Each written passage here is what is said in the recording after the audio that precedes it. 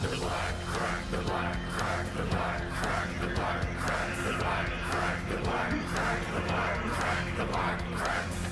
down to Goblin Town, down, down to Goblin Town, down, down to Goblin Town.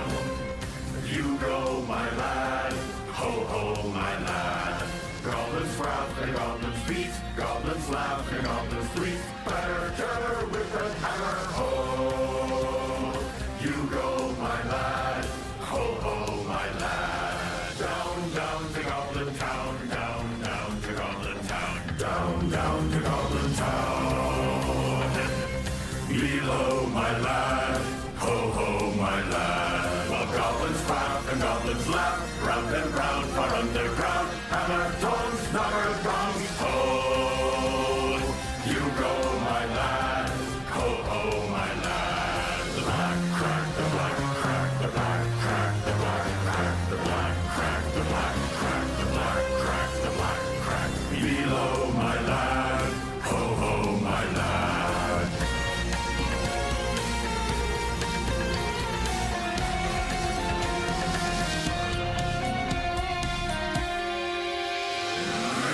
Down to Goblin Town, down, down to Goblin Town, down, down to Goblin Town. You go, my lad, ho, ho, my lad. The black crack, the black crack, the black crack, the black crack, the black crack, the black crack, the black crack, the black crack. Below, my lad, ho, ho, my lad.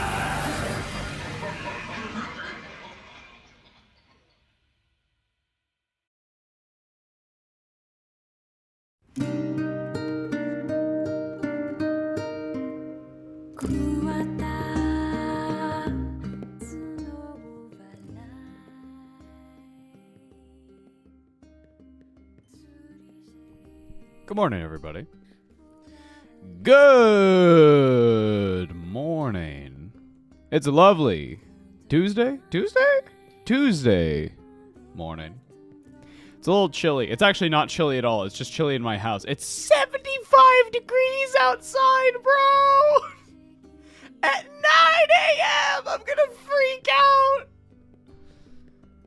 Oh. I hate climate change. I hate it so much. I hate it. I hate it. Fairly temperate. Like, I'm not mad it's 75. It's just the fact that it's fucking, like, 9 a.m. Like, I don't know. I expect that kind of heat, like, maybe, like, I don't know, closer to noon? It was 60 degrees when I got up at work at 4 a.m. Oh! No, man, no! We have official art of what Peter Turbo looks like at 40k. I know, the article literally just dropped. I had time to read the Yarick one, but I haven't had time to pre-read the Perturabo one. But we'll give them both a glance. Live Kansas reaction. Listen, Kansas, the temperature in Kansas is fucked up because today it could be. I'm not being hyperbolic here because I've seen it happen. You wake up. And it's like snowing outside. Then you wake up. Let's say you go back to sleep. You wake up and you're like, oh, it's like 90 degrees. You check the clock. It's been 2 hours. You're like, huh? What? Huh? The opposite has also happened. You wake up. It's like 75. Afternoon. Blizzard. It's fucked up. I hate it. It's... I'm guessing because it's arid / landlocked. Yeah. We just get hit with all sorts of shit. Midwestern people, we got to adapt. That's why Vancouver is, like, nice. Because on the one hand, it's, like, kind of rainy sometimes. But, like, at least it's consistent. Like, you know what I mean? I'm not, like, bringing a jacket in the morning to go to someplace. And then by the time it's like fucking 2 p.m., I'm like, oh, why'd I bring this jacket? It's so hot. I'll tell you what, though. The sea being right next to you and you get that nice ocean breeze. Oh my God. It's so nice. You take that big drink. You go outside, you go, that's fresh air. Here, dry. Dry.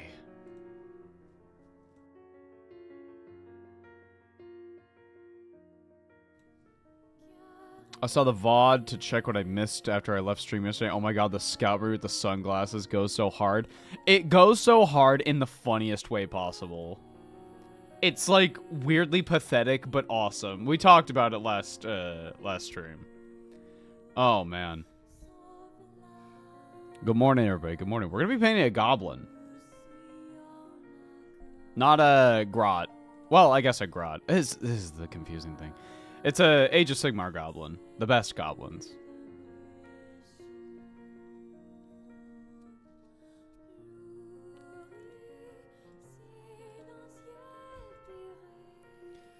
But before we do that, we got some breaking news. Chat, we're learning exactly how Yarick is alive. I pre-read this article. It's literally he 1v1 Gazcool, and then Gazcool almost killed him, and then went, nah, ha ha ha, and then left, and then the Space Wolves saved him and nursed him back to health. That's it. That was it. That was the whole story. This art is cool. This art is really neat.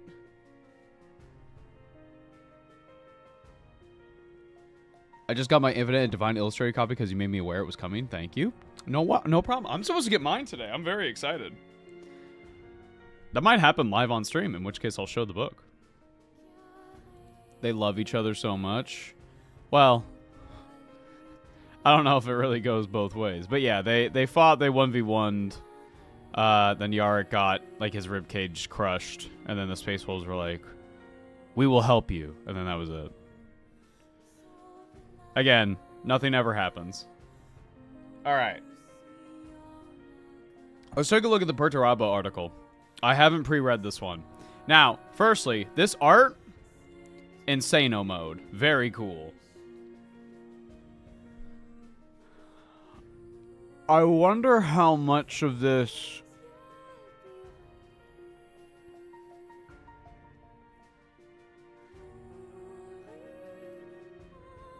Peter Turbo? I mean, yes, possibly.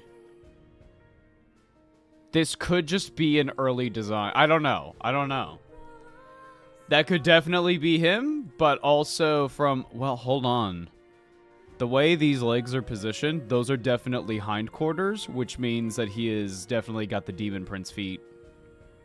That'll be interesting. He's probably got a tail, too, if I had to guess. I'm curious how much of this art is going to influence what people perceive his model should look like, and when we see it, what is it going to be? So, we know what Traitor Primarch is going to come back next. As for what Loyalist Primarch, I'm still saying it's pretty fucking great chances that it's Lehman Russ. I'm like 99% sure it's Lehman Russ. I can check Hammer versus Forgebreaker. Give me a minute. No, chat. We talked about this yesterday. Never, ever, ever, ever, ever start comparing teeny tiny details in Warhammer art. Because is it not 100% accurate? No, it's not. You know why? Because the artist made it that way because it was cool.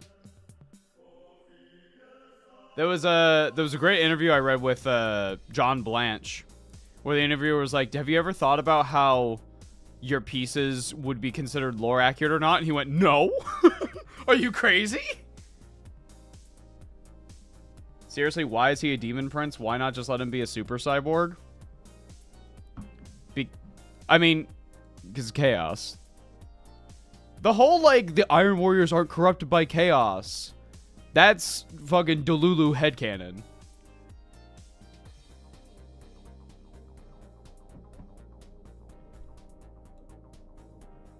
We'll see how he looks when he finally drops. I'm very excited, though.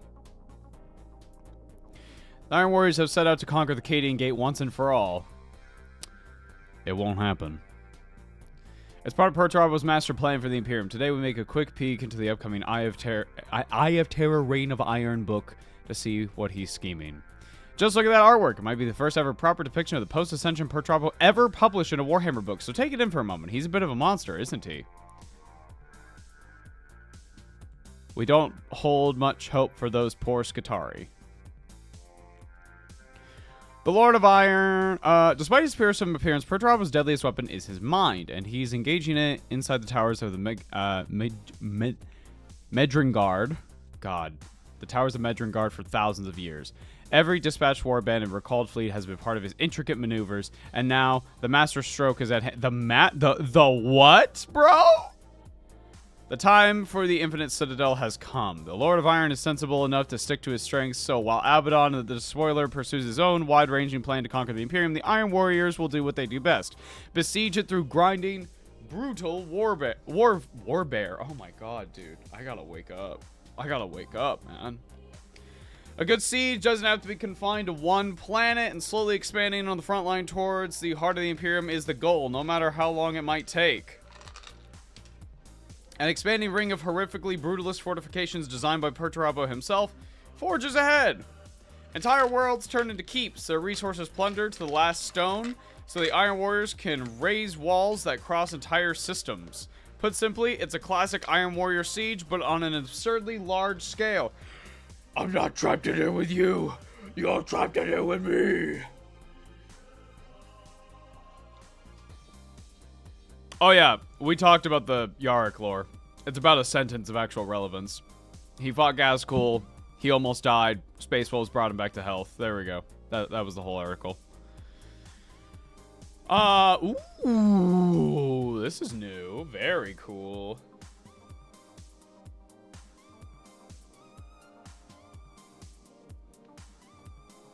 What the fuck is that? Is that supposed to be a Titan over there? Very cool. Very, very neat. Love this art.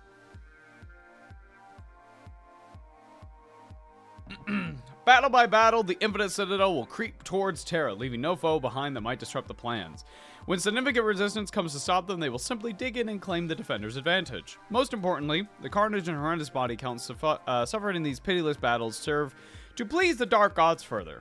And soon the veil between real space and the Imperium will be thin enough that the Demon Predator can finally walk upon the Imperial soil again and drop the killing blow in person. Okay, so this is the plan. Sow enough disruption in the Imperium. Build a wall. Move that wall, literally move the wall closer to Terra. And as more people freak out, we'll be able to manifest Perturabo into real space. Interesting. I love the Tuscan Chaos Terminators. They're good. One moment, I'm just cleaning my glasses. There's a bit of a smudge on them.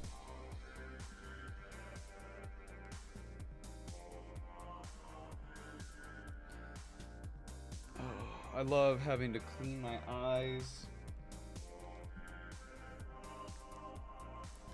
Are you on the side of the Iron Warriors? Do you just want to see Perturabo's galactic fortifications stretch from one corner of the sector to the other? You can read all about it in the new Eye of Terror books on Saturday. You can also pre-order the Chaos Reinforcements, including the Iron Warrior, blah, blah, blah, blah, blah, blah, blah. Okay. The more I read about the Iron Warriors, the more I fuck with them. I fuck with them. I just think their Primarch sucks. And what I mean by that is that he sucks affectionate. I don't get when people come to me and they go, no, he's just like a misunderstood baby. It's like, no. Let's back up. Let's acknowledge that he sucks and he's terrible. And that's what you're supposed to be like, oh, fuck yeah.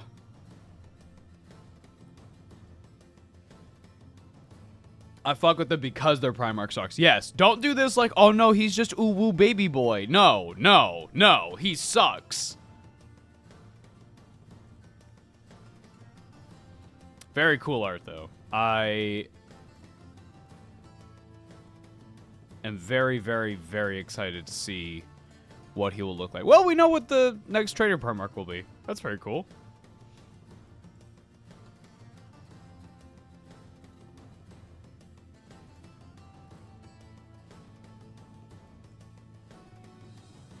Would Peter Turbo be the guy in Democracy Manifest? A meal? A succulent Chinese meal? He's a monster, he's a person, and it's tragic that his fall was preventable, but he still sucks. I mean, yeah, it's the case with every Trader Primarch. Maybe less so for people like Mortarion. But even then, Mortarion is like, he's just bitter.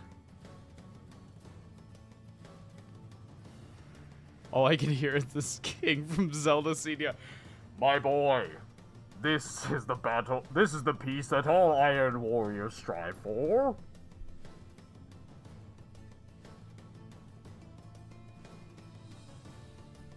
Get your hand off my flamer!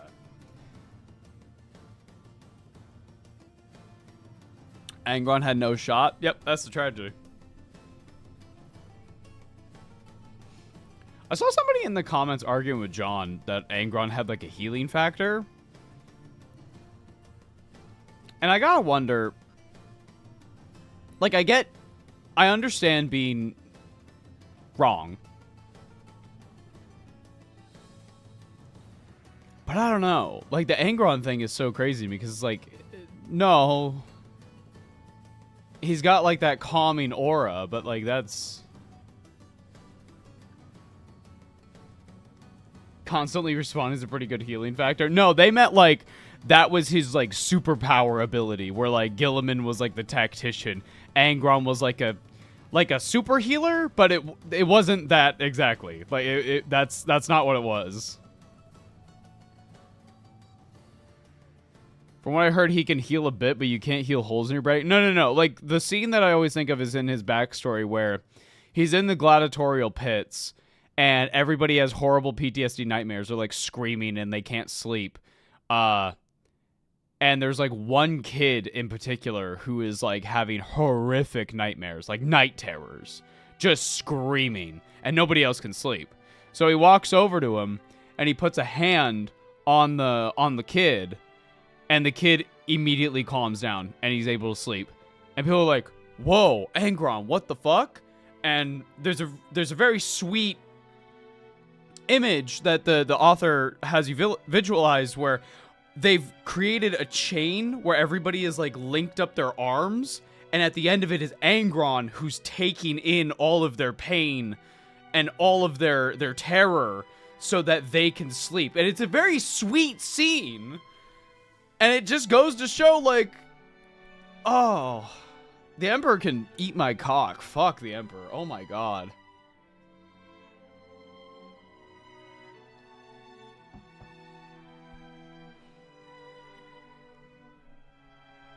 Very good writing.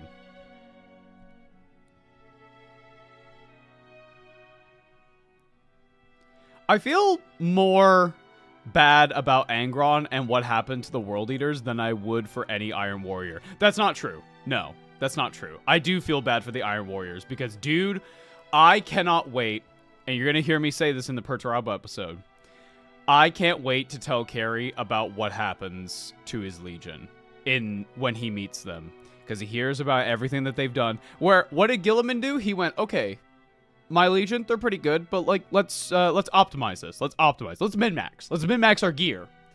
Perturabo just walked up, went, line up. Okay.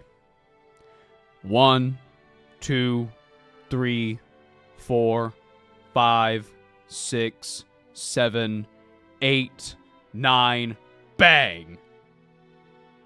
1, 2, 3, and, like, just down the fucking line. Like, oh my god! Monster!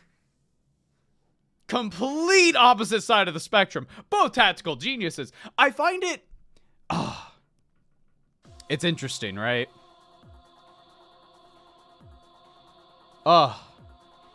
Pretty shitty first impression. The thing that pisses me off about Perturabo is his mentality, where he'll just keep doing things wrong on purpose. Like, he doesn't do things out of the goodness of his heart. He does things that are fucked up and awful. And then he does the Greek tragedy thing where he's like, oh, what have I done? No! It's like Achilles killing Hector in the fucking movie. And he goes back to his tent and he fucking cries like, oh, little baby. You did that, motherfucker. Oh, cry me a river. Wah, wah, wah. Oh no, revenge bad. Oh.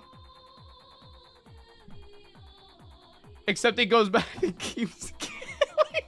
Dude. It's, I have to stop the cycle of violence by continuing more violence. It just, Perturabo's an incredibly interesting character if you have no idea what he's thinking. If you have no idea what is inside of his head, do not read his Primarch book. It will make you not like him. I do not like him. He's the worst. I love it. But if you have that attitude, like Pandora has, you're going to be like, this guy sucks. Fuck yeah. Which is the attitude to have to Perturabo. He sucks so bad. It's so bad, man.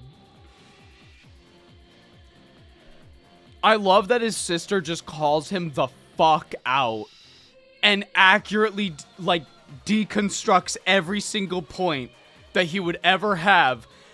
And he can't refute any of the points, so he just snaps her neck. Like, oh. No.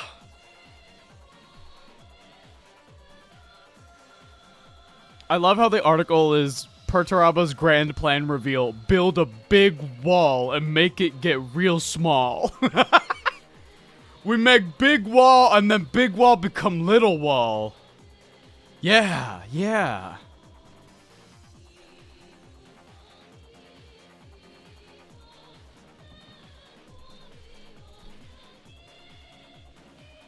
There's specifically something that Perturabo's sister says. Oh god, it's such a good line too, and I feel bad that I can't remember it at the top of my head. She says something about the fact that, like, Perturabo, what you do is oh god, oh man, hold on. It's such a good fucking quote. It's so good, dude.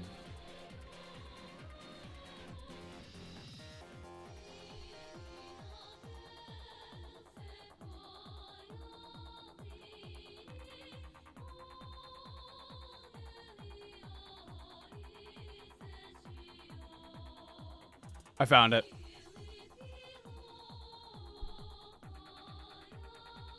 Always you do things the most difficult way, the most painful manner. You cultivate a martyr's complex, lurching from man to man, holding out your bleeding wrists so they might see how you hurt yourself. You brood in the shadows when all you do is scream, look at me. You are too arrogant to win people over through effort. You expect people to notice you there in the half-darkness and point and shout, there is the great Perturabo. See how he labors without complaint. God! Perturabo Primarch book, good or bad bad? It's a good, okay, good bad or bad bad? It is a good book. I like the book, but if you're going into it to, like, my problem with Perturabo isn't the character itself or even the writing. It's the people who go like, no, he's just a misunderstood baby boy. And it's like, no, he sucks. He sucks so bad. You gotta go into it going, Purdy sucks. And this entire book, I have a personal thing where I get really frustrated with main characters who are like Perturabo. I had that problem in Name of the Wind with Kvothe, specifically in the second book. Specifically in Wise Man's Fear, I had a big problem with it. I sometimes have problems with it with Harry Dresden. I sometimes have problems with it with Warhammer books, where I'm just like, I need you to be a functioning adult, please.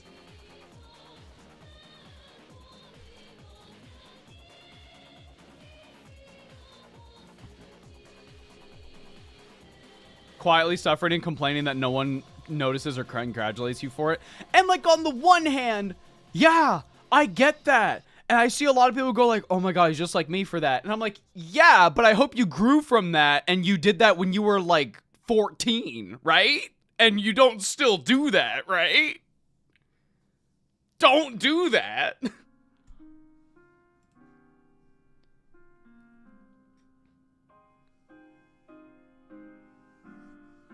Go fight these... Biggie, go fight this fucked up shit. Perturabo, fine, I will, later. Why does Dad make me do this?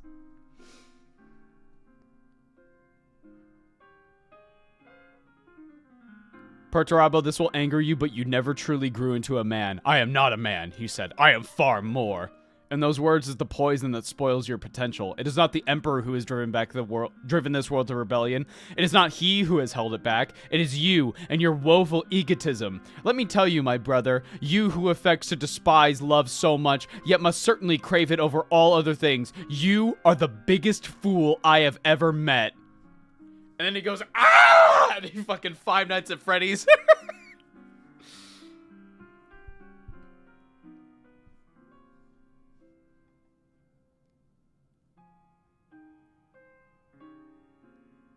And, okay, so he snaps her neck. I forgot he fucking says this.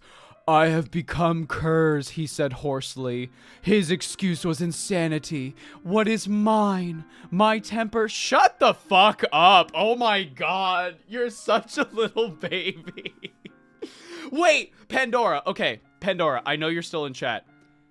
Girl, do you know what Perturabo does if you bring him as a model in Horus Heresy? He gives every single infantry on the field the expendable keyword. He just does that if you bring him. It's fucking awesome. That's so good. What? It's awesome, right? Like, it's so good. Expendable. Insane. Insane. Oh. Horus Heresy just has so much aura. I wish there wasn't so many rules. And so many rules that... Chat, here's how bad the Horus Heresy rules are. And I'm not saying this as like they're poorly written, but they kind of are. And what I mean by that is, you'll have a rule, right? Paragraphs start. And it's like 5 paragraphs. And then on the side, there's a little box that is another 2 paragraphs that is simplifying the 5 paragraphs next to it. It's so fucking... it's so much. It's so much. Oh my god, he sucks so bad. I have a question. Do you have a go-to painting playlist you listen to, or is it just your main playlist? Right now, we're listening to the Nier OST. I cycle through a couple video game OSTs, and obviously, like, my painting playlist for stream is very different than the painting playlist I listen to if I am... Well, I say painting playlist when I'm off stream. I usually am listening to audiobooks. So, there's that. By the way, chat, it's about to be April. Trader's Hand. Caiaphas Cain, Trader's Hand, Book 3. Have that read by the 15th. It's not that long. It's longer than Caves of Ice. So far, I'm like on chapter 8, I think, I want to say. Very good book. I like it a lot. When stream? For book club, I don't... Wait, no, you just got here. Hello, we're talking. I don't know if you have the audio on. Already done it? Damn. I kind of want to get through Trader's Hand, write my notes, and have my thoughts down, and I did. I spent 2 Audible credits. I don't know why I spent 2, but I got No Fear, and I was like, I think it's time. I think it's time for me, as an Ultramarines fan, to read my Bible. Glad you're enjoying it after Caves. Everybody was telling me you gotta get through Caves so that you can get to Trader's Hand. And I'll tell you this, chat. I was talking to my friend about this just yesterday. I said I would feel so comfortable telling anybody to just skip Caves of Ice and go straight to Trader's Hand. Whereas something like Gotrek and Felix, if you go back to that book club for Troll Slayer, I said I think I said something to the effect of I would feel uncomfortable telling people to skip Troll Slayer. I would feel uncomfortable because I think it's an anthology and it's not as strong as Skaven Slayer and it's not as strong as Demon Slayer, but I still think Troll Slayer is worth going through because there's like a couple short stories in there, especially the one with Justine. Banger stories. Whereas, I don't know, Caves of Ice just really bored me. It really, really bored me. Perturabo's Phalanx Terminators have a rule that exists solely to tell you you can't join them to Perturabo because they hate his ass. That's brilliant. That's brilliant. Can't, too busy with Gloomspite? That's fair. I'm gamer and editor. Me too. Reminder, Ferris has better social skills than Peter Turbo. That's how bad Peter is at communication. I'm trying to find more quotes from him.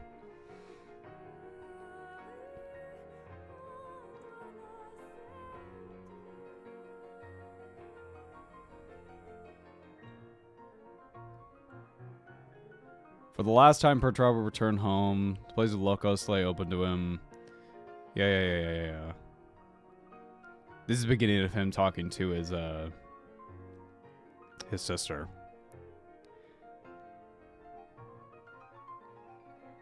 Dude, I forgot how she opens. Because Perturabo's watching his planet burn. Because they started to rebel. And so he was like, ah! And he came back and started just absolutely laying the hammer down on them. And he's looking out and he's monologuing to himself. And he goes, Father, what a past we find ourselves at.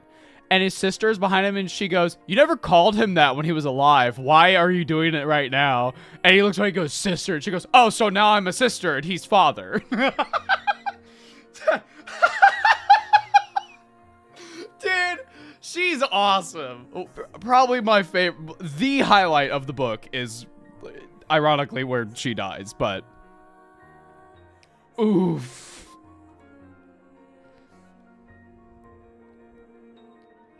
Rebellion, said Perturabo. I should never have trusted you to rule your own affairs. Please, she said. She breathed hard between her sentences, her ancient lungs insufficient to power her words. Do you think this is Father's fault? He was agitating behind the scenes against me for years, trying to claw back a measure of the power he regarded as his, never quite having the courage to acknowledge he held power because of you, she said. Perturabo looked down on the dead face of the man who had tried to be a father to him. Accepting the governorship of his own world for the Imperium was an act of realpolitik, he said. He was too cynical to believe in the Emperor's dream sincerely. I never expected him to be completely faithful. You knew what he was doing and you didn't stop him, she said. Why should I? He said. He was no threat. No one took his sedition seriously, not even him. Oh my god. His actions have unleashed devastation upon us, she said. He encouraged others to think that we could be free again. This is your fault. Do you think Olympia should be free? Said Perturabo. He took 2 clanking steps towards his foster sister. Thanks to you, I've been forced to think so. We were seen as a gift from the god. You were seen as a gift from the gods, perhaps in their judgment. Perhaps you were their judgment instead. You are a scourge to this world. There are no gods, said Perturabo, his voice whispering around the hall. You deny that too hard, brother. She said, why'd you say that so fast? All men decide their own fate. We all choose, he pointed at her. There are no demigods weaving our tapestry of life. We are all sinners, as the old Catholics of Terra had it, and we dwell in their hell. Your nihilism is contemptible, brother. But I think there is more to you than that. Perhaps you allowed Father his games of affection and desired to save his pride. Dude.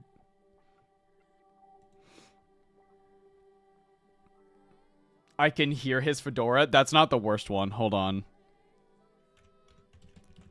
Where is the quote? I am the sun. There it is. I found it. Okay. Context. Perturabo comes to Olympia, and he's talking with all of the greatest priests and all of the greatest scholars and stuff. And he's in basically the Vatican. He's in like the greatest church on the planet, and he's talking to like for a comparison, he's talking to the Pope, right? And they're having an argument if God is real. And he starts to talk about Plato's cave. If I had a nickel for every time Plato's cave came up in an argument in a Warhammer book, I'd have 2 nickels. And it's weird that it happened twice. 2? Yeah, Magnus talks about Plato's cave in the Council of Nicaea. I fucking hate Plato. That's the type of spite we need in the world. Be like, Nostradamus? I fucking hate Nostradamus.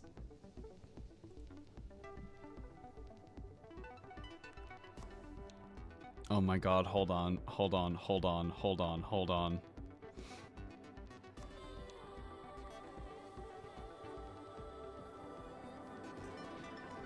Perturabo thought a moment. You cannot be blamed for your ignorance. Allow me a metaphor. Imagine a cave.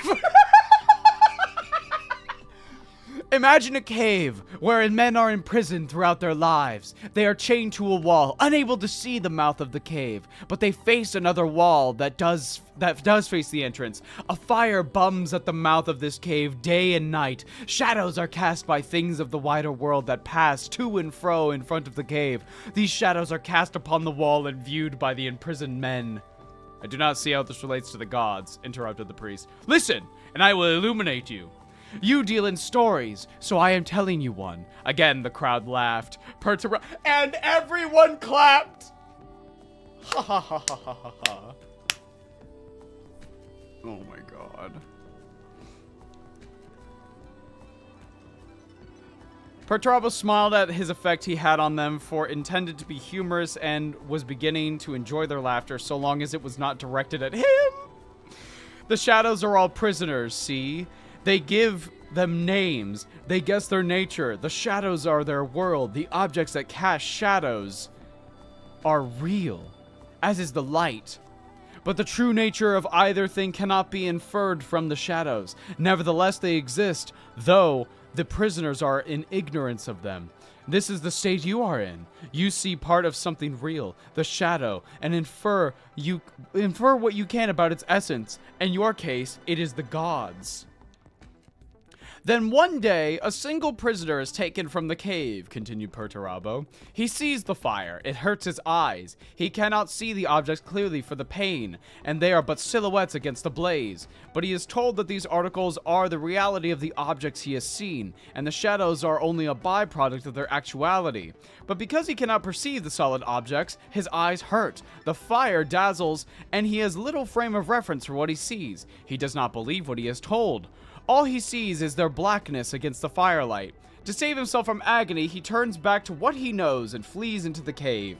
His pain is gone, and having seen the fire, he perceives the shadows more clearly than before and regards their truth to be absolute. He knows a little of what the true nature of things now, but dares not probe further for fear of the pain. In this way, a little truth is worse than none. Ava, please stop. I want to fight Plato. But imagine the prisoner is dragged bodily from the cave once more, and now up into the light of the sun, where he suffers untold agonies until, slowly at first, his eyes adjust to the day. He then sees solid objects in the shadows they cast. Finally, he understands the true nature of shadows, and that there must be 3 things to enable him to see: himself, the object, and light. See how far he has come from the shadows. Eventually, he can look up into the sky, maybe also at the very sun. Only then can he contemplate the nature of the world beyond. He realizes that the world is another cave, the sun another fire, and he wishes to learn more, so he must travel further. The audience listened in silence. Adolphus was spellbound. Even the priest ceased his bluster. Perturabo had not finished. But you cannot learn from this, he said to the priest. How so? Asked the priest. Because you are one of the prisoners still within the cave. Gripped with excitement, the man rushes back into the cave to tell his fellows of the truth of the world, but his eyes are now adapted to the day, and he can no longer see the shadows that entrance his fellows still. They, lacking any other point of reference, regard his revelations of truth as madness, and his blindness to their shadows an affliction. Thus they deem the outside world as harmful. They kill the man to stop his madness, and they resolve to destroy any other person that would remove them from the cave. Perturabo's face darkened. And so you priests inflict death upon those who disagree with you in order to preserve your comforting ignorance. Gasps ran through the crowd, some of them appreciative, others horrified. You arrogant youth, said the priest, I see what you're doing. You want to turn the city against the gods by setting yourself as this man who knows the truth. This was not his intention, murmured Damikos at this accusation. He toyed with his ring of office. Adolphus frowned at him, but the tyrant had forgotten his guest for the moment. You are mistaken. I am not the man. I am the sun, said Perturabo. I will burn your eyes until you see. I am the truth. I don't know why this is going into fucking, there will be blood. I am the third revelation. Eli, I'm going to eat. I'm going to bury you, Eli. You are wrong! The gods will punish you! The priest advanced on the youth. You will bring disaster upon this place, and if you persist upon the whole world, mark my words, let it be recorded that I, Rodask of Bazilion, foretold this! Guards came to Rodas's side and took his elbows. Perturabo glared at him. I invite you to prove it. The priest dragged him from the hall, shouting, I have the gift of sight! The gods bless me! Do not listen to him! He yelled. His shouts faded and were cut off by the closing of the great doors of the library. Perturabo stood and gave his audience a defiant stare. A patter of polite applause quickly died. God. What a fucking I drink your mixtape!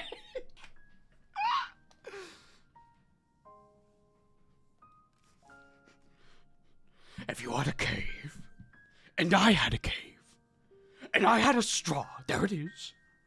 My straw goes all the way across the land. And then, I drink your milkshake! I drink it up! You bullied me, Perturabo! I'm going to kill you, Eli! God, it's so bad. Like, in the best way. I don't know how you could read this book and be like, Perturabo's just a misunderstood baby boy. It's like, no. Perturabo sucks. And that's the thing that you have to love about him. He's like a Megatron or a Starscream equivalent. You're like, oh God, this dude sucks so bad. Hell yeah. Do you have the moment where Perturabo tells Dantiok to fuck off? Not at the top of my head. He really is the Emperor's son, debating with priests and the like. He is. Plato only won arguments because he was an experienced wrestler and would put anyone who disagreed with him into a headlock until they agreed.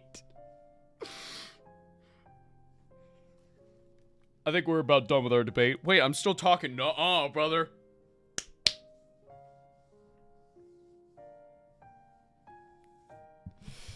God.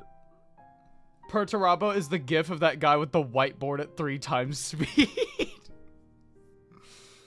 Oh. Have you ever seen that, like, cringe, like, wolf persona from, like, that, like, right-wing YouTuber or whatever?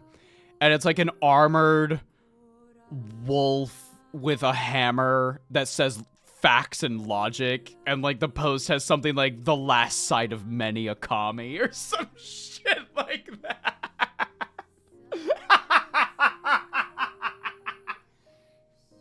Nope, I gotta find it. Hold on.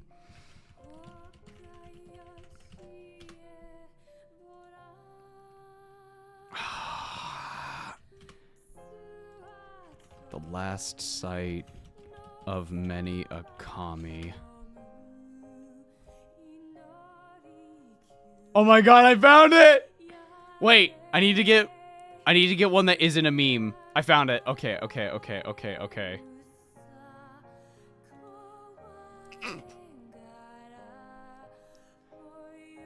The hammer only says logic. The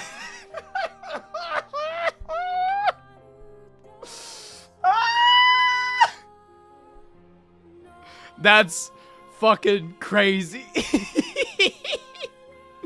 That's so much worse than I thought. What the fuck? The last sight of many a kami. As a furry, I apologize. Listen, the furry community is wide and varied.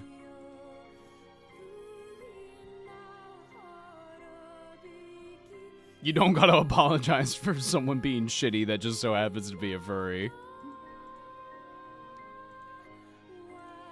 Ava? What?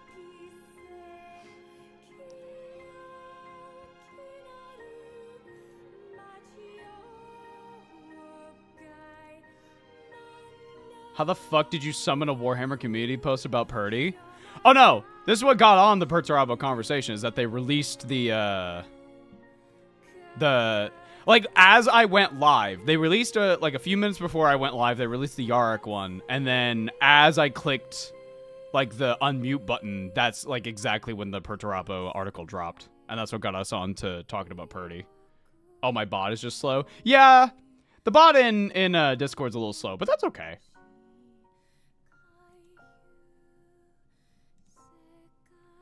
Wait.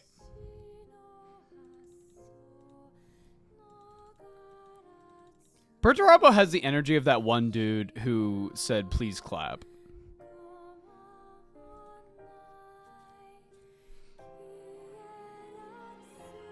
Special rules, those once honored. The Dominator cohorts exist in Purgatory, stripped of the honors once bestowed to them by their Primarch, and forced to serve in the forefront of the most grueling assaults. Once they had been the bodyguard of Perturabo himself, and high in the esteem of both Primarch and Legion, but their failure at the Battle of Fall would see them reduced to a miserable state in which they existed during the Horus Heresy. The Iron Circle automata that had replaced them as Perturabo's bodyguard were an ever-present reminder of their failures during the opening salvos of the Horus Heresy and became the focus of malignant disdain. A unit that includes many models with this special rule can never be joined by a Perturabo model. That's awesome. That's so sick.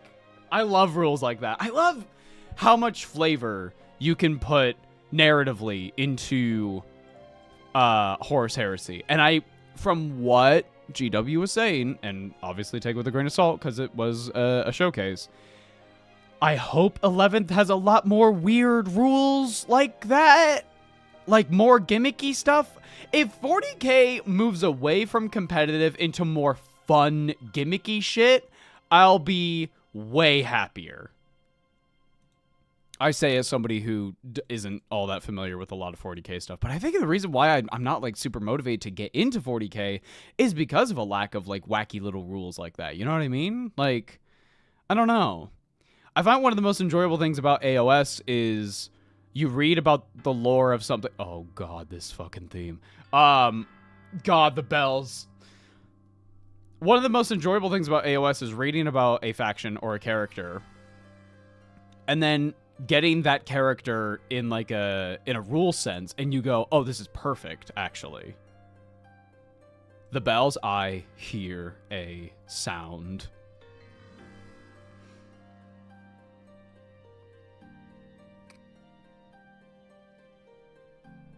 I like how Mephiston cannot lead a unit because all the Blood Angels fear him and his presence can cause the Black Rage. Yeah, more stuff like that.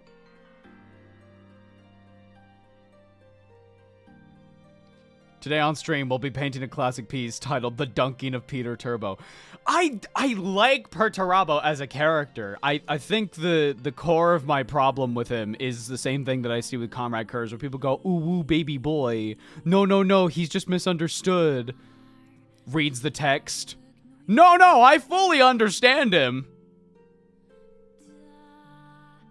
My fave character is pre-Demon Angron. Angron's really interesting, but also Angron does suck. Did you make this, Mark? If you made this, that was concerningly fast. Look at this.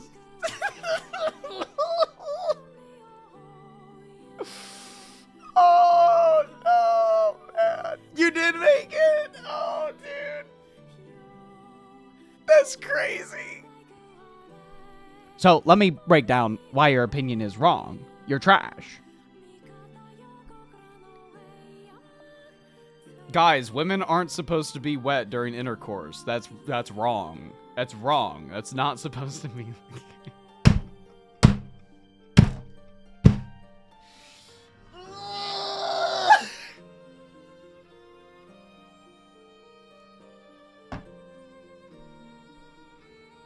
I'm at work in an attic right now.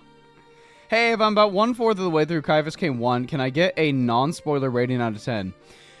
Kaivis Kane Book 1, solid, like 8 out of 10. I like it a lot.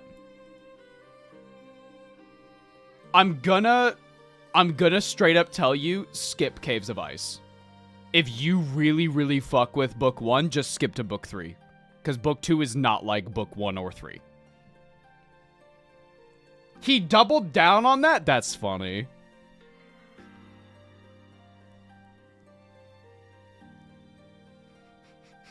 So what if their homes get destroyed in the Lionsgate spaceport? They could just sell them and leave.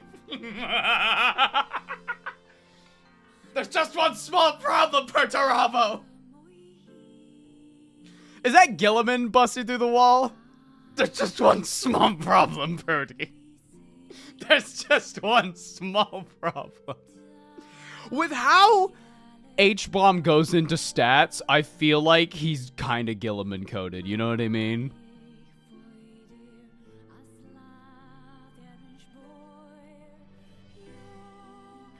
New 90-volume Black Library series, Perturabo's opinion about women. God. Yeah, of course they're biologically inferior to men. Perturabo, that's an extremely outdated and it's never been correct. What are you talking about? No, not it. If I cite this study from 1970. His opinion about female Astartes specifically. The woke mind virus. I'm just imagining him as a demon holding a lecture. He's forcing his legion to attend a lecture and he's saying this type of shit. Ava, I am risen. Hello. Welcome. We've been discussing Yarrick and Purdy and stuff. Hey, what's your thoughts on Red Corsairs? They're neat. I like Renegade chapters. Renegades are really interesting. My favorite thing about Red Corsairs is that Ultramarine character. My favorite thing about Red Corsairs is seeing where certain characters have come from and their reasons for going to the Red Corsairs. My favorite being the Ultramarine who wasn't rising up in the ranks fast enough, so he just said, fuck this, and left. That's so Ultramarines. Dude, I became a sergeant yesterday, and, like, they're not even promoting me to a lieutenant yet. Like, what the fuck? What is this? I love that. I love it, too. Like, that's so perfect. There's that one Iron Hands guy who got kicked out of the chapter because he was too brutal to civilians. The Iron Hands were like, dude, you gotta chill. And he went, nah.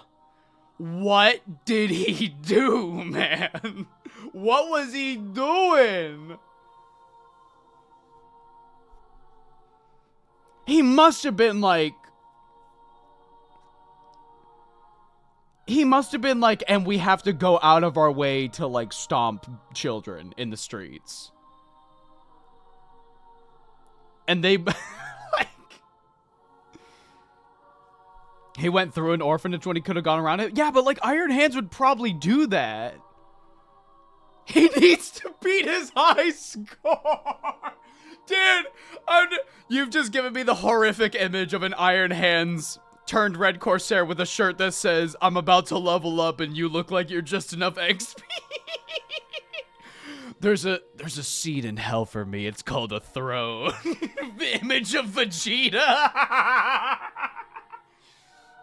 Vegeta sitting on a chair. Oh. Hi, Ava. Do you care about the Night Lord trilogy? Like, do you find it overrated? Personally, haven't read it. Haven't read it yet. And neither have 90% of the Night Lord's community. Hey-yo! I've heard nothing but good things from people who've read it, though. I definitely want to check it out.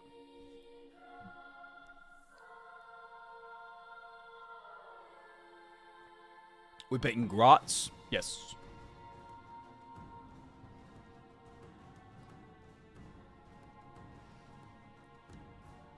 He needs to test his new weapon, the Orphan Stomper. I'm imagining he's just Carl from fucking Llamas with Hats. Carl, what is that? That's the meat dragon. The what? The meat dragon. Why did you... What?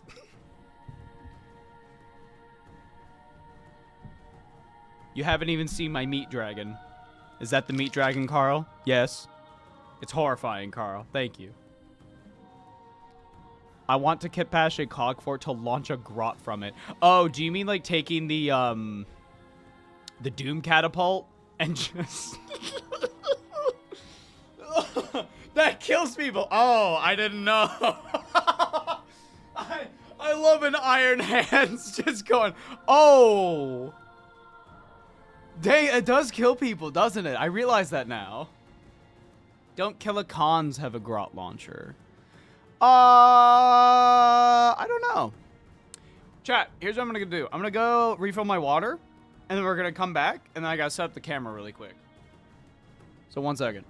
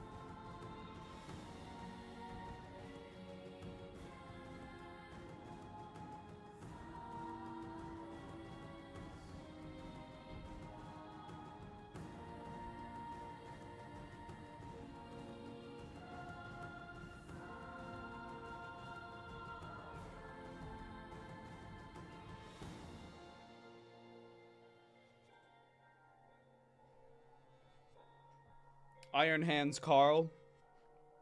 Where are the civilian lifeboats? Oh, judging by the trajectory of the moon and the sun, probably the bottom of the ocean. I bet lots of holes in them. Why do... You can't keep doing this, man. I will not apologize for art.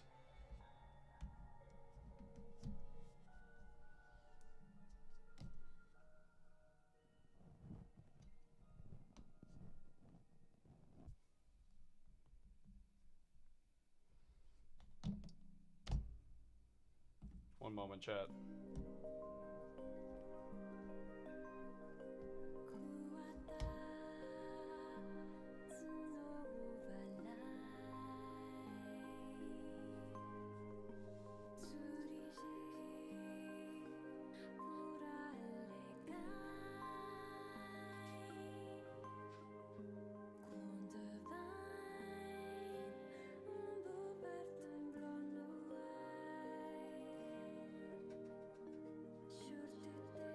Chad, I have something horrid to show you.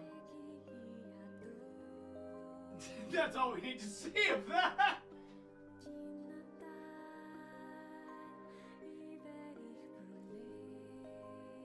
Primarch Angron has released a new book. Oh, really? I have 2 questions. What is it? And B, he can read? Chat. Grot today. I'm very excited. But first we have some things to show you. I got my basing stuff. Look. So this is with the basing material and also the burnt sienna pigment, and I sealed it with white spirits. It still needs a varnish, but this is what every single mini we've been painting, not the Grots, but the Chaos Space Marines and the Ultramarines and stuff, they're all going to be based like this. So, yeah. Like I said, sort of like a Nevada desert. Very excited. Here's Sergeant Jovan. There's no pigment powder on this one yet. But, yeah. I'm very excited. How does one flesh tear with a bolt rifle? You take your helmet off. And then you rip and tear until it is done. Here's the grot we're painting today. I do have other grots. We got Funny Stick Boy. We've got Funny Poke Boy. We've got Squire. But we're gonna paint the knight. We're gonna paint the knight today. I've never painted a squig before, so this will be a learning experience. I painted an orc before, but never a squig. Now, the first thing we're gonna do is we're actually gonna base coat the whole thing in what do we want to paint first? Let's see. I typically like to work from big to small, outside in. So for this, we're gonna start with the squig, because the goblin takes up like maybe 20% of the miniature. So we're gonna start with the squig first. And the way we're gonna do that is we're gonna do corn red mixed with, I want sort of a grimdark vibe, kind of. So we're gonna, kind of familiar to our flesh tear that we did yesterday, we're gonna do corn red and Rhinox hide. While I'm shaking these, you can take a look at this Terminator with the sand. As you can see, like this is no pigment, but like the dust will still get on the feet a little bit, but the pigment powder, we're able to control it a lot better. But usually what I'm gonna do is I'm just gonna base it with burnt sienna paint and then add the pigment, or the basing scheme, and then the pigment. Wait for it to fully dry, then varnish it. And the reason why you use white spirits, use PVA glue, then you put the sand on, then you put the pigment on. You wait for it to dry, then you put the pigment on. You wait for it to settle for a second, then you put on some white spirits. You just like take a little, like, little tube. You just wait for that to fully dry. And then that way, when you varnish it and fully seal everything in, the pigment aren't gonna like fly away. Now I'll show you the difference between the pigments here. Like you can see the burnt sienna makes it look a lot more orange. Yeah, I really like how the flesh tear came out with the basing and everything. He looks like done. I haven't painted the rim, obviously. I was waiting for the white spirits to all dry. It looks like Mars. Yeah, it's like Marsy. I don't know. Mars in my mind is like more red. This looks like Nevada. But you know what it does look like, and I'm very happy for this. It kind of looks like where they were in the 11th edition trailer. You know the Armageddon that we saw? It was like pretty orangish red sandy desert. You know what I'm talking about? And I'm sitting here going, That's literally Mars red. No, Mars red is more red. It's like actually red. This is orange, chat. It looks like how Mars actually looks. Yes. When you say Mars red, I'm thinking of like GW's fucking Mars paint where it's like the pigment is red, you know? Anyway. It's like actually Mars red. Yeah.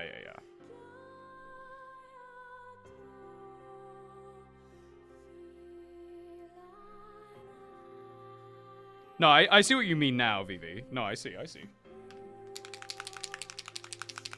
Can't wait for Ava to paint Squigs so he gets to paint Clonk. Carrie has Clonk. That's her mini. I do not have Clonk. All right, so we're gonna roughly equal mix Rhinox hide and corn red. This is gonna give us a very dark wine red, kind of like Word Bearer's red. If I had Word Bearer's red, I would use it, but I do not. So we mix paints. You should mix paints. It's something that's kind of scary at first, because you're like, wow, these paints are like kind of expensive. I kind of want to just like have a color for a color, and not have to worry about all this mixing stuff. But frankly, you learn to get over it. Now this is just going to be a base, and the reason why we want a base for this is because we want to catch anything the primer may have missed.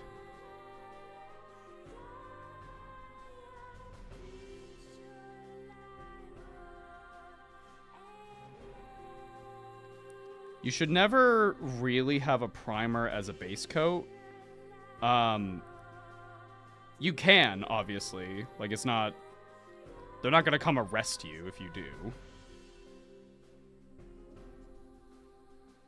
But, in my experience, like, if I were painting this squig black, I would still base it with a black.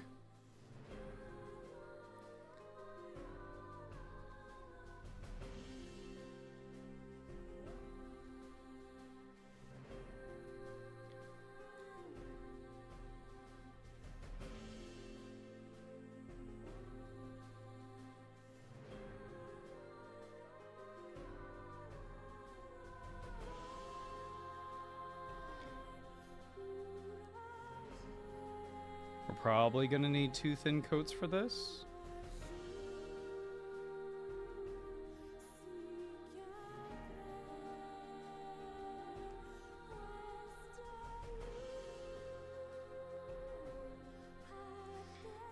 A lot of this today, chat, is gonna be experimenting. I've never painted a squig. We're gonna see how it goes. I think I'm gonna enjoy it, though.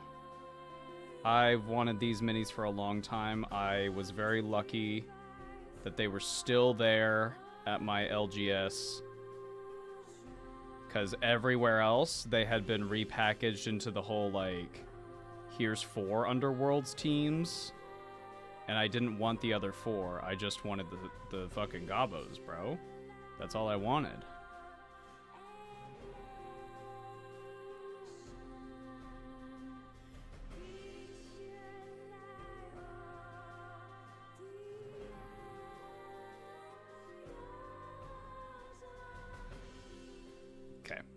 Wait for that to dry. But this will give us a great base for the squig. We're gonna go from corn red to Wazdaka because it gives like a more dark, fleshy looking red. Like the squig's gonna look kind of like this guy. Not exactly, because the application will be different, but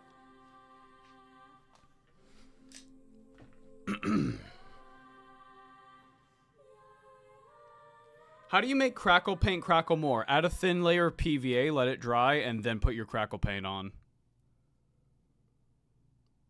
Hold on. Do you want bigger cracks or more cracks? This is an important distinction.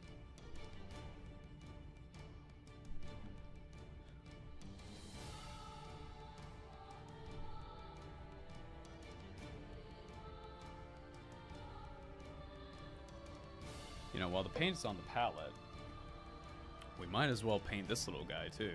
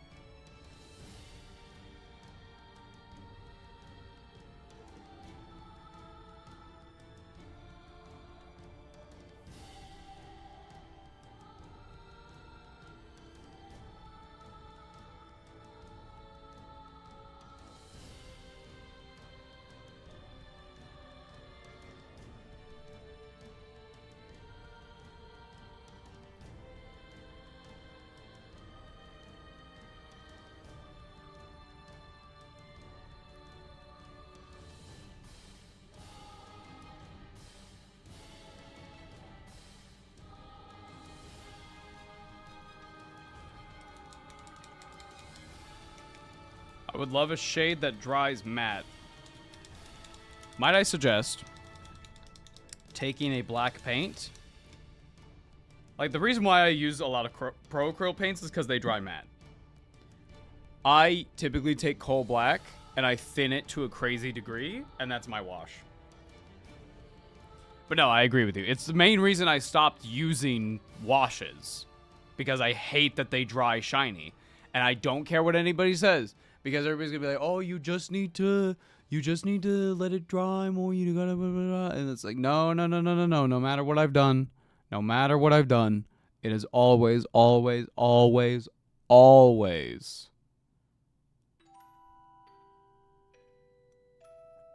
turned out shiny.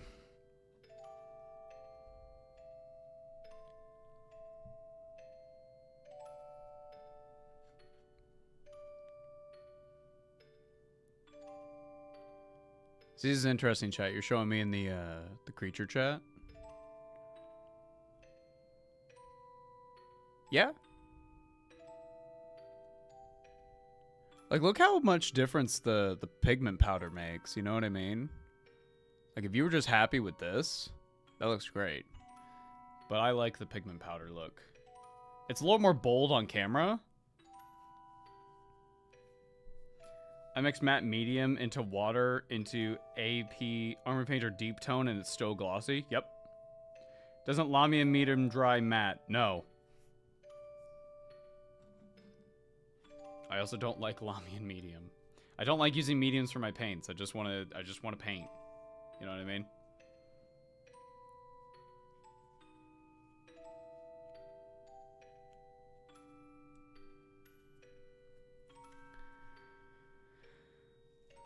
I only use washes to tone down my metallics. Oh yeah, no, if something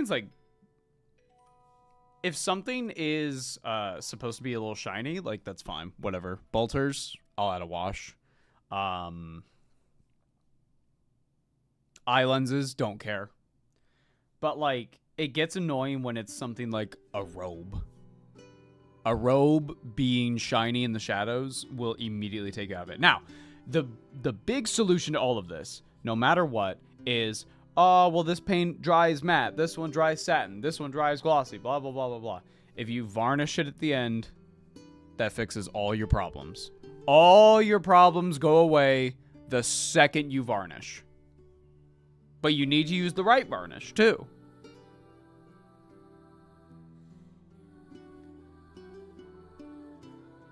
Learning, I don't really like having this mentality of, oh, I like X company because yada yada yada yada yada. I like Pro Acryl. You know why? I like their products a lot. And I think the people running the company are pretty cool. I like them. I think they're neat. But more than that, I think they make good paints that work for my style. GW, no offense to GW. But God!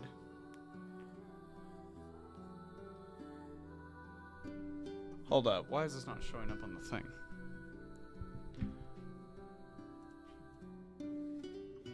Thank you for all the gifted subs. Holy! Holy!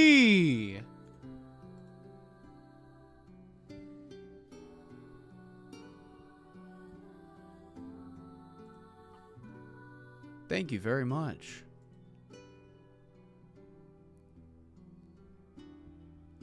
I don't know why I can't see your...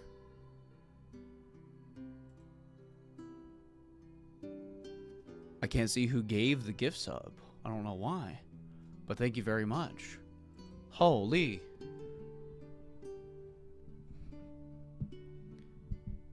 You're welcome for you and Carrie. Thank you. That's very kind.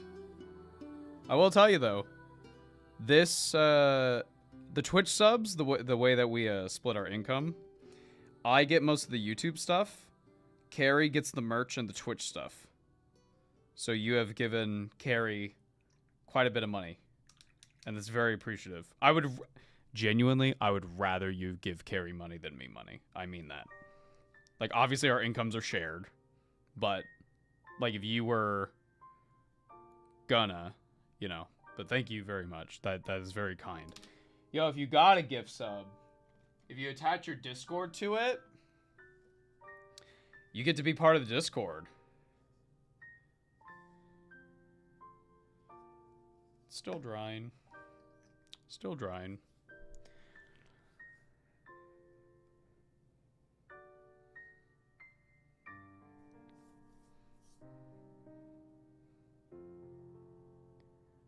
I love Tamiya acrylic paints, my beloved, but they need to be adjusted a little bit to get airbrush ready.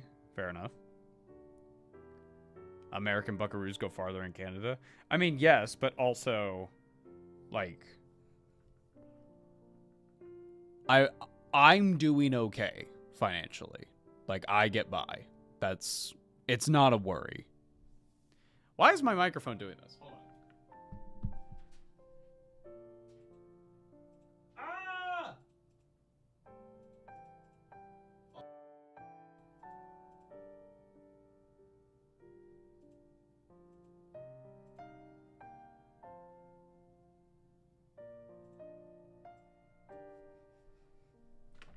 Let's test it like this. No.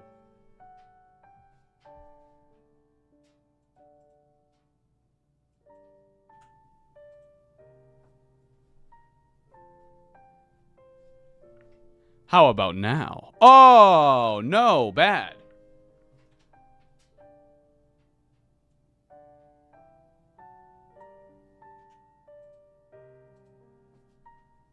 All right. We should be good now. Kind of. I don't know. This mic is... Actually, that sounded good. It was peaking. Unless OBS is just dog shit at tracking audio, which... Frankly, I believe. Your Lorgar voice is amazing. Probably my favorite of your Primarch voices. Thank you. It's just kind of my voice. If it was peaking, it was barely peaking. 1 minute. We'll reach a middle ground. Hold on.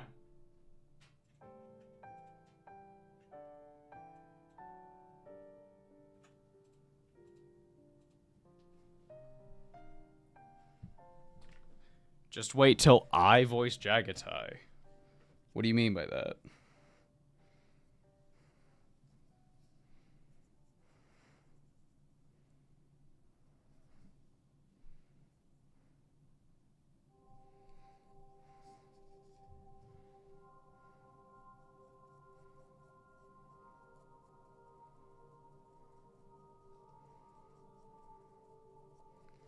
So what I want from these gobos, I kind of want them to be like almost like a dark fantasy type vibe, you know what I mean?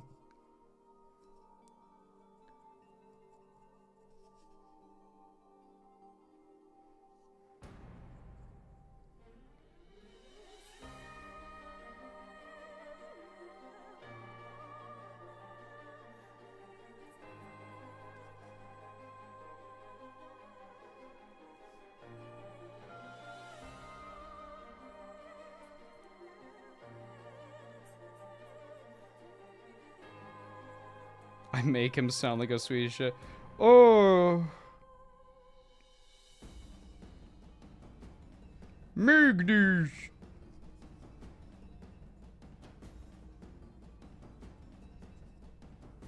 I could tell you, Jagatai, who switched you in Fulgrim's pods. No. I didn't want to do this. Goodbye.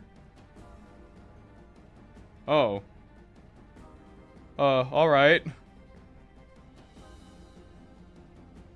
I don't care.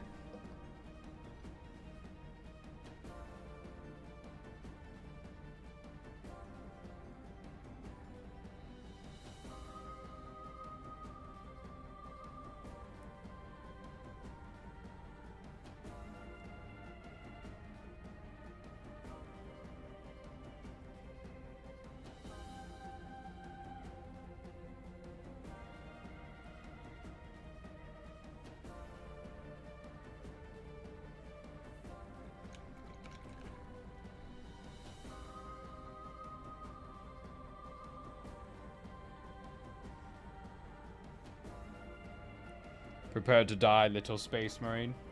Do you have any idea of paraframe? What's this? Whoa, he did a triple backflip. That's crazy.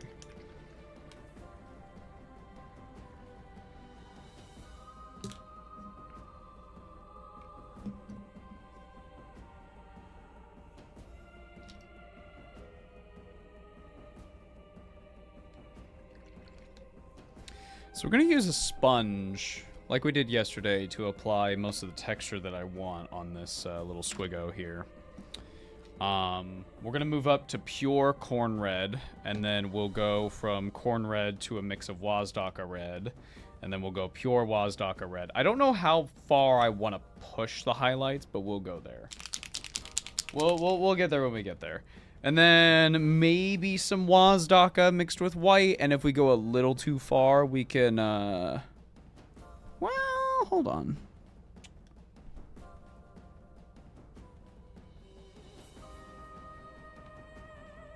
That might work out. That might work out. Some Wazdaka mixed with elderflower. We sponge a bit on. If we go too far, we can adjust from there. We'll see. We'll see.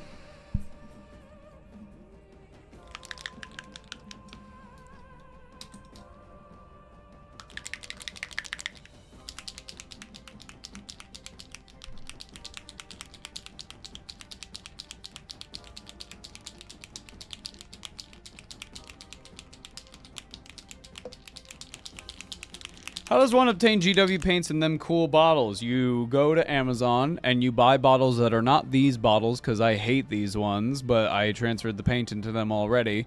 But that's how. You also want to use thinner into the paint pot, so you're going to put, like, contrast paints you don't need to. Honestly, you don't need to transfer contrast paints into them at all. But you take a bunch of thinner, you mix it in, you shake the ever-living hell out of it, and then you know, dump it into here. Don't do what I did and add a bunch of water, because then your paint is going to be stupid thin forever. But, you know, it is what it is. Honestly, the real answer is don't use GW paints. You can find a lot of equivalents. I like Army Painter, although I don't think their reds are very good. So I'm looking to switch to Pro Acryl, perhaps. I know they have a corn red equivalent that looks sexy. It's called Burnt Red, but they don't have, to my knowledge, they don't have a Mephiston red equivalent, like that brick red. So I went to go get another pot of Mephiston red. Because I'm running out, and I'm painting Ultramarines, so might as well. I need Swedish Chef Emperor. Hello, my son! Come back with me to chair. What? You have to come with me in my great crusade. We have to go and conquer the stars. It'll be yours. It'll be so big. What? Nobody can understand me. It's alright, my Emperor. You freak the fuck out!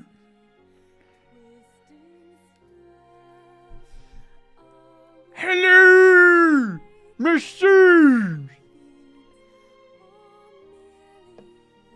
How's the orc, Ava? You mean the gobbo? No orcs here. Only goblin. Like, look how matte that fucking black is. It's so good. I primed this just with Rust-Oleum matte black primer. That's it. Trying to imagine Angron interacting with that Emperor. It's okay, monsieur. They were only slaves. You were just for food, drink the cheese. I'm gonna kill him. I'm gonna kill him. Let me at him. You need to stop cursing earth. Stop it.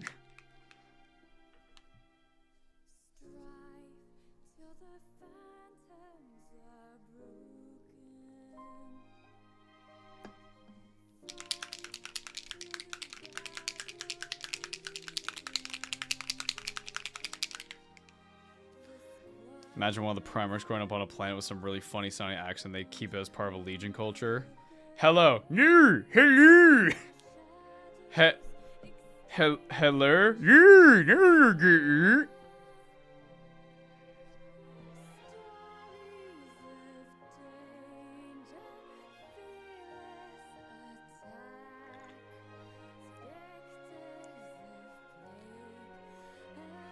Trying to resurrect some pigment really fast.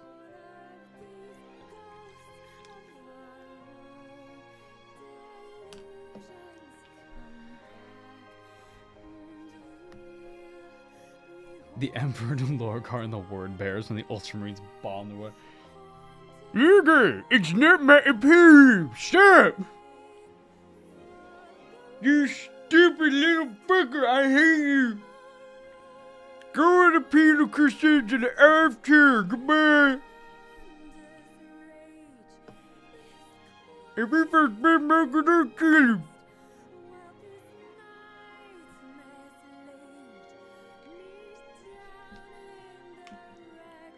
I said no. I said no, Lorgar. I said no. Oh my god. Why did you make me do this? Alright. Sponge time. Corn red. Pure corn red. I'm dabbing it mostly on paper towel. And we're just gonna...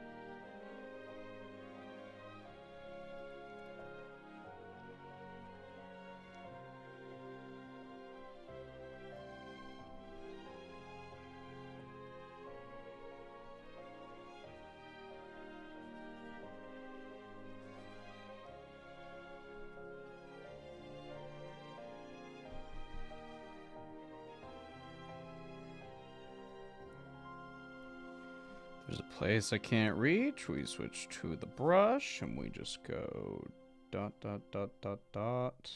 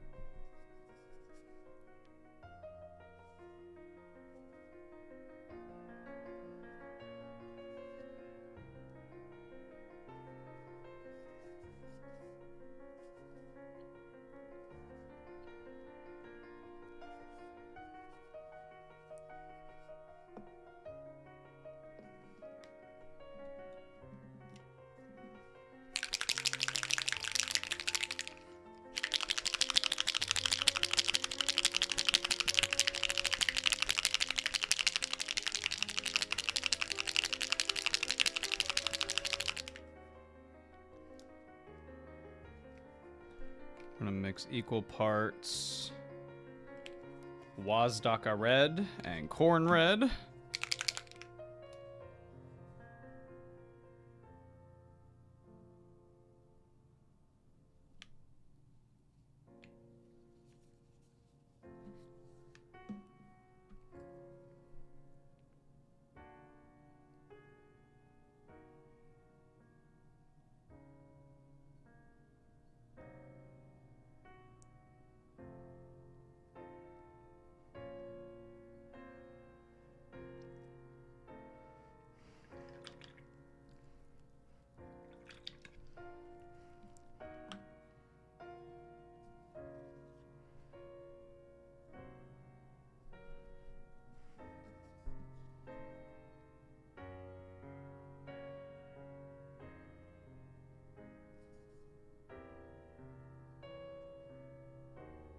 I'm being so gentle.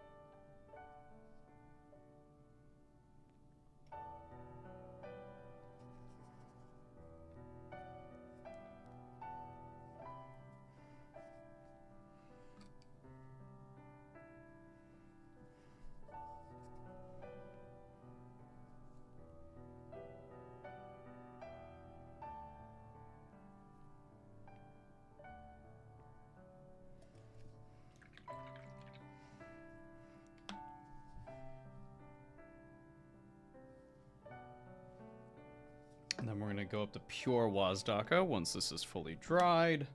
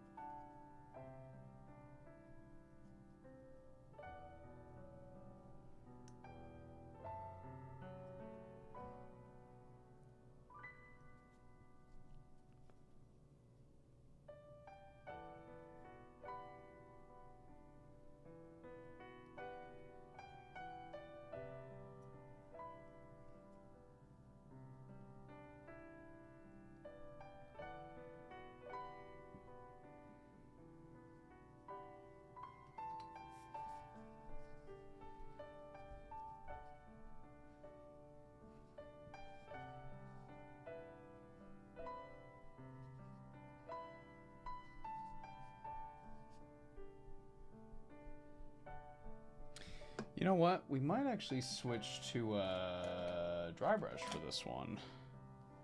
Use this because it already has like a reddish pigment in it. So we're gonna go up to pure Wazdaka red.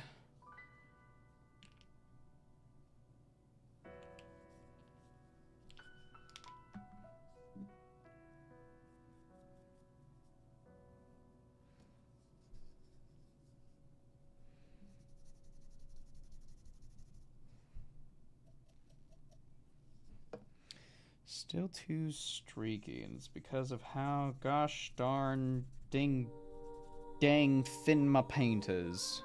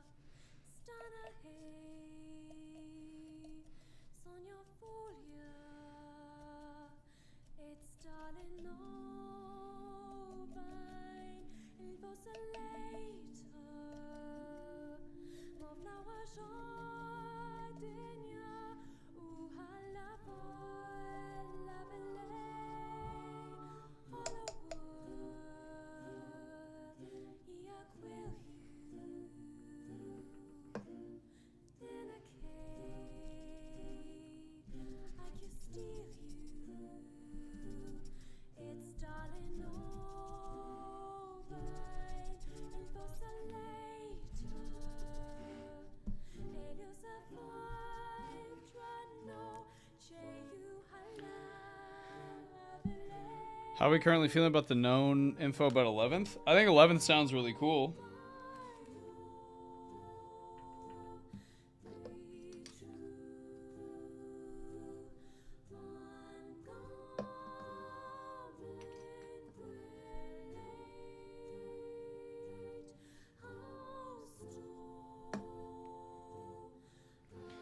Maybe we do elderflower. We do like a couple spongines of elderflower. Maybe that'll make me more excited.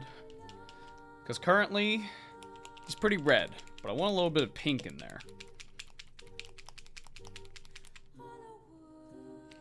Also a thicker paint, so it'll probably suit our purposes a little bit more.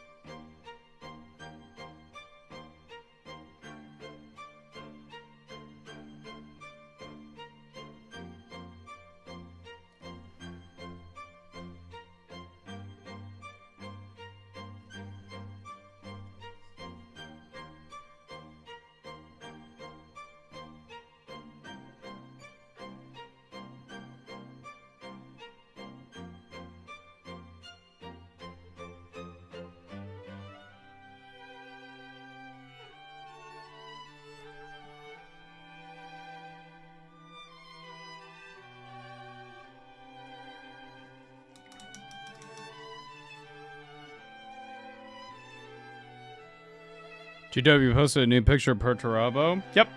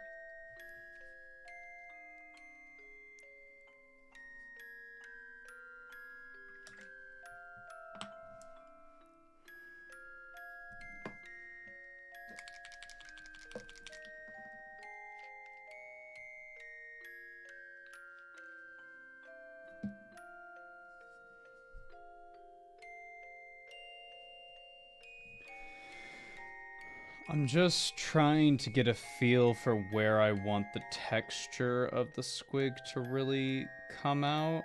And very similar to the orc that we painted for Sergeant Jovan, I'm just trying to really emphasize the muscles, especially in the face. Adding little dots of textures here and there.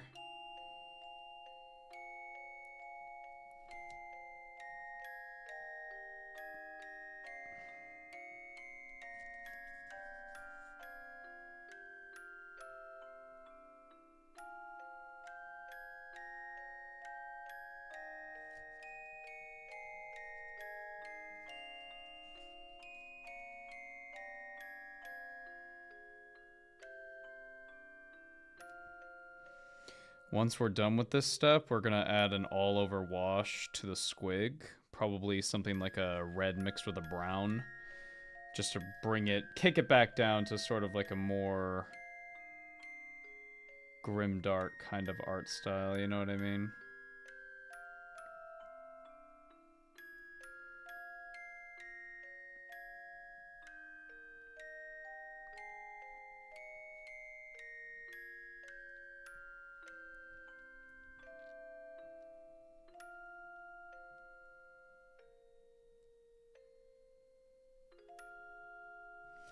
But we want the skin to look like it's really rough. Like this is a creature that lives in caves and has to really fight to survive down there.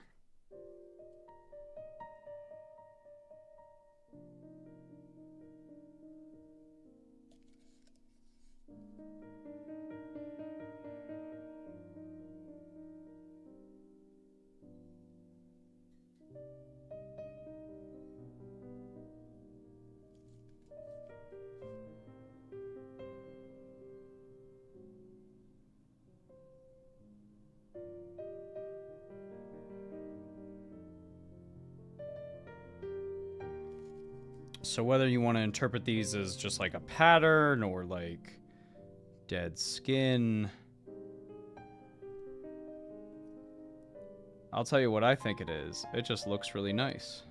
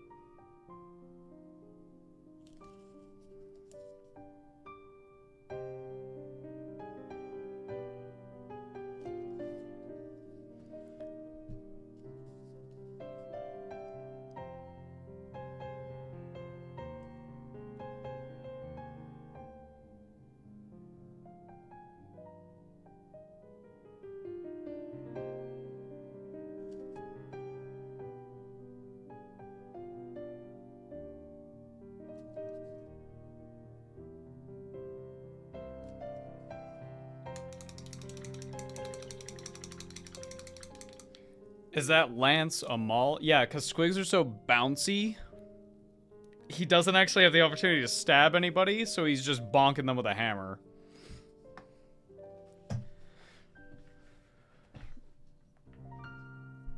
Let's practice on this squig to see how the overall glaze is going to look. Firstly, let's accentuate some features.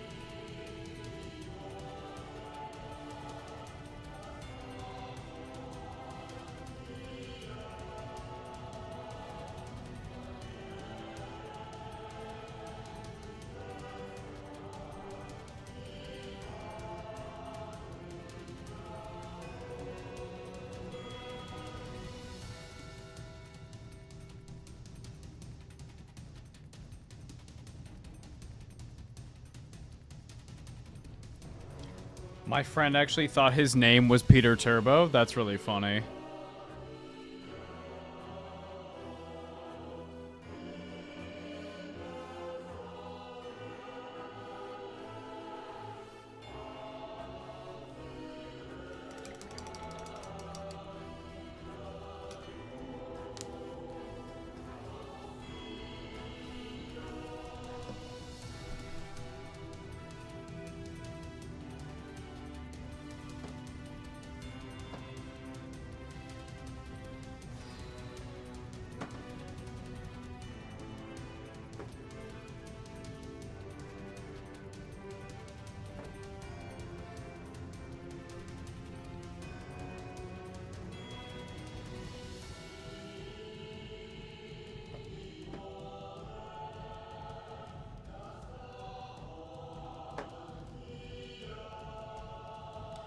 We're gonna use a shade.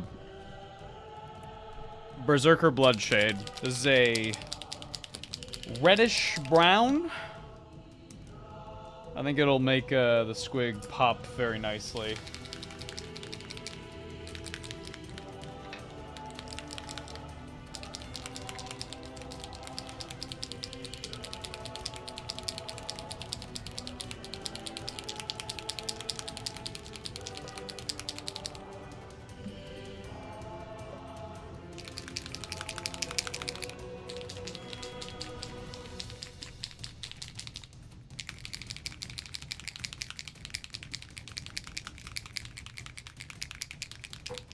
Oh boy.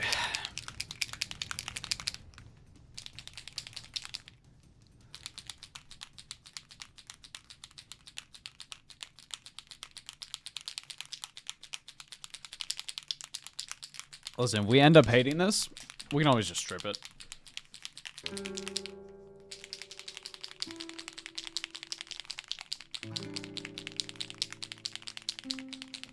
Hold on.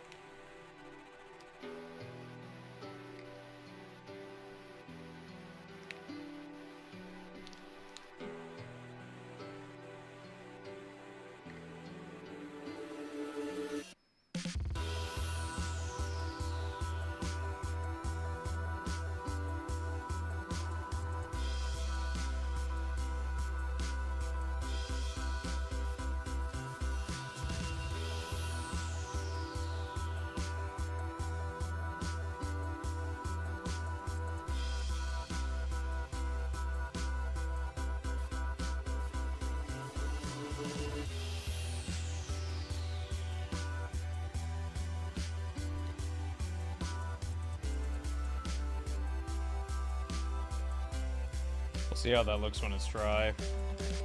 Then we'll go from there.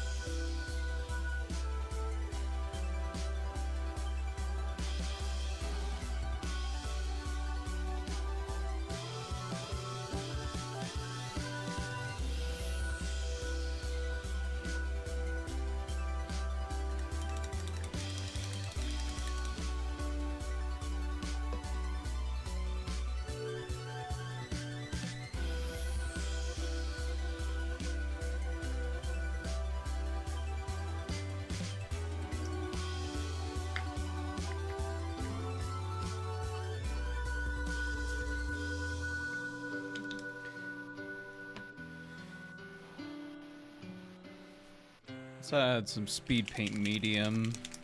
I think I want it to be a little thinner, but it looks good. It looks like a squig. I think I might just be a little cautious about the thickness, the pigment. I've asked my dad to pick 3 colors for me to paint my mini of the month. Slightly terrified what the hell he'll pick. I mean, good practice for a challenging paint scheme, you know.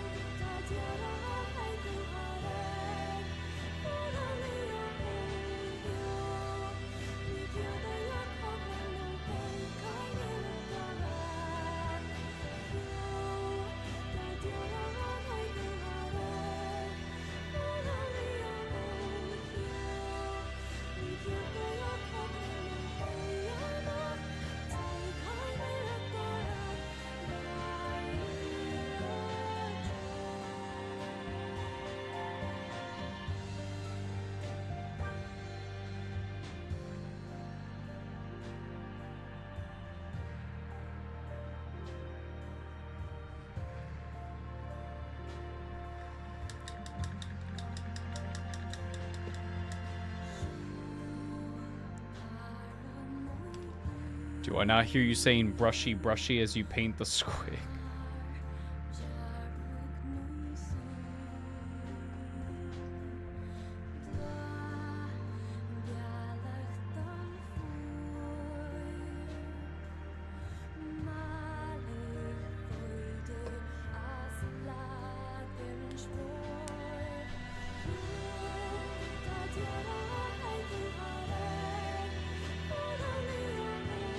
Yep.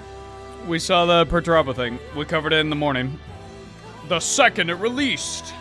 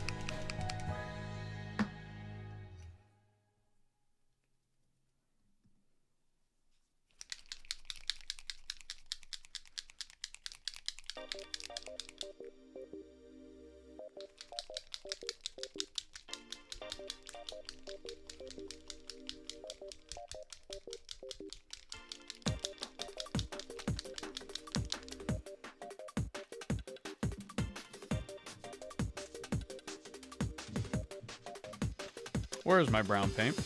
There it is.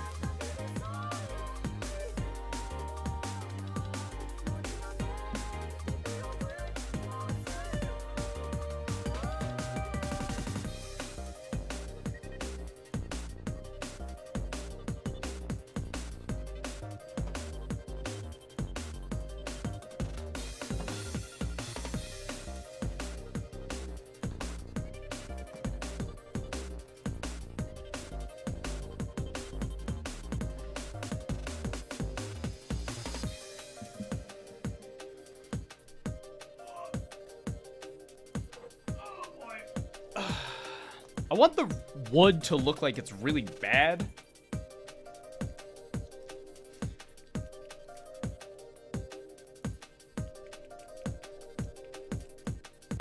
We'll see how we can do that. Maybe we use Mornfang Brown. Maybe we use...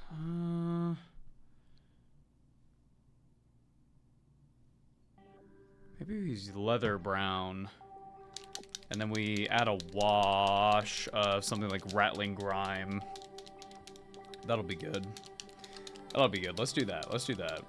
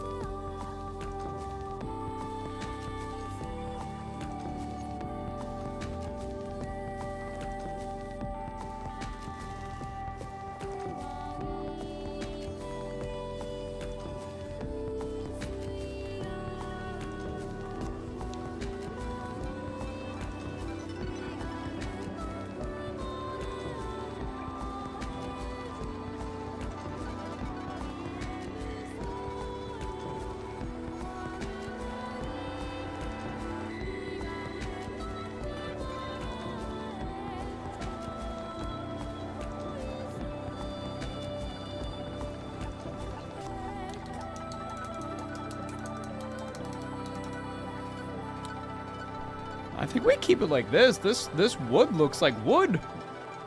This looks like wood. It looks like wood. Yes.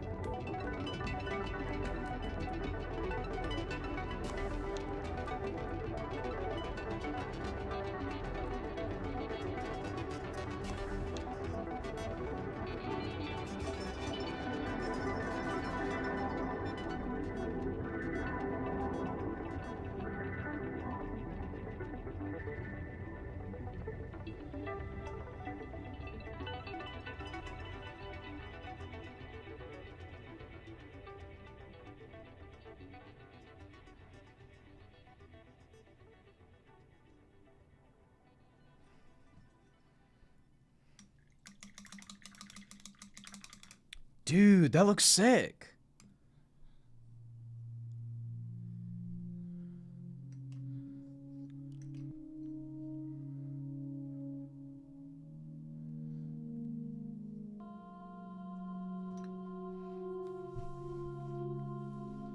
I'll be right back, chat. Watch this paint dry.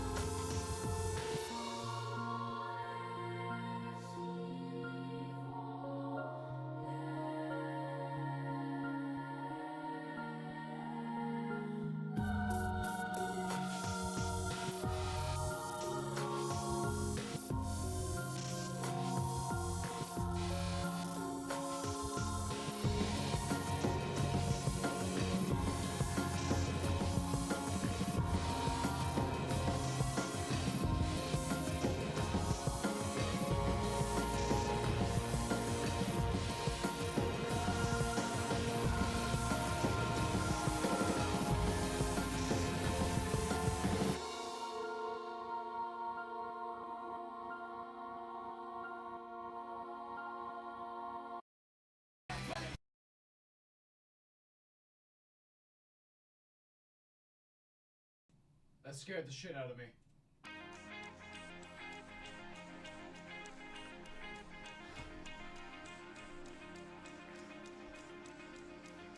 Hell yeah.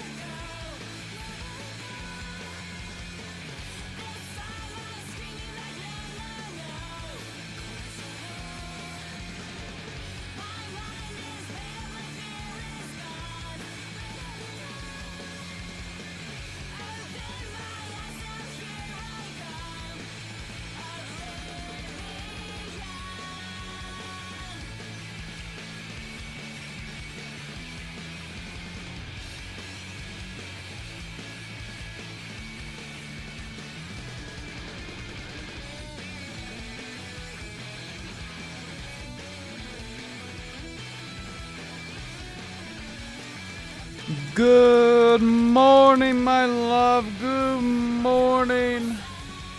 We're painting some gobbos, but more importantly, some squiggos.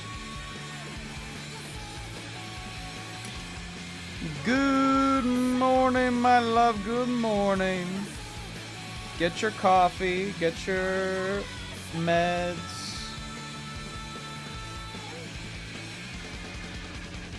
I hope you slept well. You are amazing and you are wonderful and good. Good morning. Good morning. Oh, you're just in time.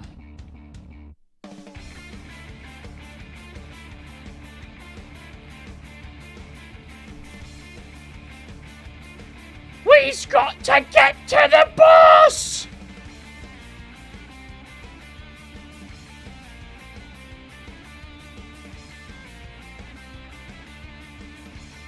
I saw you passing Grey in the last raid. You better pass Green or else you and I are gonna have a problem.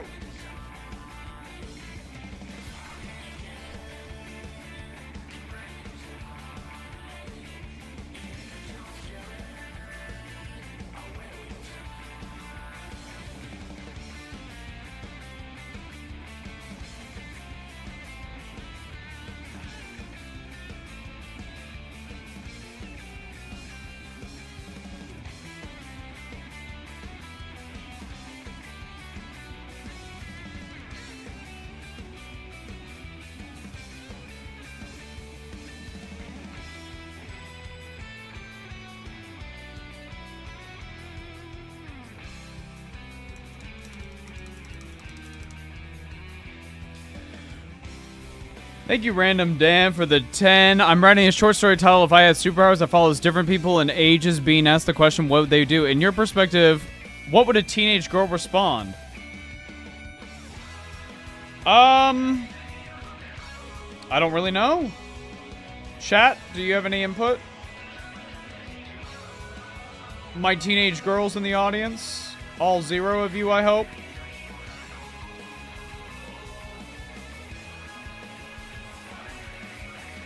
Former teenage girls in the audience.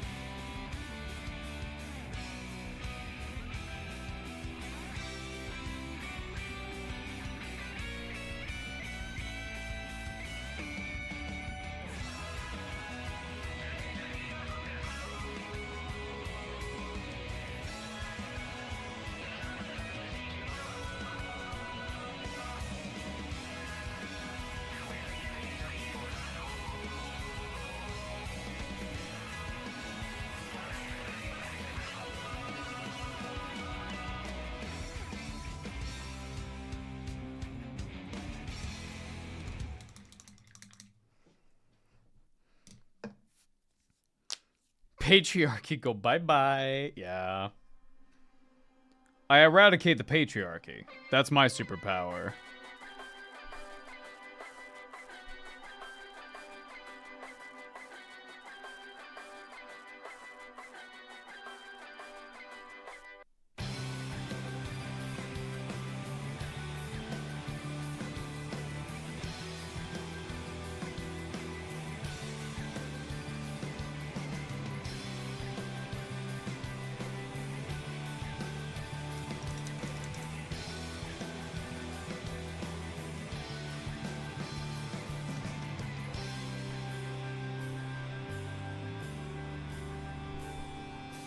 Whispers falling silently drift on the wind, but I hear you our journey. Now a memory fading from sight, but I see you unbroken. Promises we made so long ago. You're still here unspoken. Requiem for a river of tears. Flowing, winding to an eternal sea. And yet our hope remains. Guiding, lighting the way. No time for morning rises on a land reborn from the ashes. Leave the heavens to sunset. Blood red skies tranquil after the storm. Pledge a shadow, turning, wending, always night follows day. The sun will shine again. Walk on, never look back. Through you we live tales of love and fire and faith. Everywhere loves and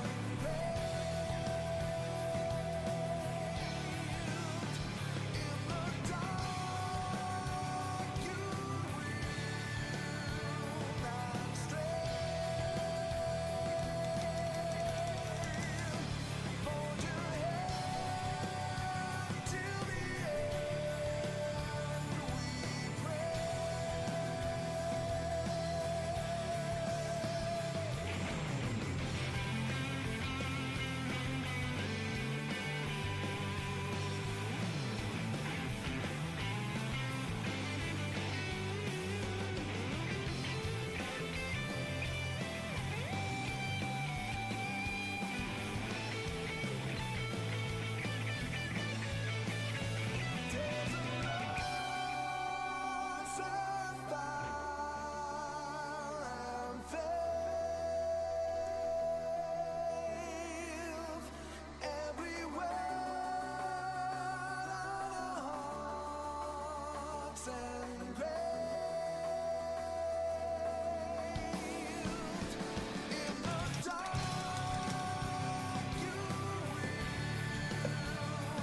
I have been handed a snack, a Kita, a wonderful Kita.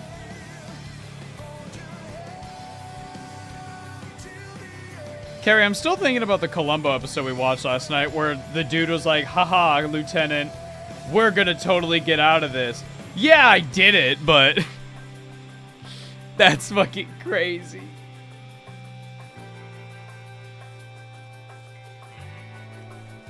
It's not often in Columbo you get somebody who just straight up admits it, but they're still like, yup, I'm getting out of it 100%.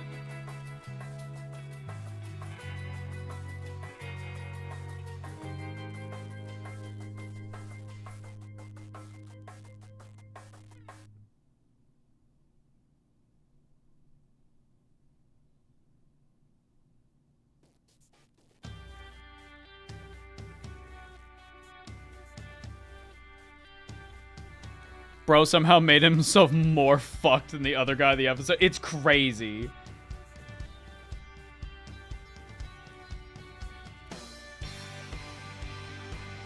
I think what makes it the most crazy to me is the fact that he said that in front of like 12 other people. And he's like, huh, you ain't have anything except circumstance. You admitted it in front of a fucking class. What are you talking about? You have 12 people who will be like, yeah, he totally said that.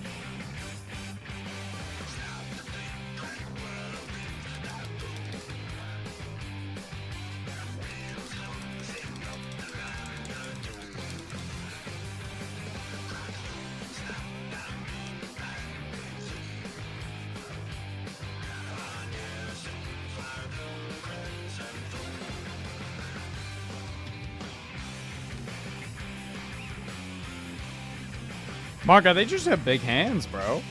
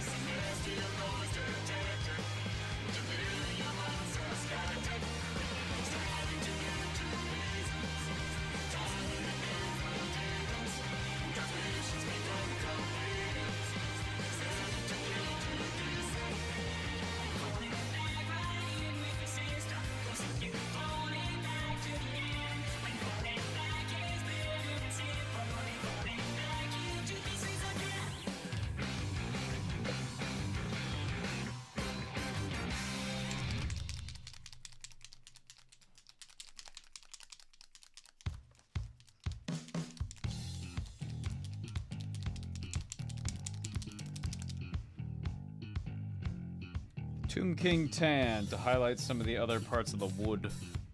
Not too much.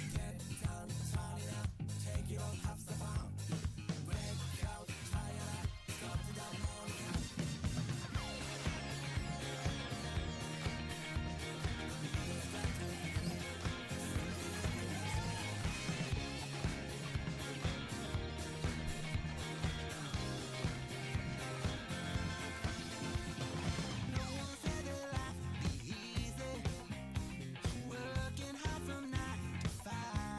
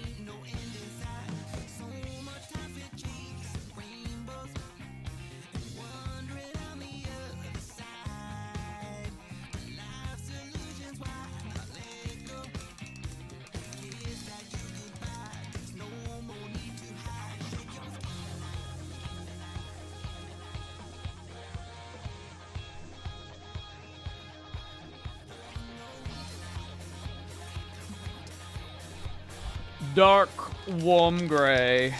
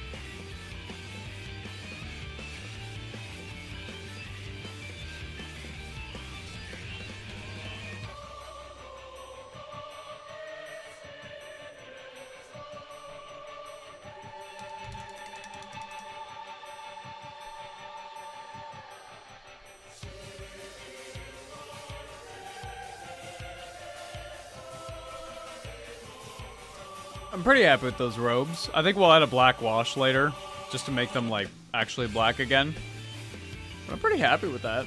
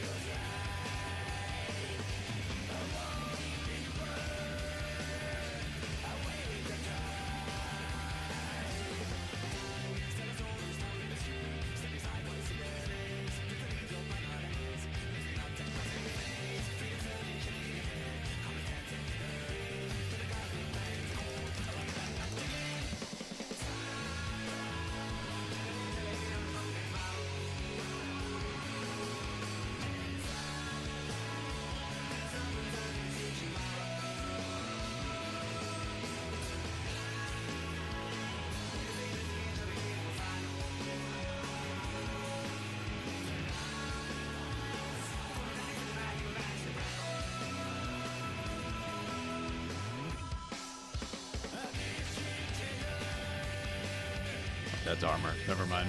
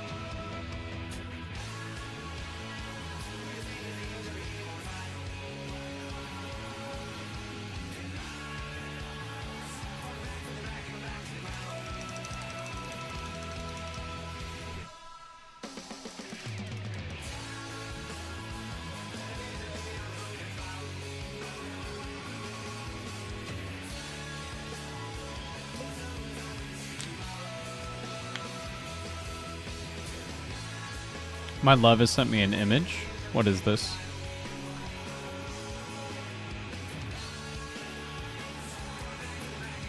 Mom, pick me up. I'm scared. The e-girls have started performative reading Blood Meridian. Oh, God. Jesus Christ, no.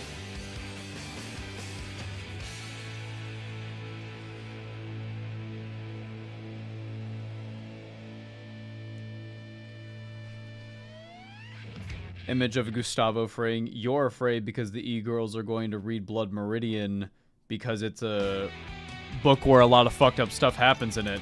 I'm afraid because people are going to be really annoying about Blood Meridian for another 5 years. We are not the same.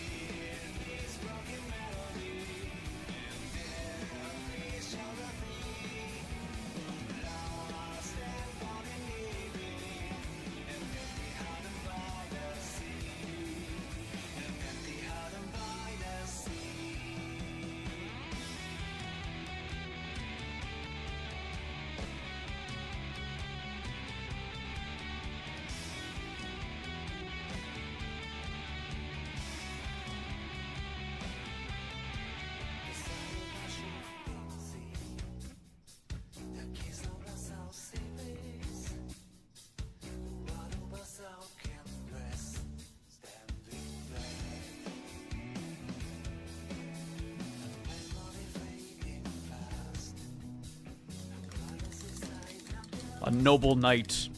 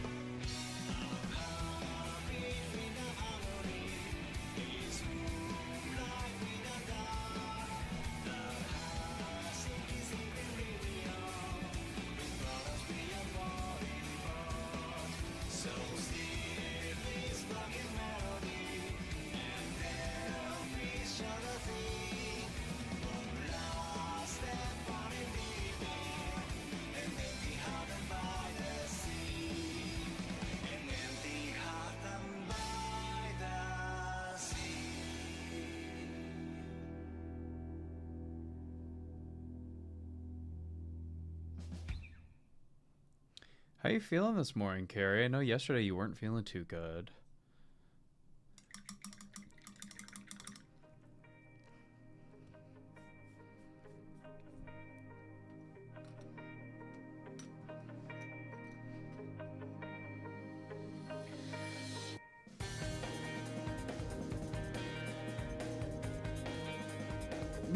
It's cold.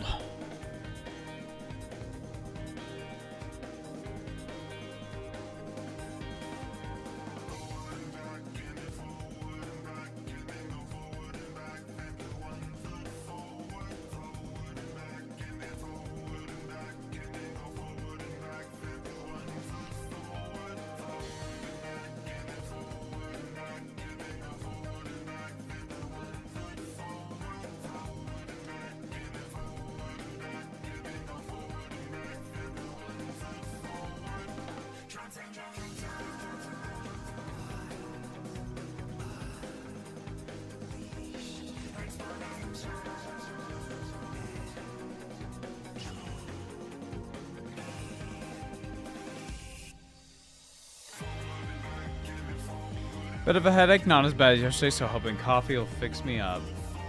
And meds will fix me up. I hope so too, love. I don't like when my baby is feeling bad.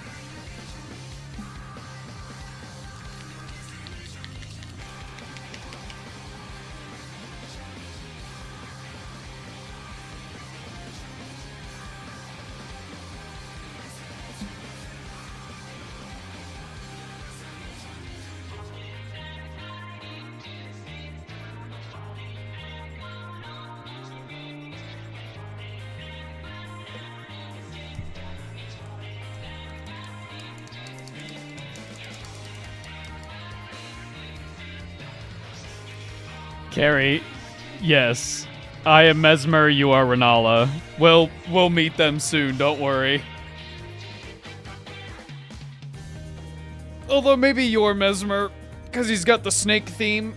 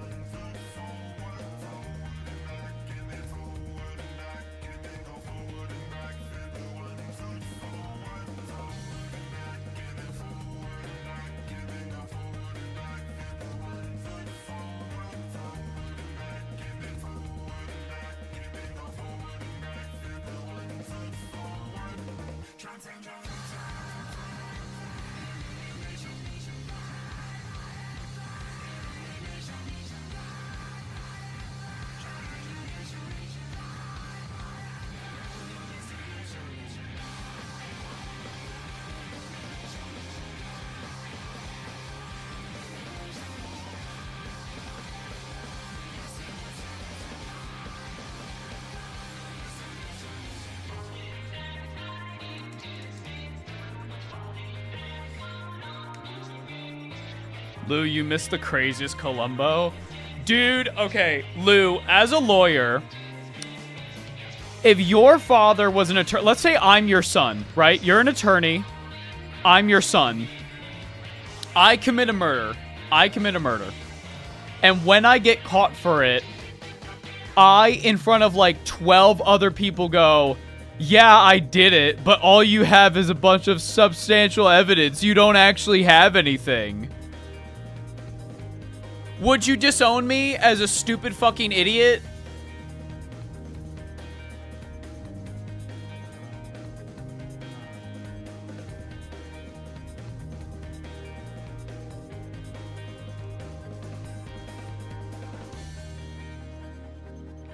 Also on camera, this is true.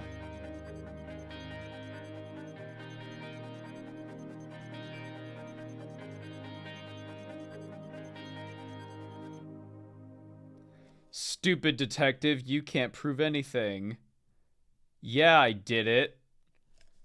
I say in front of all these witnesses and also this camera. And 2 other police officers. Oh yeah, no, that's a confession. No, all you have is a bunch of hoopla. Oh, this version of... This is a really interesting... This is weird to listen to Return to Oblivion and it sounds like this. Kind of a bop, kind of a bop.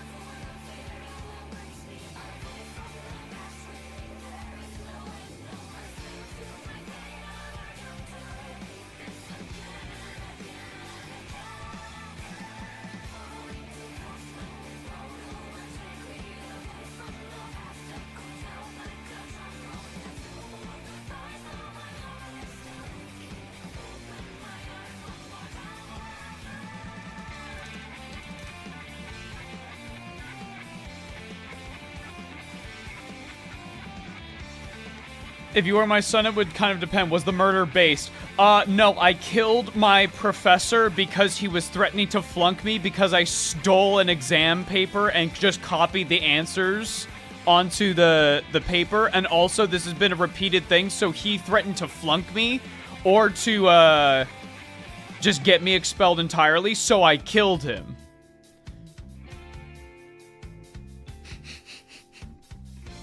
This was the circumstances of the murder. Son, you...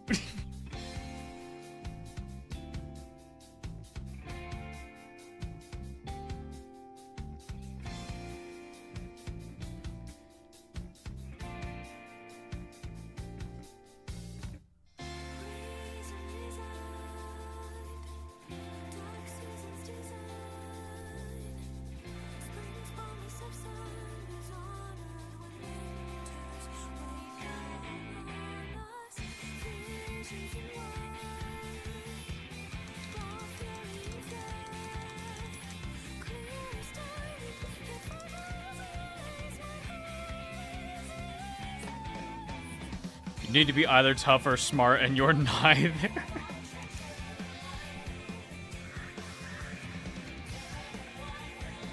Oh yeah, chat, it's Columbo. This is very standard for Columbo murders. It's either like, okay, I can kind of see like the reason you did this, or like, this is some Looney Tunes ass shit.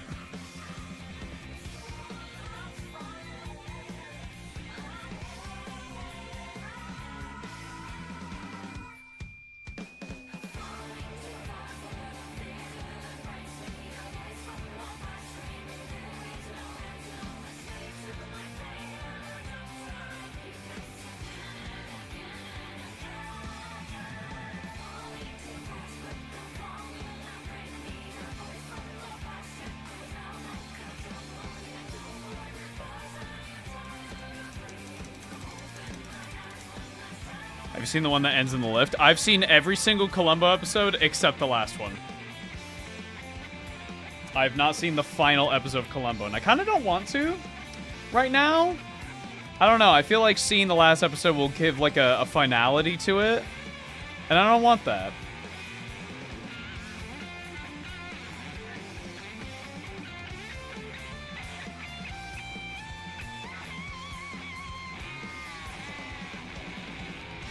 Dude, I'll tell you what, like, Gen X, they don't give a fuck about Columbo. If I was talking to my mom or some shit about Columbo, she'd be like, whatever. But if I talked to my grandma about it, she'd be like, you watch fucking Columbo? I'd be like, yeah. And she's like, dude, that's fucking awesome.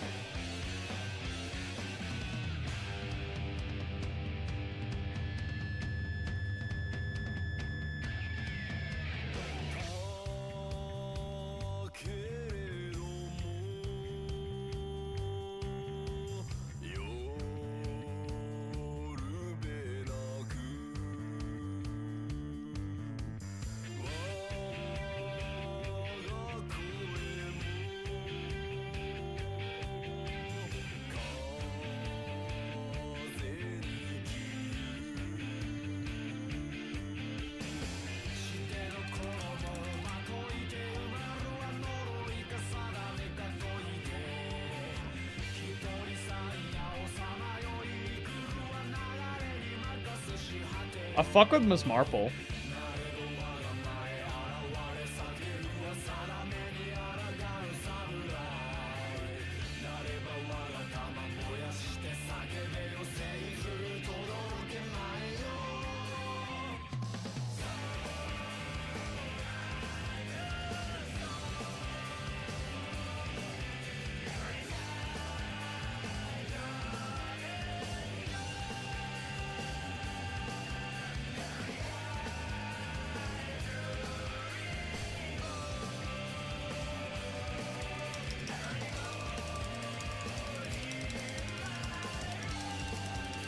I don't know if I call Columbo a detective show. It's not like a cop procedural / propaganda.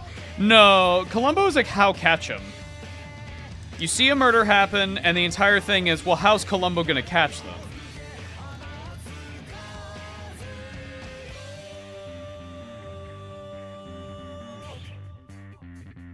Columbo usually, like, one thing that the murderer or the suspect says, even if they haven't done anything suspicious, there will be one thing that just is kind of odd, or it just bothers Columbo, and he'll follow that trail, and usually that leads to the unraveling of the case.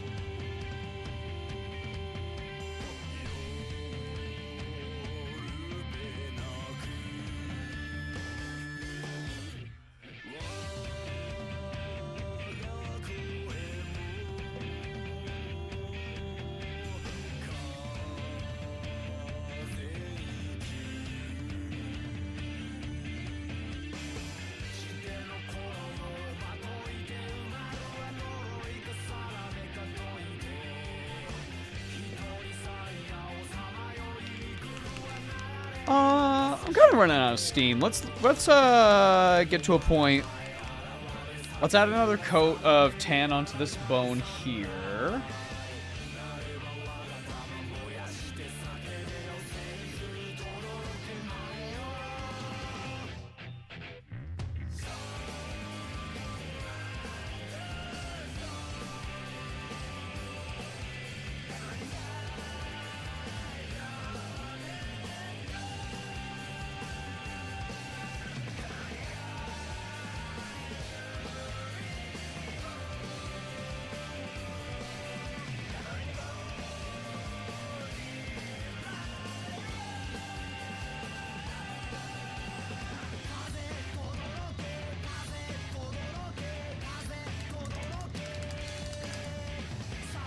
And then Death Guard.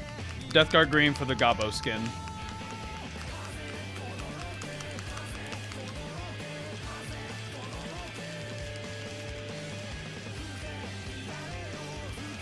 The issue is there's in a lot of those shows. How to write a How Catch 'Em is really, really difficult. I say as somebody who's never done it. But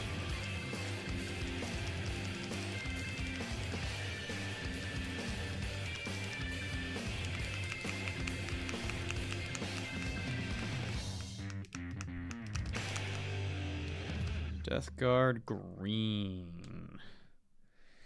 Come on.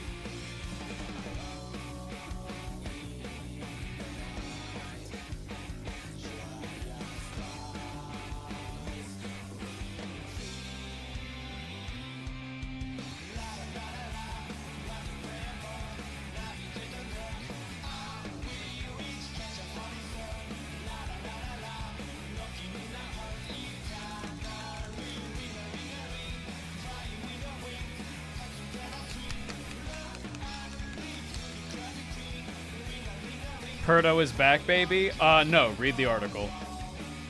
He's not technically back yet. They're working on it, but he has not manifested back into real space.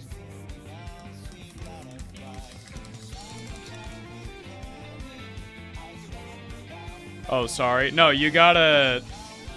Yeah, they're setting the stage, but he's not, like, back. That's why you gotta read the articles, chat.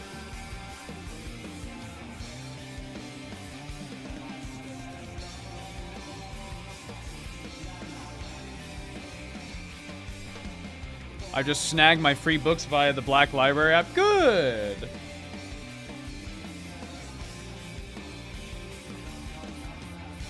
Wait, I thought the last day for that was yesterday. Was I wrong?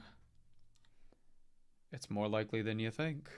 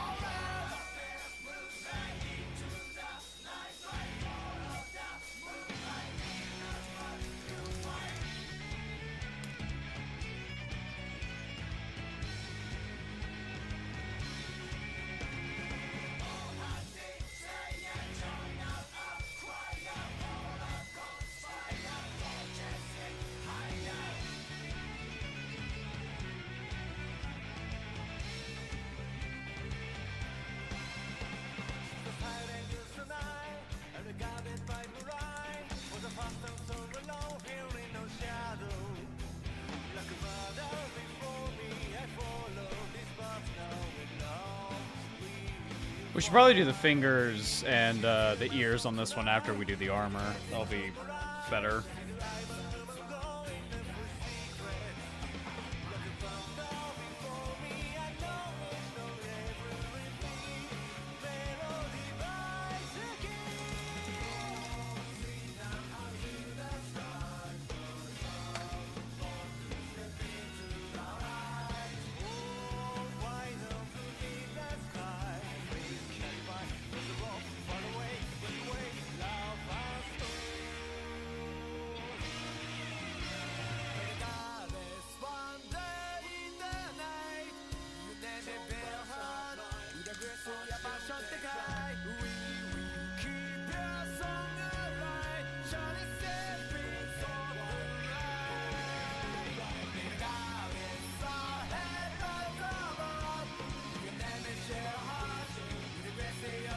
I honestly started today just wanting to get the squigs done.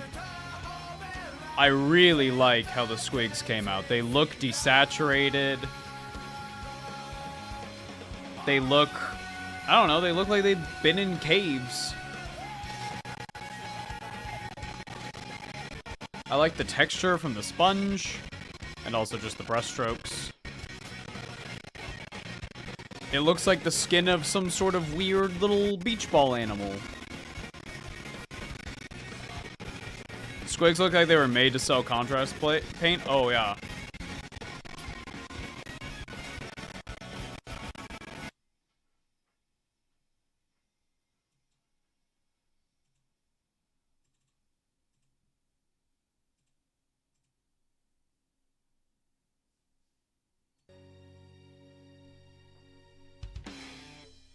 I love OBS. I love OBS. I love OBS. What's with the sound? OBS is a really good program.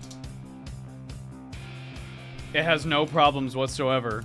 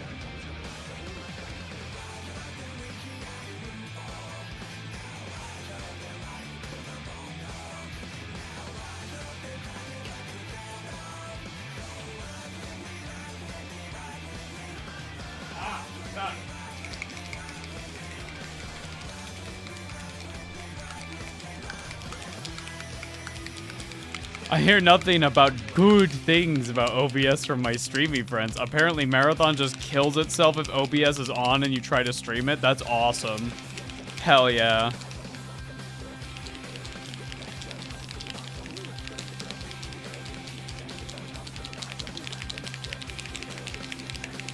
I want to add a thin layer of rattling grime just on the exposed wood here. Like, I want the inside of the bark to look like... it should be rotting wood on the inside, right? Like, the bark is whatever, but, like, on the inside, it's very clearly, like, rotted.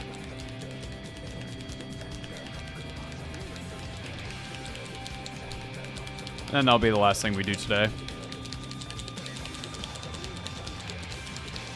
I'm very happy with the progress today, though. Like, that skin looks awesome. That's just Death Guard green. Probably gonna add a brown wash to that. I like the robes that we did. We'll probably add a black wash to that at some point.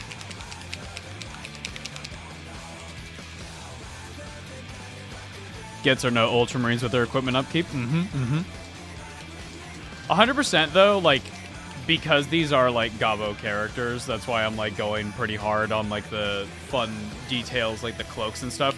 If I was painting like stabas and stuff, like, oh my god, I'm dry brushing. I don't care. I don't give a fuck. Ooh. The rattling grime attacked me.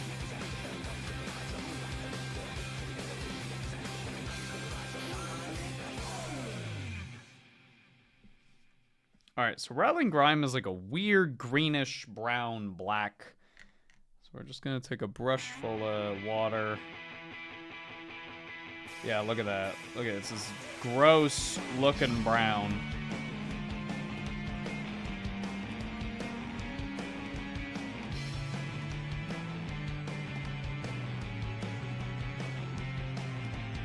Okay, it's very thin now. Very, very, very thin.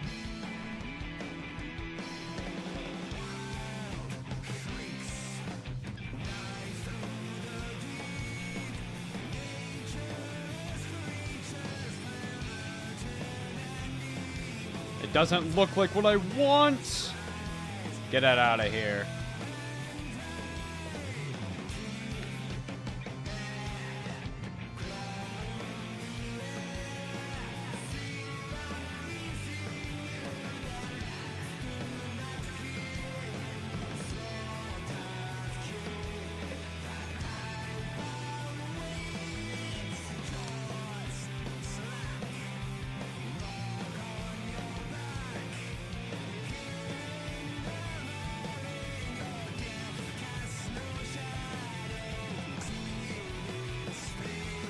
What if we add a touch of Death Guard green to it? What happens?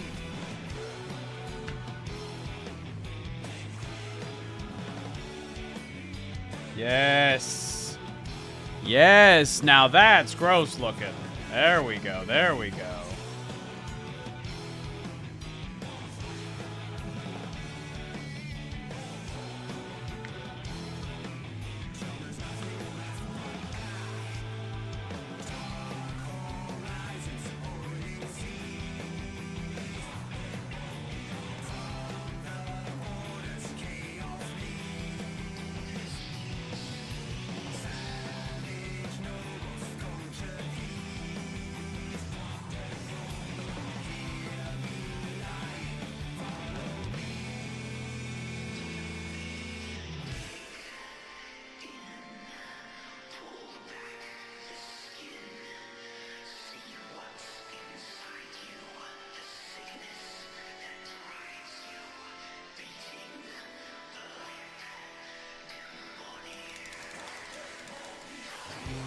It'll just add the subtlest of green into that wood. Make it look slightly rotted.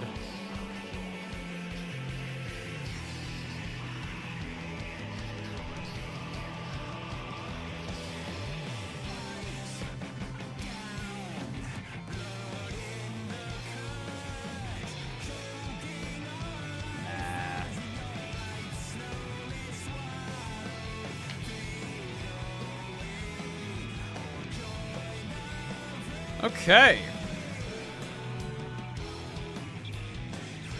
I think that's Gobos today. We got the squigs done, which is pretty much what I wanted. Well, not done, but like the skin is done. They look really good. Like obviously there's some like spotches, whatever, but you know, it's a living animal. I imagine there's gonna be some variations in their skin tones and little spots and stuff all over their skins. Let's go see if, I'm expecting a few packages today. Let's go see if they're here.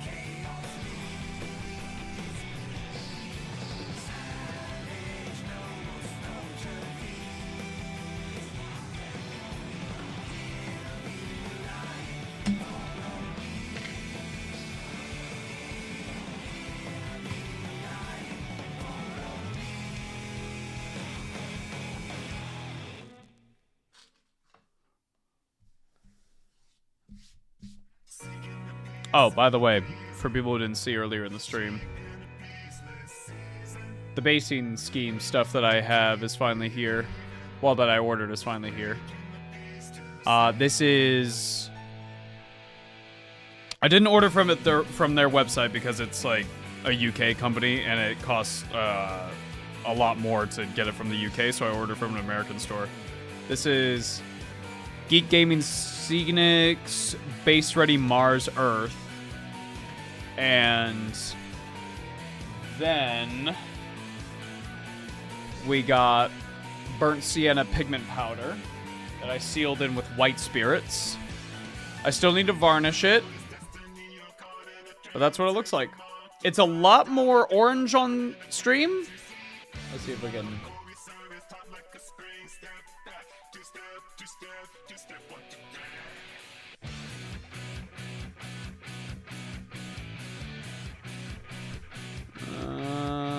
no, it's still, yeah.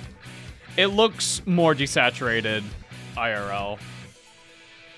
But yeah, this is what it looks like without the pigment.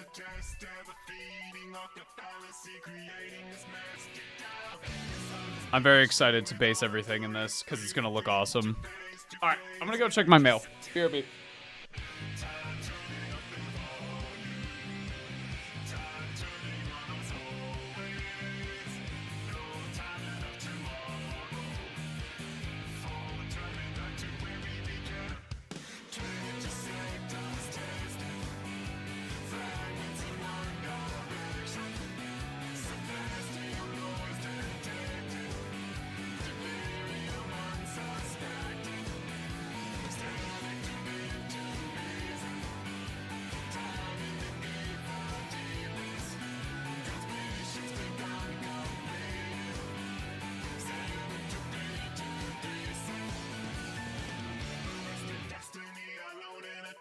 No escape, think from this waking dream, no hope for advance. You see, the mortal cold we serve is not but a spring. No packages yet. Too slow, too quick, too much. My book! My book isn't here yet! What am I gonna do?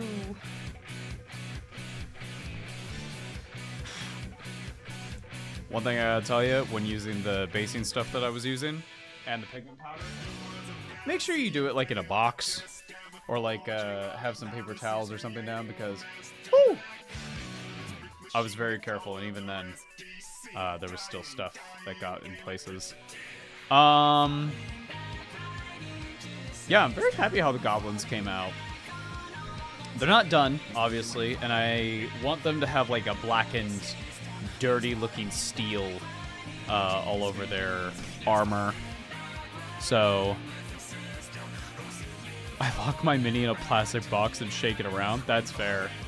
I think what I'm going to do when we come back to the goblins for the armor, I think I'm going to mix magnesium with Rhinox hide. Because I've mixed it with black plenty of times, but I haven't mixed it with like a brown. Maybe not Rhinox hide. Maybe like the Army Painter one, to just so it's like thicker. I think it'll be way too thin if it's the Rhinox hide I have. And depending on what that looks like, we'll go from there. Or we just... the black metal will look good too, because we can just add like some brown into the recesses and stuff. We could add some like rust streaks and stuff too. Yeah, that might be better. Today I'm also supposed to be getting a bunch of Space Marine heads and a bunch of parts from Vivi for the Assault Terminators. So I might assemble those today if I get them in the mail. But if not, no big deal. No big deal.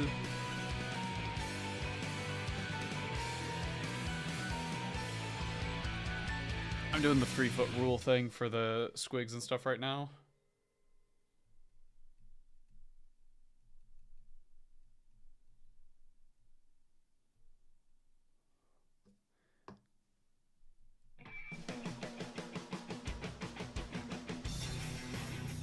Now they look good.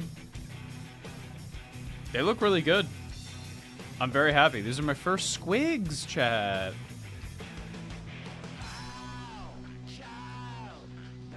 The eyes on the small one are gonna be difficult.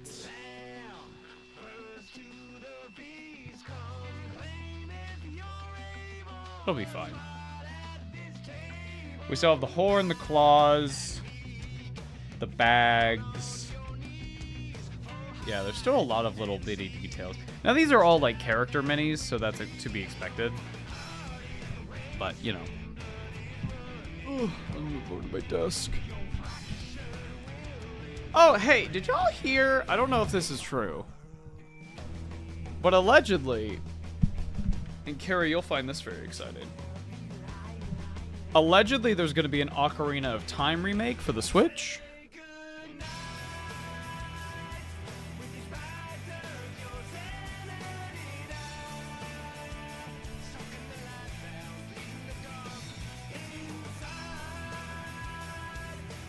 I sleep.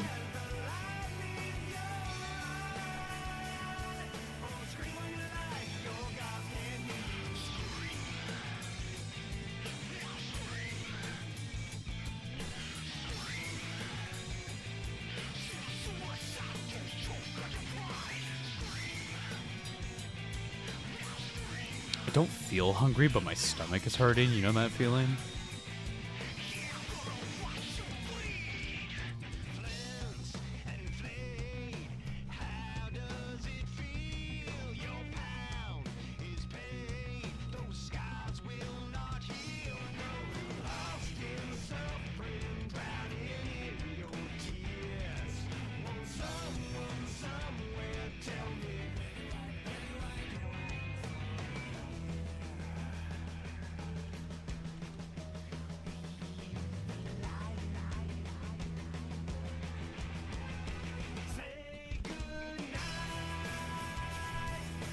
Give me a Zelda 2 Adventure of Link remake.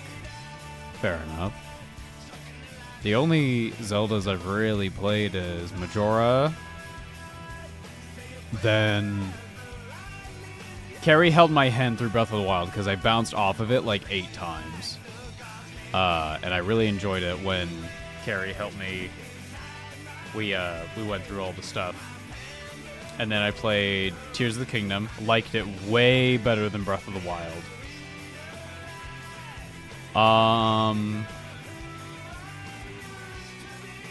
Yeah.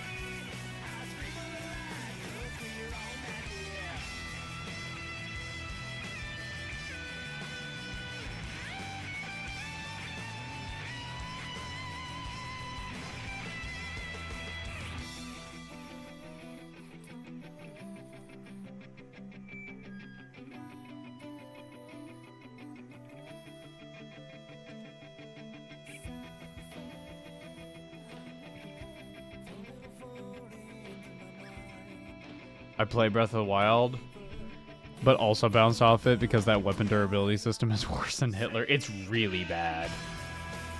It's really bad. Dude, the fact the Master Sword is like, oh, it's just a battery. Like, no.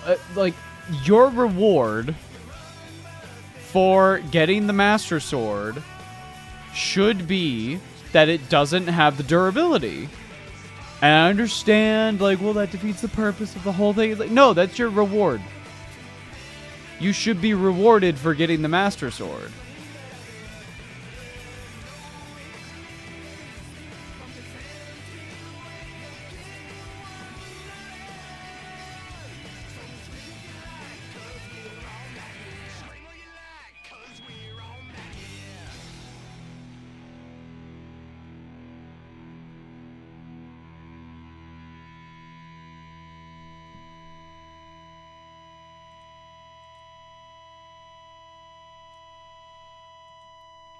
Wait.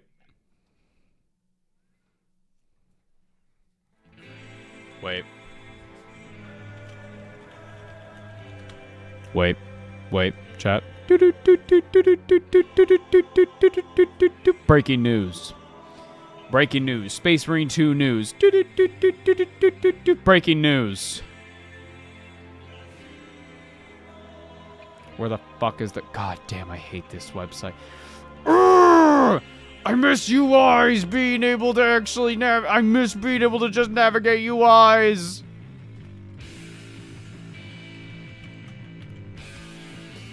Make your website better.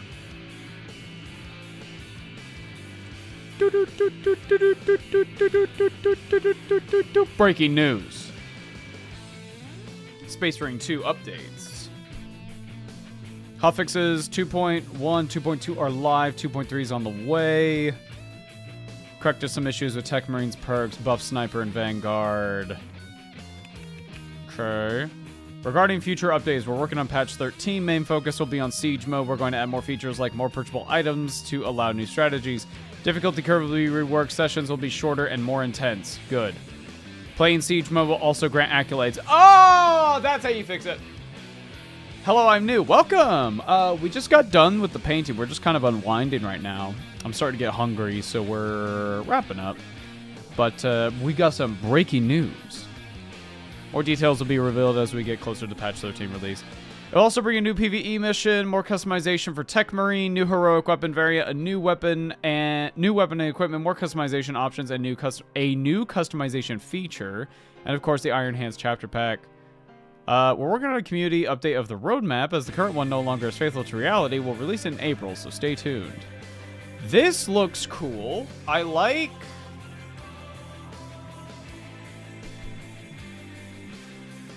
I guess we're just getting the wolf shoulder pad for everybody, and then we're getting the Tyrannid chitin. God, please tell me that's for everything and not just Vanguard. Yeah, Chain Dow is really cool. That's really neat. That's really neat. About the chapter voice pack. Oh, here we go. It's obvious the DLC failed to meet your expectations. We're sorry about that. Delivering quality content, free or not, is a priority to us. Let me explain a little more about this DLC and why we decided to make it free from now on. The voice pack was originally designed to include what we call battle chatter. Lines that react to combat situations and are not tied to specific missions. Each character in the voice pack got 450 plus lines per 7 languages. Y'all, come on. Come on. The way y'all were advertising it was, and there's 450 lines per voice and blah, blah, blah. Dude, come on. However, it does not cover the large amount of scripted level-specific dialogue found in operations, which represents roughly 1,500 lines for each operation. So get the voice actor back in, pay them a good rate, and just have them line. I bet you they would be more than happy to do that. But that costs money. And we don't like that. We don't like that, do we, people? We understand that many of you expected your chosen chapter voice to be more complete. That's on us. We didn't set the right expectations, and the result felt incomplete. You said one thing, did another. Many production constraints such as localization, voice actors, availability, and necessity to keep updating voice packs when adding new operations force us to make voice packs as it stands currently, as some constraints are not allowing us to expand the voice pack by adding the missing lines. I feel weird adding the voice actors' availability. I find that weird to add as, like, that's a constraint. As somebody who is very familiar with the voice acting industry. As my girlfriend was literally, like, a COO of a company. I find that very strange to mention that as, like, oh, this is a problem. It's like, ah! Most VAs are pretty available. Let's be fucking real. It seems like they don't want to pay them. I just don't think they want to do it. But no, companies don't like paying voice actors, just ever. Looking ahead, we'll be making improvements to the current implementation. We're currently working on an option to disable replacement of missing level-specific VOs by Ultramarine characters. We'll also expand the voice pack to PvP. We still believe that expanded customization, whether that's your Space Marine, how your Space Marine looks or sounds, is important for the game's fantasy. This is why we've decided to offer a refund to all owners of DLC and make it free from now on. We are currently setting up a refund for platform owners. Refunds will start in early April. Thank you for your feedback and continued support. Dmitry Grigornenko, game director. Okay, listen. I know it's going to cost some more money, but frankly, the way to go forward with this is to not go, oh, well, our intention was battle chatter, because that's not what anybody thought with how it was being advertised. And that's why a large part of why people were mad was because we had to find out that, oh, this DLC that you just paid money for isn't at all what you thought it was. And the 450 lines per 7 languages like that, come on. This is such a fucking... It feels very, we're sorry we got called out. You know what I mean? And it doesn't... Ugh. You'll get a refund of your Steam Wallet. DLC will be directly added to all game owners. Okay, so they're just going through how you're going to get your refund. Jesus.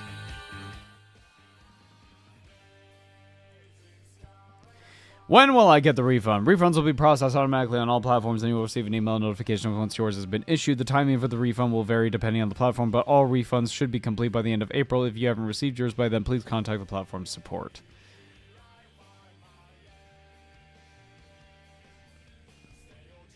Yeah, and then there was this really ugly chainsword as a community event. Wow.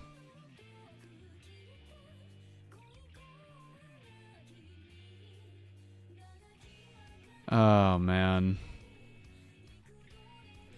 Disappointing. Disappointing.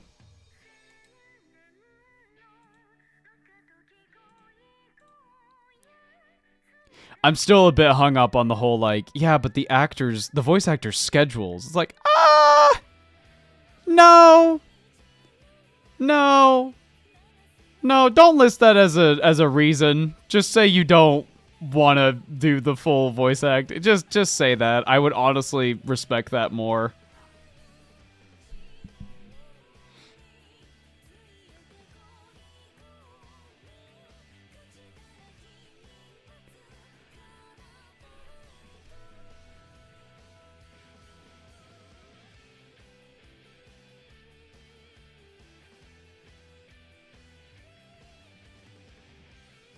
Oh, man.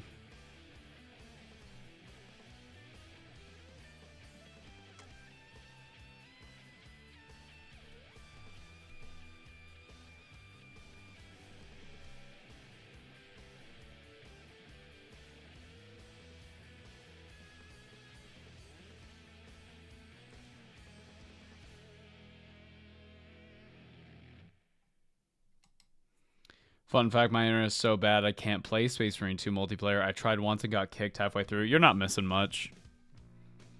The multiplayer is...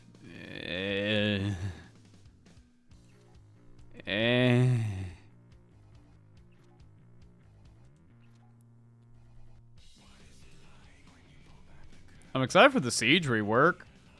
I'm glad you'll get accolades for it.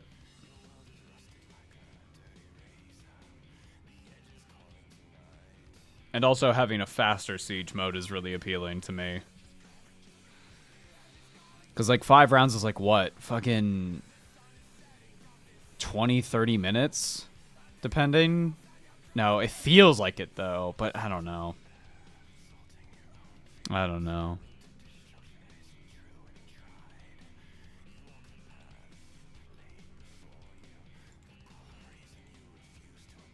All the VAs working on Space Marine 2. Yes. All voice actors in general, just fucking pay them. It's not that it's giving... Okay, I've told this story before on stream, but it's giving my boss when I worked in retail walking up to me and going, yeah, there's a lot of people leaving. Like, there's a really bad turnaround where people come in and then they leave like a week later. Like, what are your ideas? You've been here a while. What should you... What do you think we should do to keep people on? And I just said to them, pay people more. And he went, yeah, but like not that. It's giving that energy, and it fucking... it's flicking me. It's flicking me.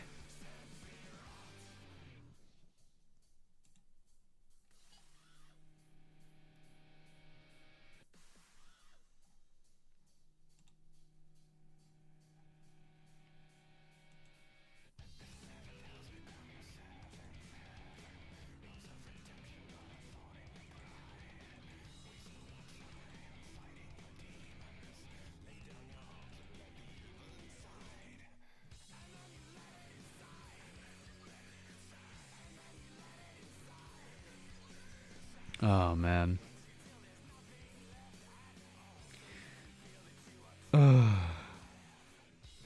Oh, wait. More breaking news. There's some new books announced. Oh, wow. Lots of orc stuff. Well, Gappy, if you're here... Hold on. Let me get to Warcom. New books. Looks like it. Freebooters by Justin Woolley. The Freebooters Code. Skeeg Horntooth is an orc with big dreams, the biggest hat, the most DACA, and the ambition to become the greatest freebooter the galaxy has ever seen. As captain of Gork's Revenge, he is guided by the Freebooters Code, a set of rules so outrageous they just might work. However, the captain has now instructed his boys to plunder the hunting grounds of the legendary rogue trader Lord Captain Antoinette von Hume. Deadly, resourceful, and merciless, the pirate queen of the Halo Stars has been pillaging her way across the void for decades, and an upstart freebooter with extravagant headgear isn't about to get in her way. But Horntooth has his eyes on the biggest prize of all, and he has a plan. One that will take all his guile, all his cunning, and all his DACA. The Freebooter's Code is going to make him a legend, as long as Von Hume doesn't obliterate him first.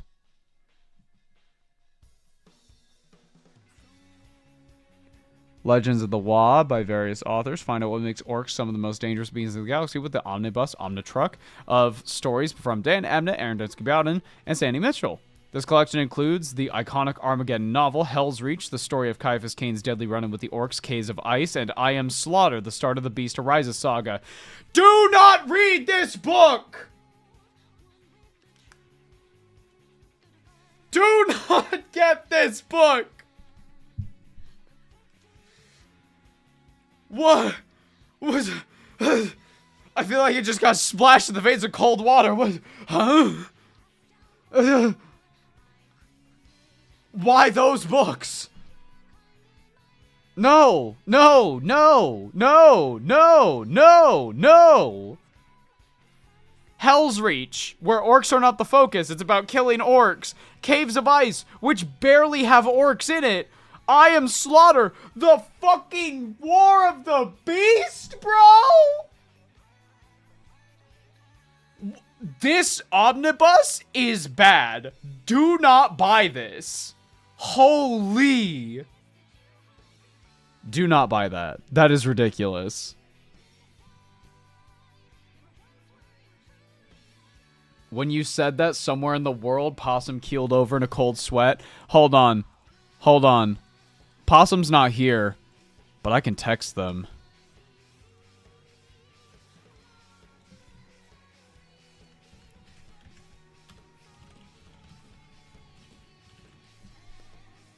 I've sent them the picture, and then the quote, this collection includes the iconic Armageddon novel, Hell's Reach. I have included all the books, and I just wrote, I'm gonna crash out. Holy fuck. They got back to me. Lamau, no. This.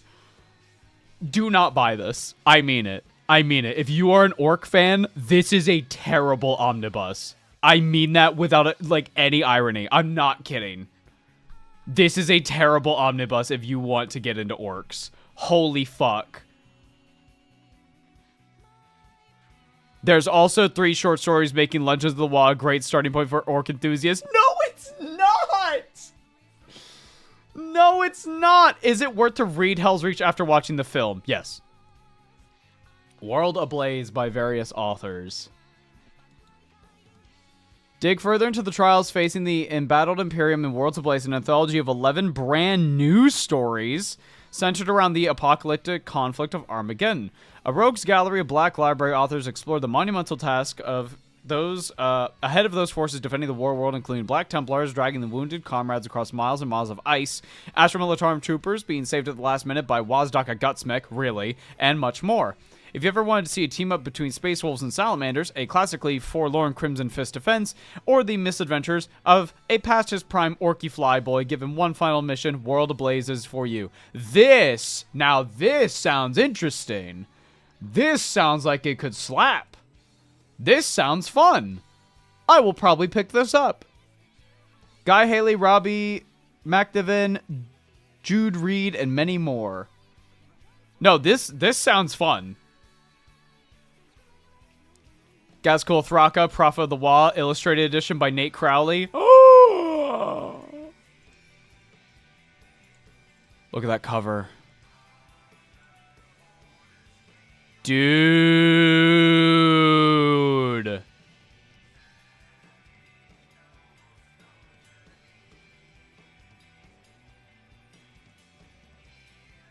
All right. Okay. Okay. Reading Caves of Ice for the orcs is like reading Devastation of Ball for the demons. This one might slap. This... Oof. The modern classic that tells of Ghazghkull Thraka's rise in the worlds of his loyal banner-wrought Makari returns in a new illustrated edition packed with annotations and insights from author Nate Crowley. This is the definitive, if slightly embellished, history of the Warlord of Warlords and Lord Inquisitor...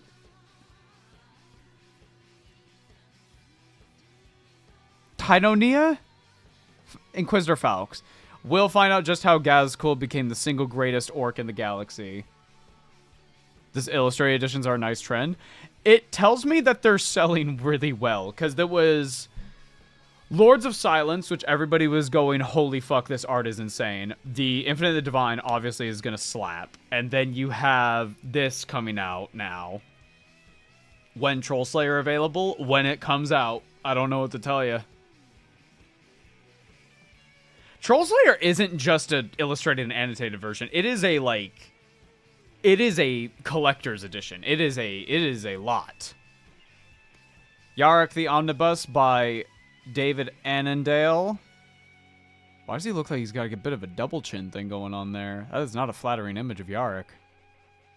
You can't have an orc invasion of Armageddon without Commissar Yarok, and now that he's back, we're delving into his tortured past to read all about the exploits of the legendary leader. Yarok the Omnibus features 2 novels, a novella, and 6 short stories. It returns in paperback and a new cover. If you haven't read it already, you really should before fighting the ramps up again. All these Orky books will be available to pre-order soon if that's what your appetite for a wah. Okay.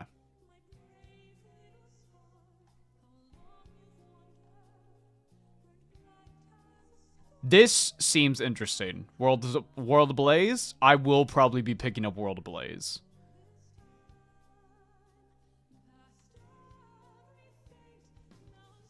I can't believe this omnibus is really bad.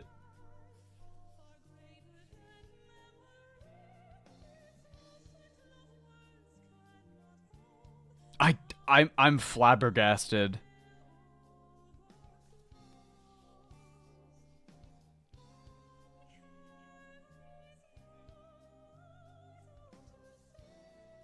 A great starting point for orc enthusiasts. No, it's not. What are the 3 short stories? Tell me. This is... Dude... My orc fans out in the audience, I know there are many of you. Don't read that book. Read Ghazghkull Thraka, Prophet of Dawa. Read Brutal Cunnin. Brutal Cunnin is very good. A lot of people have fun with it. I didn't personally love the audio version, but I know I'm probably in a minority of that. The other thing, too, is I feel that... Because okay. The story of Brutal Cunnin is split between orcs and the Admech, and the Admech plot is not interesting at all, in my opinion. It does not... It's not as exciting. The omnibus is antithesis to all orc thing. It's... Okay. Because, like, the description was, find out what makes orcs so terrifying. But then the... Like, okay, Hell's Reach, I get that. Alright, you're fighting against orcs and it's insane, right? They're very scary. But Caves of Ice, bro? That is insane. Caves of Ice has, I think, like there's an overarching plot of the Stompa is coming, but it never feels like an actual threat. And the orcs, any battle with them is mostly like, and then the orcs showed up, and then we fought them, and then it was over. Kane fights orcs, I think, once, actually, in the book. And the rest is like, oh yeah, meanwhile, Sula and Brocklaw were actually fighting the orcs, and they were doing this other stuff. Like, it's not...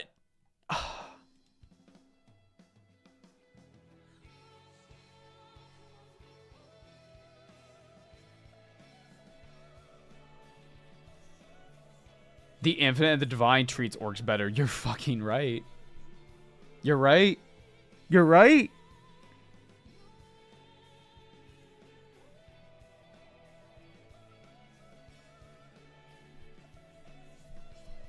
That's crazy. I'm not really interested in the freebooters, but I mean, I'll send this to my orc friend.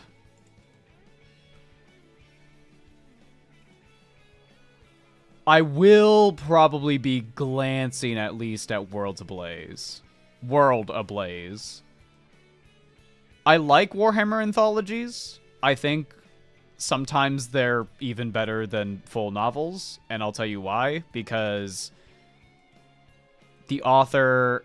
Listen, if an author looks at me and goes, here's a like 20-hour book, and then it's not very satisfying. At least with a short story, it's like, okay, it's like 2 hours. And then if it's not satisfying, whatever, I can move on to the next one. You know what I mean? I feel like my time is wasted if I finish a full novel and I did not like it.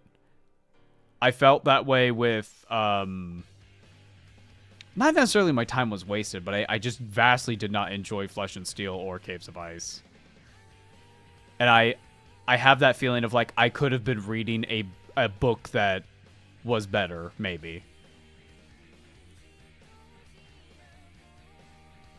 The freebooter author seems kind of green. Hee hee. They only have one other novel, and it's Katachan. I mean, if the Katachan book has... Well, even then, like, I don't know. Because there are some authors... We know that... I would love to interview a Black Library author and talk to them about, like, what is the process of getting a novel? Like, do you approach GW and go, hey, I have an idea for this book? Or are you, like, basically assigned a faction? My orc buddy has just texted me. He texted me the Gazcool Illustrated and Annotated Edition cover. They got me. They got me bad.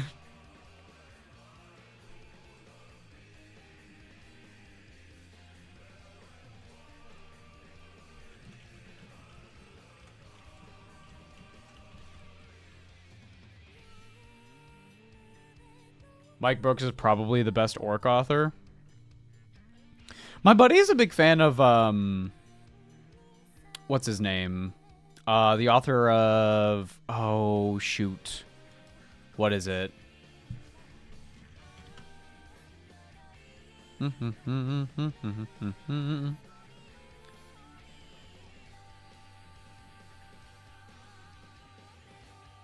Like, obviously Mike Brooks is very fun. But where... Like, Nate Crowley is just a great author. Denny Flowers. Gappy is a big fan of Denny Flowers. Like, he loves the Grotsnick book. Because it's just Frankenstein. Like, the character, the vibe is. No, Mike Brooks is definitely very, very good for writing orcs. Like, it's the fun orcs, whereas Denny Flowers kind of portrays them as more like, well, how would an orc think in this situation? Nate Crowley is also very good with that, from what I have read of Gazkul Thraka. Possum said something similar. It's not surprising. You get into Mike Brooks if you want, like, fun, wacky, wahoo orc time. Whereas you get into the other orc books like Denny Flowers, Nate Crowley, if you want something a bit more, of a bit more substance. But that's no offense to Mike Brooks at all. There's nothing wrong with tee-hee, wahoo, wacky orc stuff. That's what people love. People love that shit.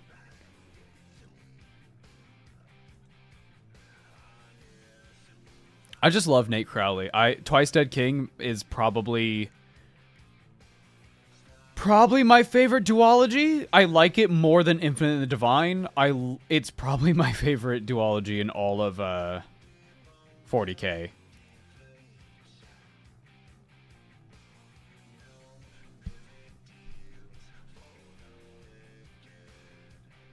Sounds to me like Kane versus Gaunt. even then, like, Kane isn't even, like, that funny. Like, it's not a humorous book, I would say. Like, the funny stuff happens, don't get me wrong. But, like, from what I understand, Gaunt's Ghost is, like, deadly serious the entire time. No offense to it, obviously.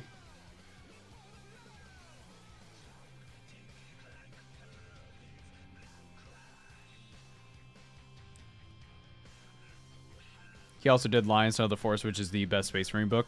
My orc friend, he was like, I wonder what else Mike Brooks has done. And I said, you should probably check out Lions of the Forest, because it's also by Mike Brooks. And he came back from that book, and he was like, I fucking love that book. That was awesome. And we talked about it, and it was great. Now I know you're an illusion. How? Because Magnus doesn't hit that hard. Ava refused my Magnus edit. We did the edit stuff before. It's over. We moved on.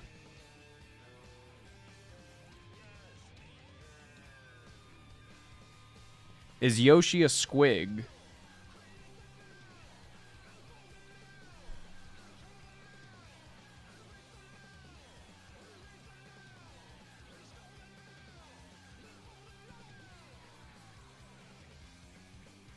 Ava hates me. Yes, I hate everyone in this chat. One sec, I'm just reading something.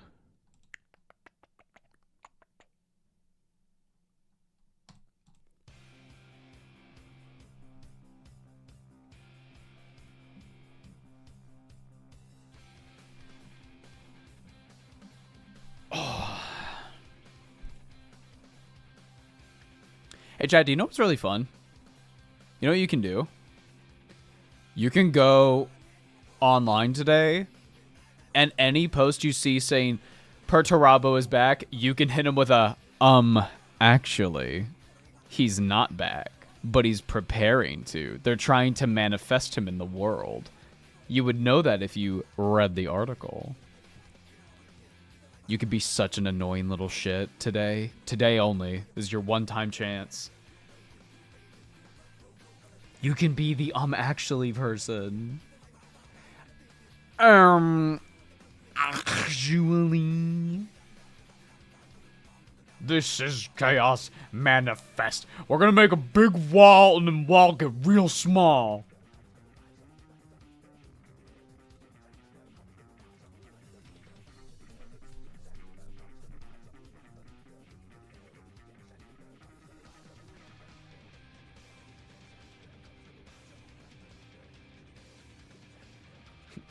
Actually.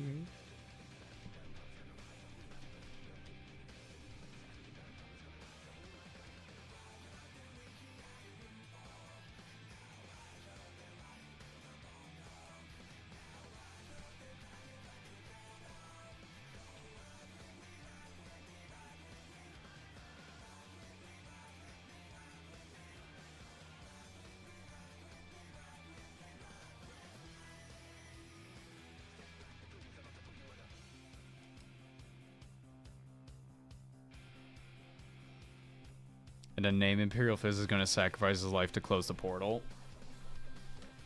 I think how they'll play it is they're going to play Perturabo versus Gilliman as, like, who's the better tactician. And then Russ will come back to potentially foil some sort of plot as, like, a... Like, and here comes Lehman with the chair! Like, type shit. And then...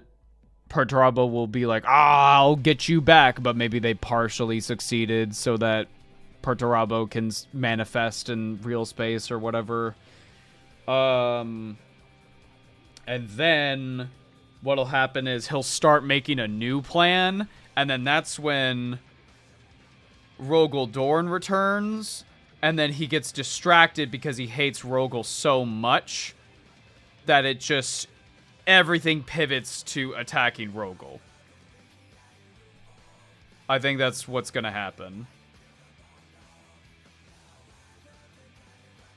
I don't feel like dealing with other people online like that today. Thanks for the temptation, though. Well, you don't want to hit him with the...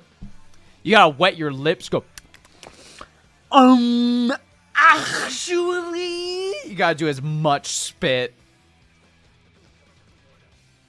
That feels like a bad WWE match. That feels like Warhammer. That's Warhammer. That's Warhammer. Would Dorn be an Imperial Fist unit or one of the successor chapters? If Dorn comes back and he's a Black Templar, throw it away. Throw it away. Throw it away. Throw it away. We don't need it. We don't need it anymore. And I get most Perturabo will have to fight the Phalanx. I mean, I don't know. GW keeps trying to hype up different ships and like fortresses and stuff, but like they're not relevant ever. Oh my god, the Ox of Omen. What was the point of the Ox of Omen? We got a thing. What does the thing do? It does something. Are we going to find out next edition? No. Goodbye.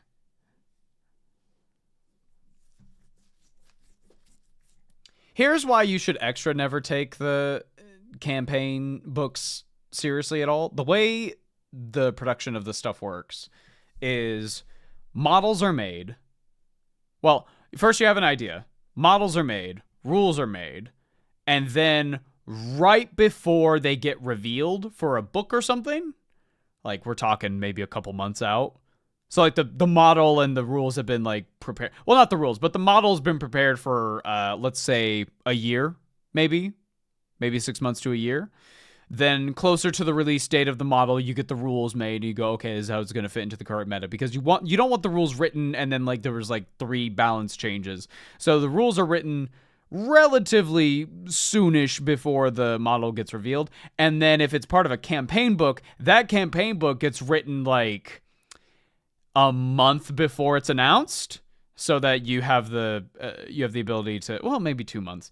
But you get the idea, is that the campaign books are all made so that it's like, here's a thing that matters, but it doesn't actually. It's just a thing for the for new rules and stuff. That's it.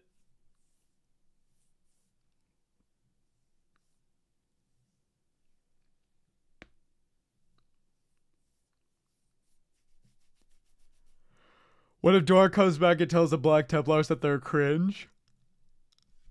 I'd love that. I'd love that. That'd be awesome. That'd be sick. I don't know. I'm in a weird place with Primarchs where, like, obviously I think they're interesting characters. And I don't really have a problem with them coming back. But I think I'm just, like, I don't know. I'm at, like, the other side of, the nothing ever matters thing, where I've just kind of accepted it. But that also makes it kind of hard for me to be optimistic and be like, oh my god, and then this will happen, and then this will happen, and oh, what if that happened? That would be really cool, because at the back of my mind, I'm like, yeah, but it won't matter. What if Perturabo and Rogel Dorn fight? Yeah, they'll fight, and then Perturabo will probably lose because he is allowed to die, or Rogel will retreat or something, and then nothing of substance will actually occur. And that sounds like really shitty, but I have to be clear it's not. Things happening implies an eventual ending to the story game model sales. Yeah. Like, the plot progressing since Gilliman came back. It's like, well, has it really? Has it? Because I would argue it hasn't.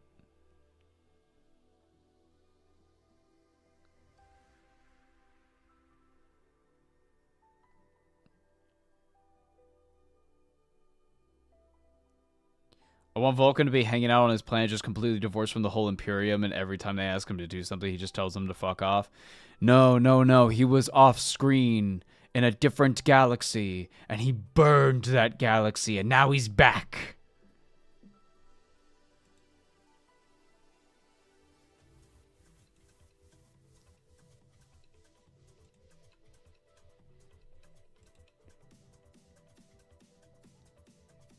Oh, we're doing Curse of Strahd this week. My DM got chicken pox. So we had to do Cholt last Saturday. Cholt's fun. I'm becoming probably the most evil version of my characters that I could ever do. I've basically made Tortuga into an ultra-capitalist. And it's not my fault.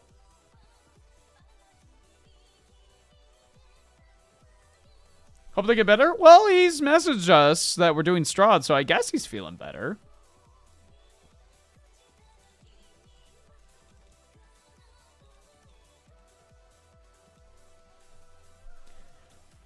I am excited to get back to... It's here. It's here. Shut up. No, you're gonna make me go... You're gonna make me go check my mail. Pandora, no. No, I have to go check it out. No.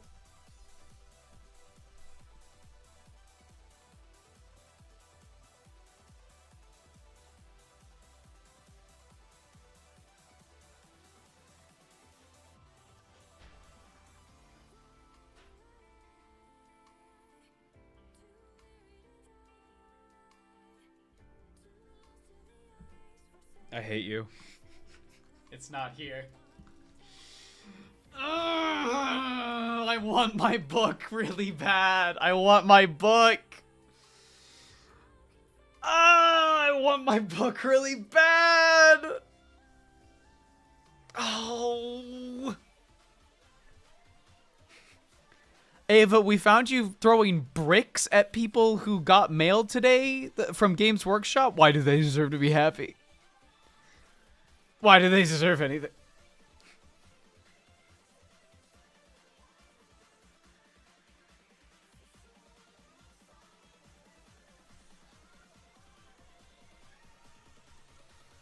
You made a D&D Ferengi? No, I made a turtle who's an inventor.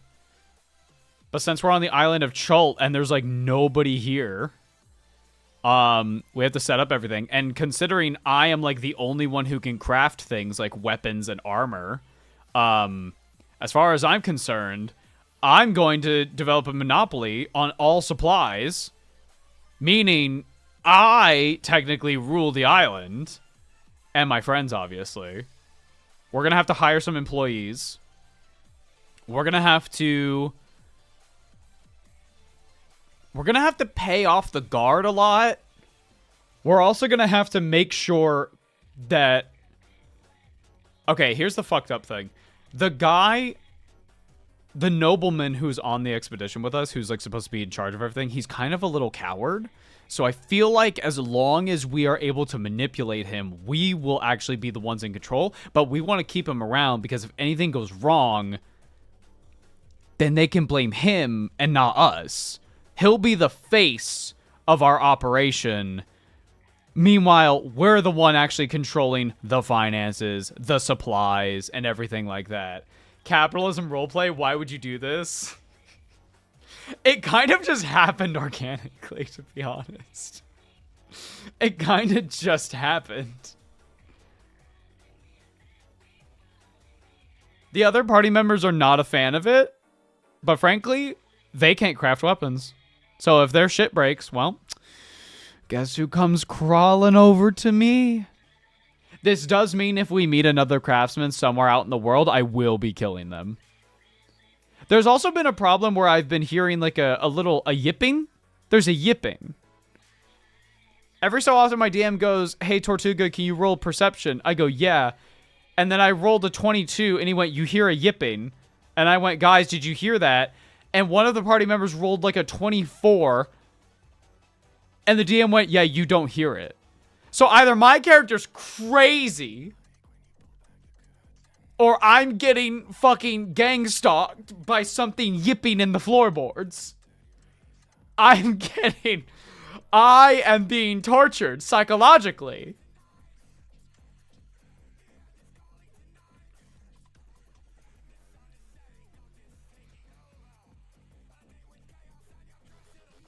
It's gonna be so fun. It's the Yip Yip aliens. I think it's a kobold. We have a kobold in the party. Well, she's half kobold, but I've like straight up my character who talks like this, by the way. I basically like grabbed her And I was like, you need to be so honest with me. Do kobolds yip? Which half? She looks like a kobold. Do kobolds yip? She was avoiding the question, so I was a little more forceful. And then she said, yes, kobolds yip, and I knew it.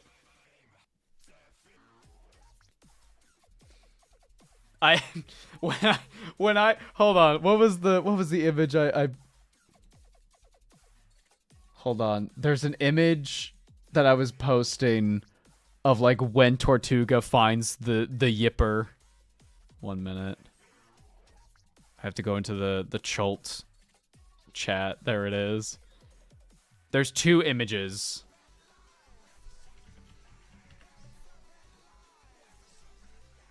I can show you what I look like. Here's what Tortuga looks like.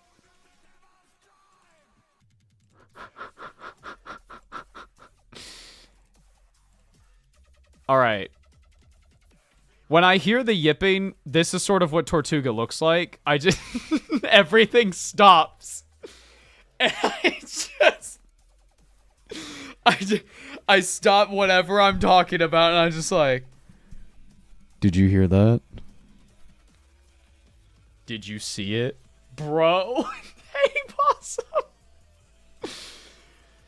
But when I get my fucking hands on that kobold, it's over, man.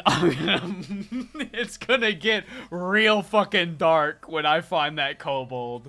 When I find the motherfucker that's been yipping, and only I can hear it, I am gonna be doing some shit.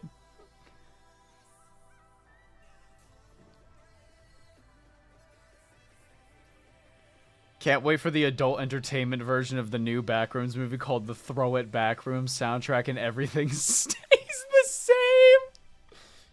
You're hitting me from the back. Where'd you go? Hello?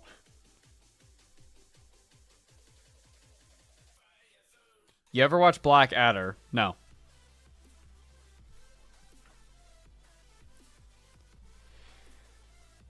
Possum, how you feel about that orc omnibus that GW is talking about, where they're like, this is the perfect way to get into orcs. If you're an orc enthusiast, this is what you gotta read. So no clip. You're Bentley from Sly Cooper. Amazing, I love it. Ava, we need more D&D stories from you. Currently, I'm playing as the goblin we were painting today.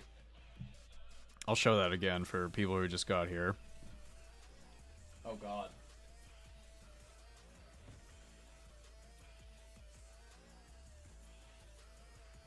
This is literally my character. Like, I'm using the exact same thing. It's Grib DeWonky Lance.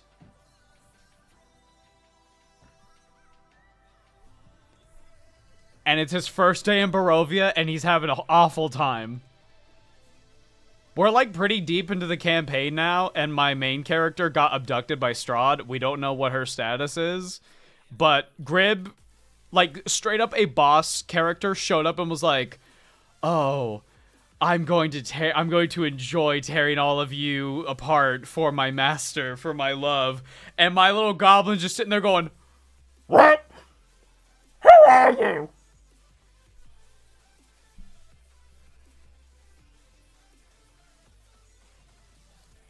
Show that one picture on again, the one similar to the... Is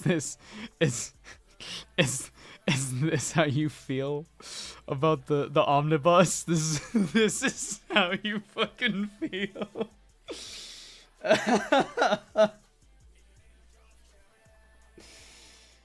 Can your lance grapple by biting? No, but Boingy can hit really hard. He can also teleport, which is great.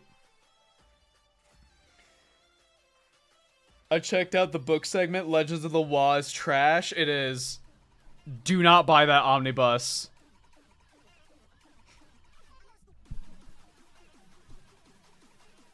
There we are. I'm just saving this for future trip sitting.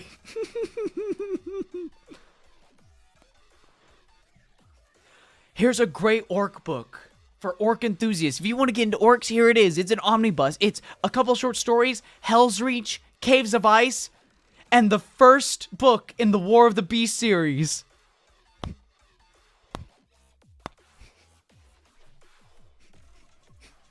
I'm so fucking mad. Jesus Christ. Could we have this over House's head in the... Hold on. That's not how you spell image, but it doesn't matter. What? Yes.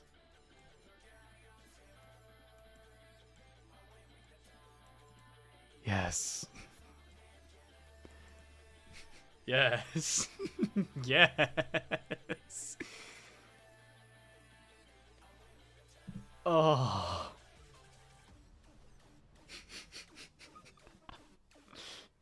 I want to get Legends of the Water. No.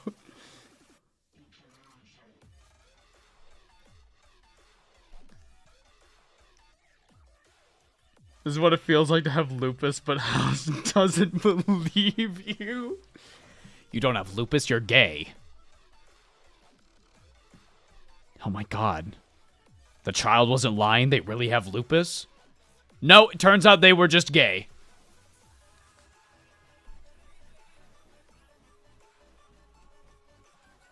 End of episode.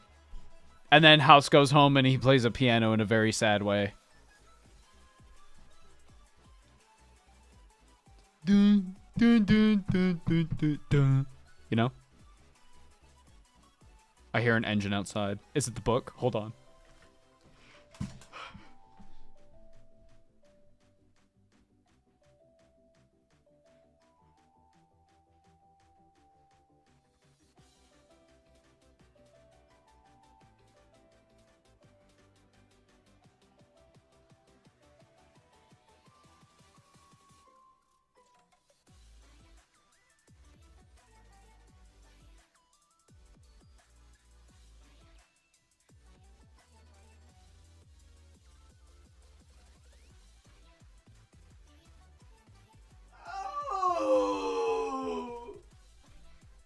No book.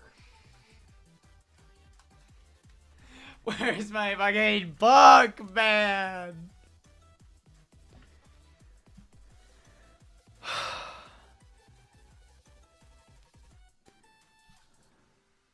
Imagine saying, oh, my favorite lore channel is streaming on twitch.com. They load up this stream and they just see this.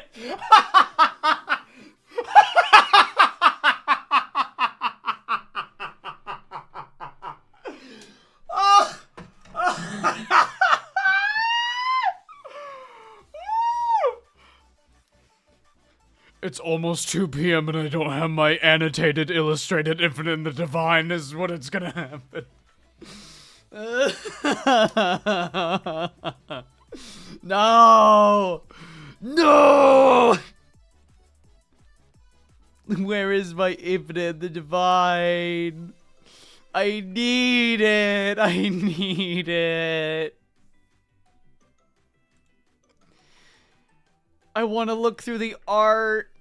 What the fuck am I looking at? Frankly, if you watch the podcast and then you come on stream and you see this, I feel this is pretty on point with the vibe of the pod. I gotta be real. I gotta be so real. Possum, you didn't meet us during the Wife Gone arc, where I did like multiple days of like 16-hour streams because Carrie was in Japan. And they were fucking dark. Those streams were fucking dark.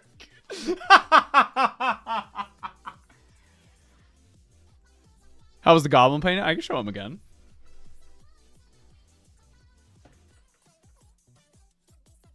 Goblin! We mainly got the squig and the robes done today. I'm very happy with the squig, though. I can't wait to work on him more.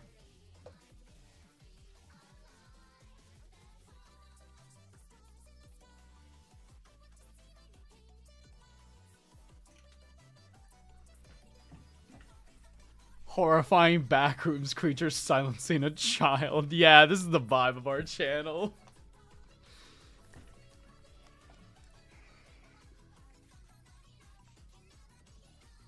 I was like getting unhinged when talking about color theory during the wife streams. I still do. Chat goes like, don't talk about color theory. And I'm like, it's just fucking visual math. It's not that fucking hard. Where's my tracking link? Gmail. Where's my tracking link? Where is it? Where is it? I need... Please. Please.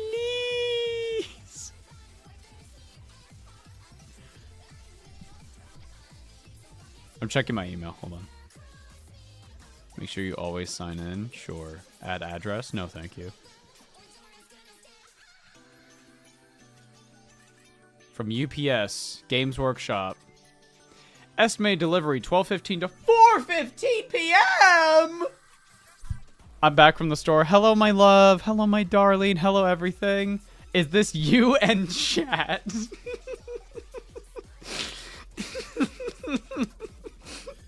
Yeah.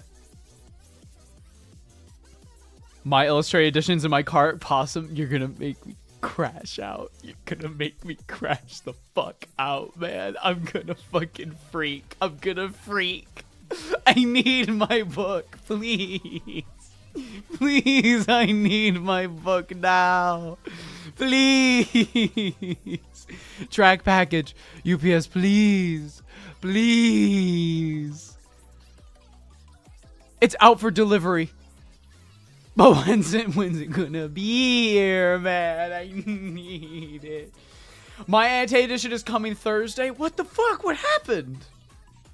Another case of Britain hating the Irish. Add it to the list.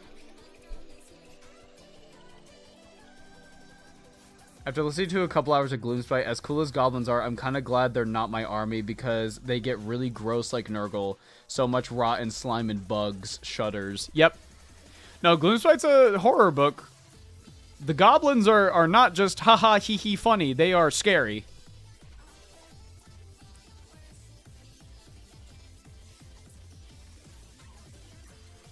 Wait, which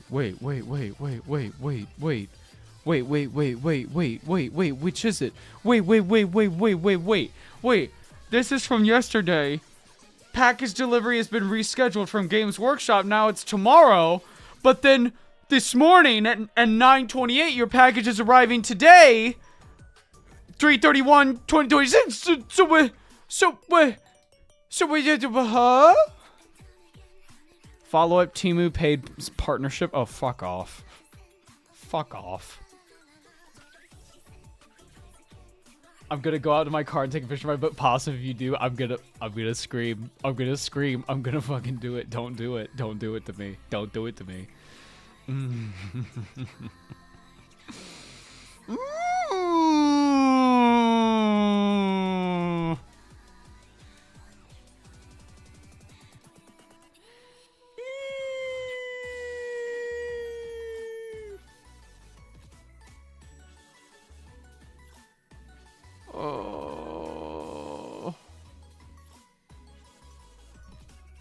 I'm going to cover it in milk. You wouldn't do that. You wouldn't do that to a book. You wouldn't do that to a book. You wouldn't do that to a book.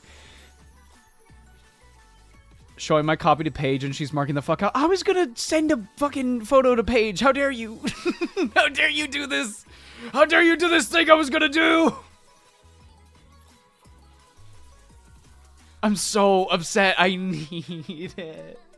She was my friend first. That's fair, but also how dare you? No!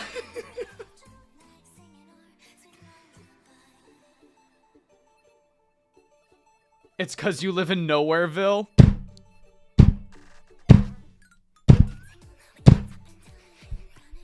Oh!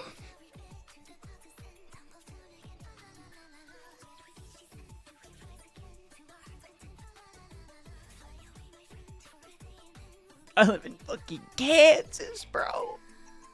You know what I can do? You know what you guys can't do? You can't go to the gay house. You don't know about the Pride House. I do. It's right across the church. Across the street is the Westboro Baptist Church, and then there's the Pride House.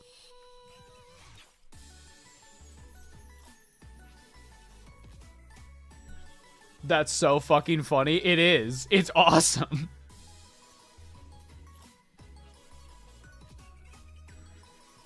Ava, Kansas has 3 things. Ava, corn, and tornadoes. Actually, tornadoes not as often as you think. Although, Carrie does get freaked out about the Monday. Every Monday at noon sharp, they test the alarms for the tornado sirens. Any house I'm in is the gay house. True. True. Oh.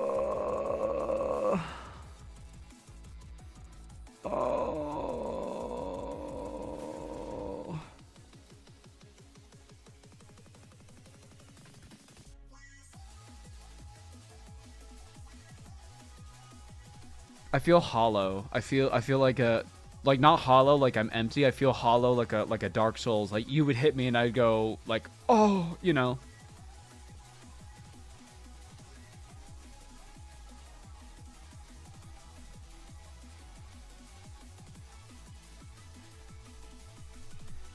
Oh yeah, Wizard of Oz is a big thing over here. It's like all we got going for it.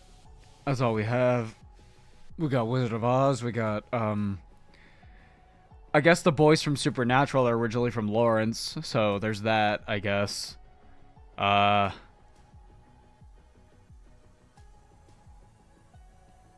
missing half his health bar.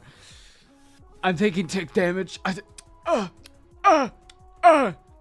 John Brown, I don't know if this is going to upset you, chat. John Brown's been dead for a long time. We don't have him here. The band Kansas... I hear Kansas is flat. No. Western Kansas is flat. Eastern Kansas is pretty normal. Like, it's your average Midwestern, like, kind of hilly. Like, we don't got mountains, don't get me wrong, but... like, there's hills. I did meet somebody who was convinced that Kansas does not have trees. And it wasn't like a haha funny bit. It was like, no, they believed that Kansas did not have trees.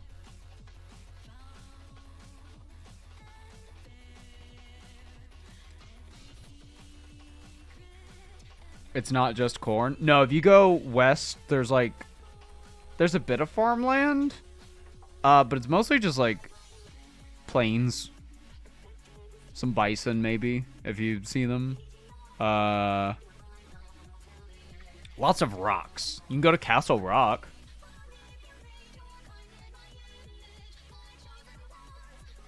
Ranch? Maybe.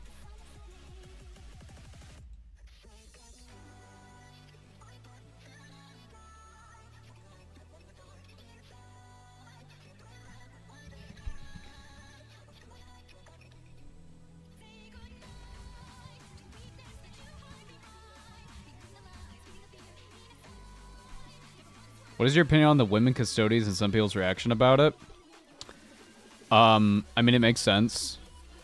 I think people who get upset about it are, frankly... I think they have some things they need to analyze about themselves. Because at the end of the day, this shit is fake.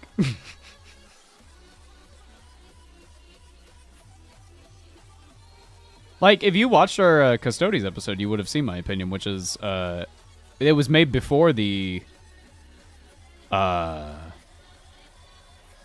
lore thing happened. And I was like, yeah, there's nothing that says that can't be the case. Why not? Let people like muscle mommies? I mean, like, it's... these are people who are from birth, like, from the ground up, genetically modified. Like, there's no reason that they can't be women. The entire reason that Space Marines are like laymen is because when the war happened, when the lore was made, that lore tidbit was based on very, very, very outdated information. Like, oh, men are like objectively stronger than lay women. But that's not. Obviously, that's not true. Biologically, I am more powerful. I'm gonna fucking freak out, Possum! You're gonna make me freak out! This is how I feel. This is how I feel. I'm gonna freak the fuck out.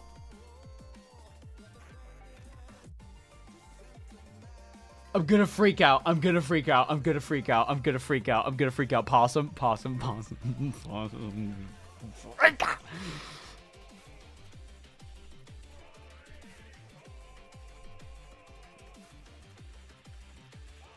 Carrie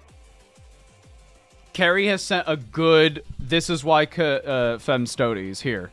This is why, chat. Do it for her, okay?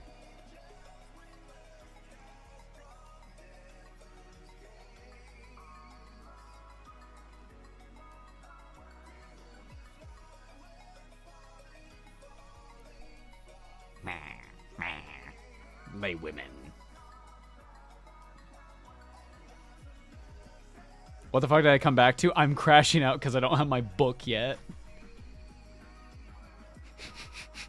This book is thirstier than I. That's such a funny fucking sentence.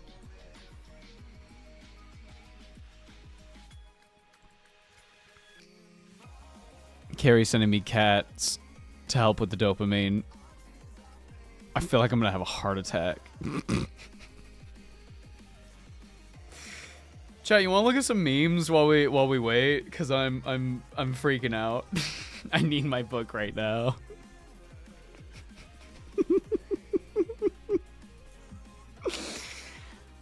I gotta show you some of the stuff that Possum and I were sending each other. Oh.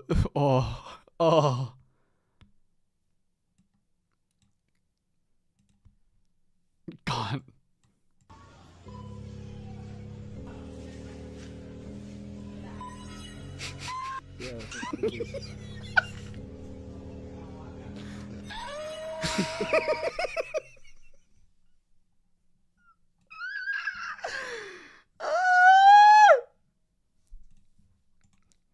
Oh, this is sad. No one wants him. Carrie, no. Did you watch more Choopy? No.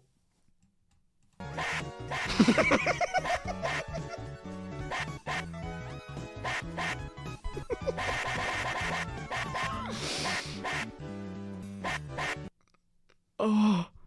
The people at the front desk leave me alone in the office for 5 minutes and come back completely soaked. Possum located. Look how fucking thirsty he is.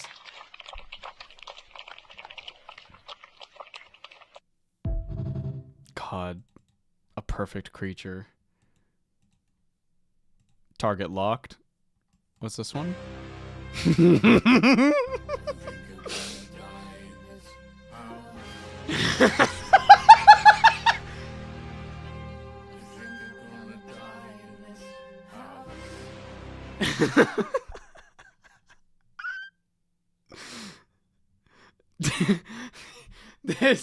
This fucking cat is the most freaked out I've ever seen.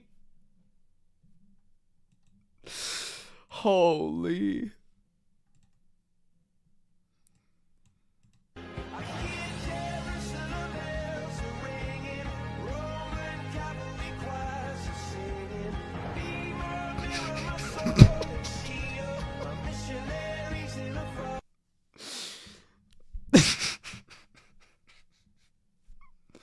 I missed all the paint and how the goblin turned out good. I'll show you it right now.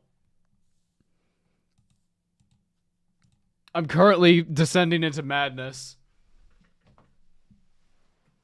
The horse in you made me crash out. It's so good, man. It's so good. Here's the gobbo. We got the lance, the squig, the start of the cloak all done. I do need to go back to the cloak and make it actually black with a wash. But so far so good. I'm very happy how it's turning out. Very, very happy. That's sick. I love squigs. Me too. I love squig.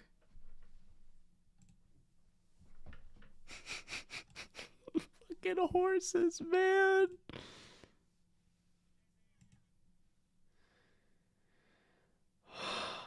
I'm descending to the dysphoric. It's fucking true. It's true.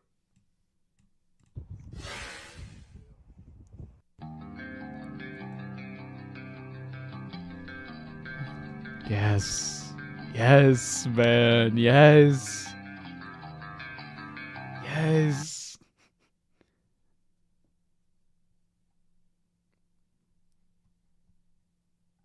I gotta watch Choopy again. Christ.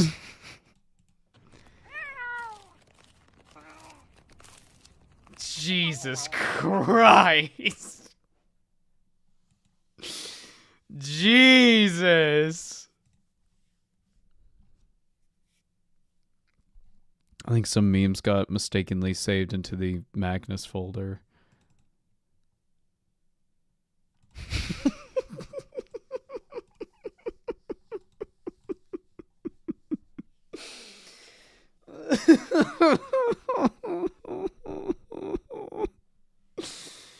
Oh, fuck.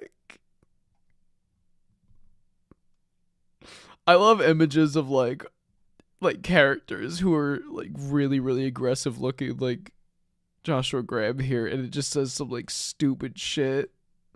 Oh, it's so good. This one. This one.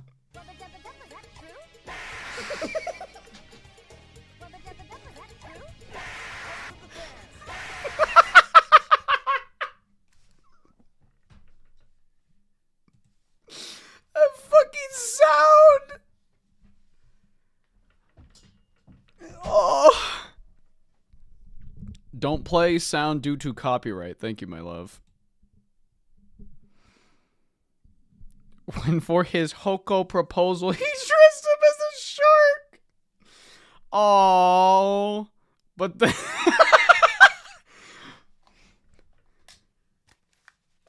had his friends dressed as butterflies because I have an irrational fear of those, so he beat up the butterflies for me. This is really cute. This is very cute. This is very, very, very cute. I sent you an urgent one. Hold on, I gotta finish the whole sentence. This is so cute. This is so cute.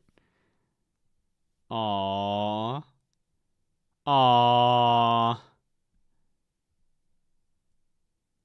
That's adorable. Oh, love is real. Love is real. I gotta clear these fucking tabs. Hold up. Duh. Sent me an urgent one. What about your image as a shy, humble country boy? Oh, I don't know what makes them think that. You know. That's so fucked up. No. No. No. Carrie's sending me wunkuses.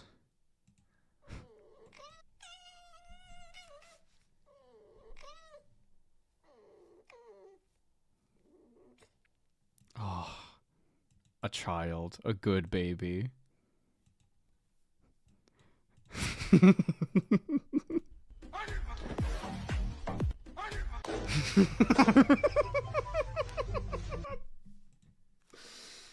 Oh, fuck, man. Fuck, it's so good.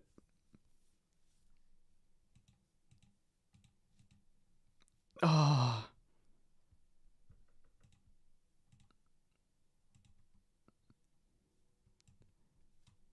This is one I made. I don't remember why I made it, but I made it like years ago.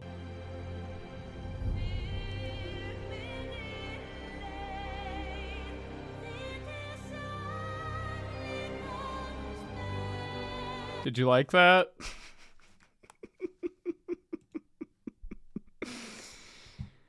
Scenes from a dermatologist conference in Hawaii. There's a dermatologist conference? What? Mm-hmm.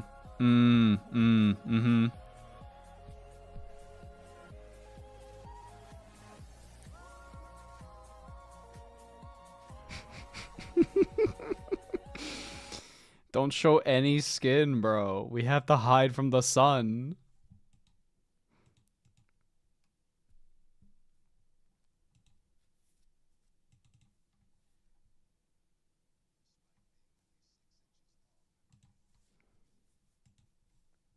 You need sunlight, though? Nope. Kill me or release me, parasite. But do not waste my time with cock. There is much talk. That's a good one. That's a good one.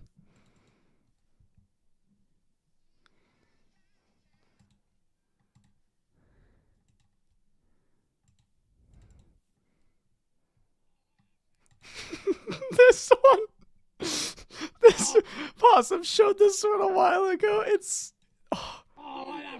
What's this great pizza? It always takes helper to clean up after these sorts of messes. It's so fast.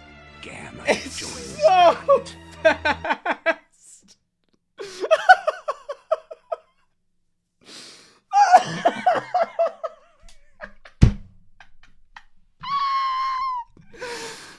Oh. What's this great pizza? It always Oh. Oh, it's so good. It's so fucking good. I don't think chat saw this. Oh, the fucking gorilla.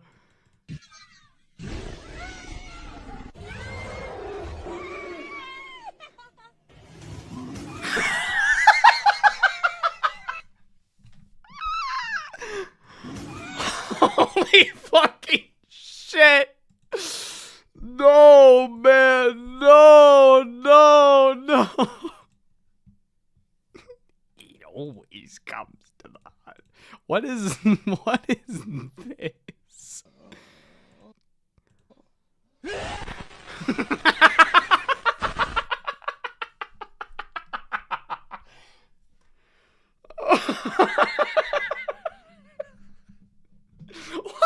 Why the parentheses is 14 degrees Fahrenheit?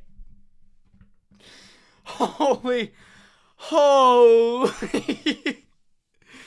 Oh.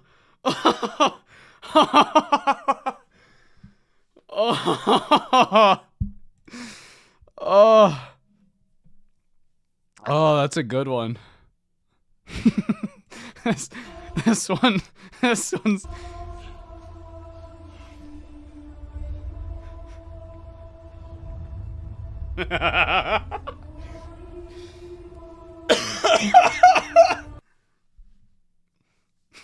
something is very fucking wrong. Oh. Oh. This one's good.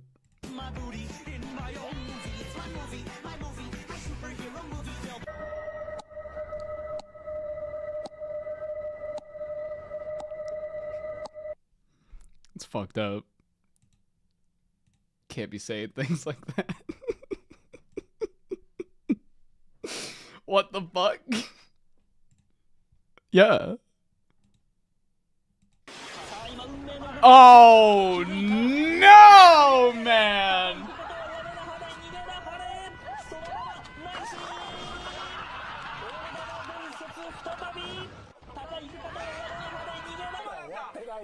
Dude, let's just turn the stream into watching Japanese television. Fuck it. Oh no! Oh my god! Why was there a second hole? Why was there a second hole? What the fuck? That's so fucked up. Oh.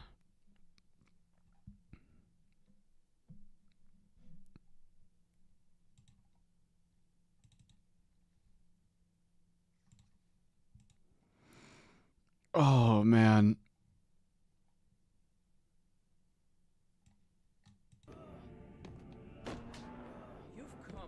all this way.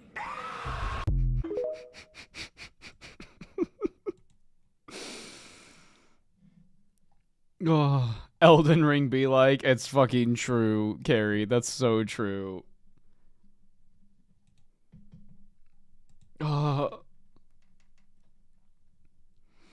No wonder our brains are cooked. Listen, I'm here for a good time. I'm here for a good time. Like, if you want this job, you need to spend 5 nights at Freddy's. Okay, sounds simple enough. Can I bring my sister to the location? Yes, that's fine. But don't be mistaken, this isn't some sort of pizzeria simulator. I understand. Believe me, your help is truly wanted.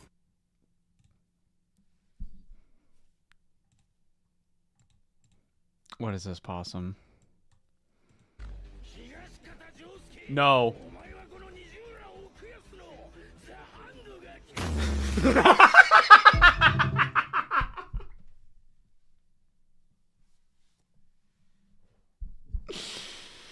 Oh!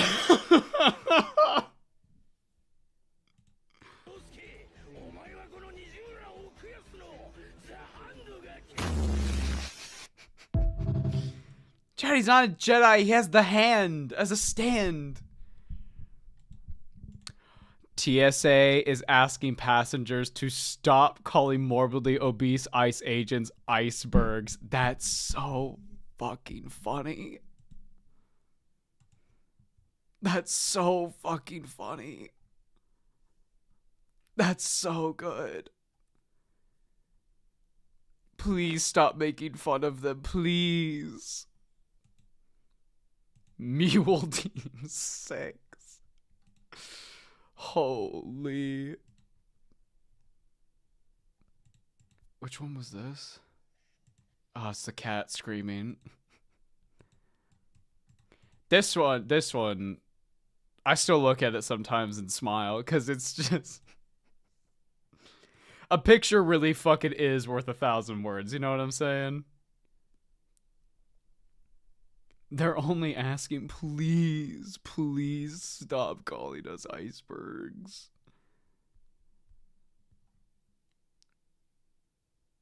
I can't show one of my favorite GIFs ever because it is not safe for work and I don't want to get the stream eradicated. But it is like a guy dancing and he does a leg split and his whole penis falls out. It's insane. It is really funny, but I can't show it on stream. I can't. Falls off. No, it falls out.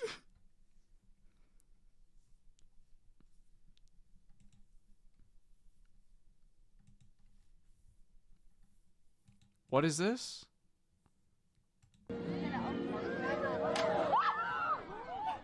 Oh, fuck. Wait.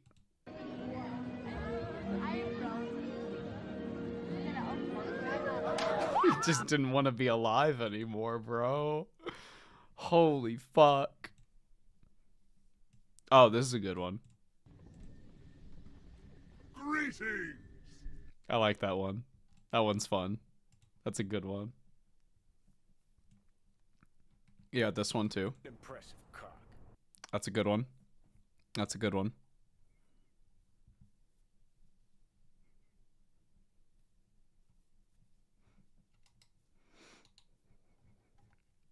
Oh, fuck. I completely forgot. I made this edit.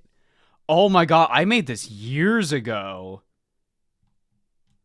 Now, the main problem area is up here. All of this going on up here is what's causing me the most physical discomfort. It's like a visceral reaction of discontent coming from this area. This area is not good either. I hate this, but I'm mainly worried about this.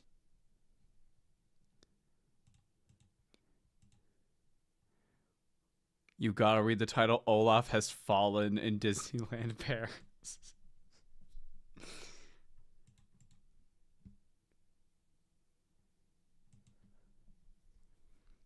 I have that model. How was painting it? Did it give you discontent?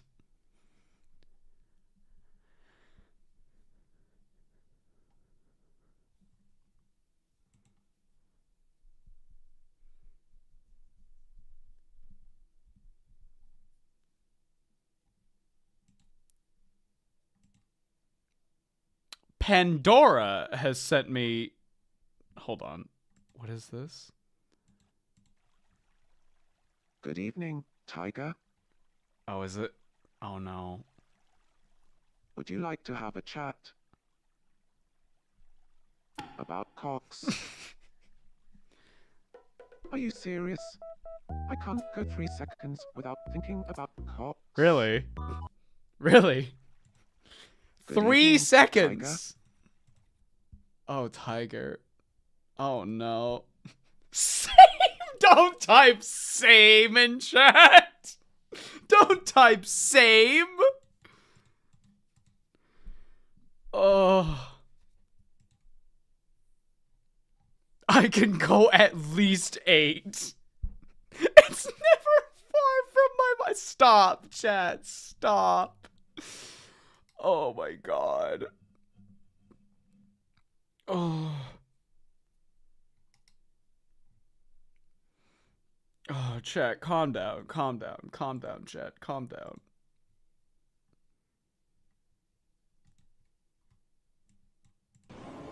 It's my own custom Shrek mask.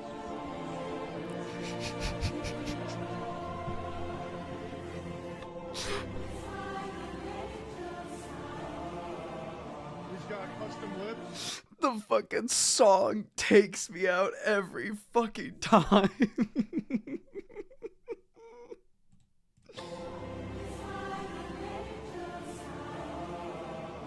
got custom lips.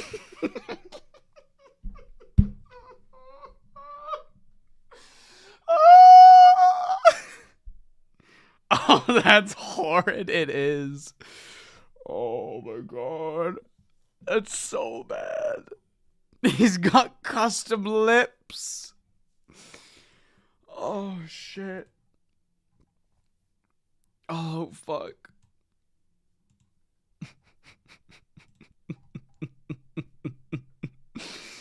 Oh fuck.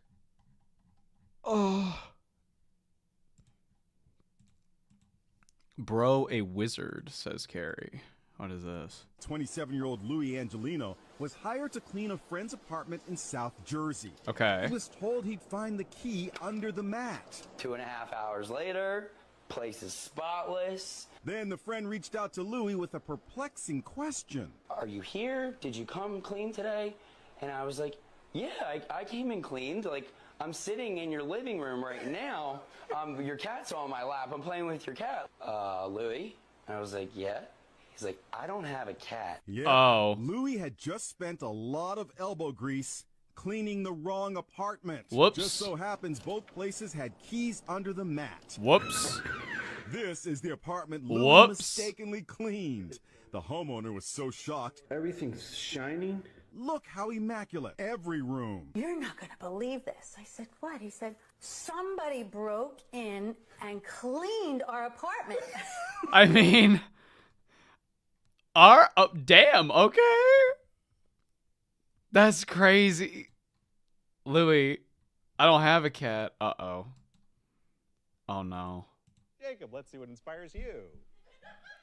Now, this is fun because you kind of have to find where you want to be in it. And then who's...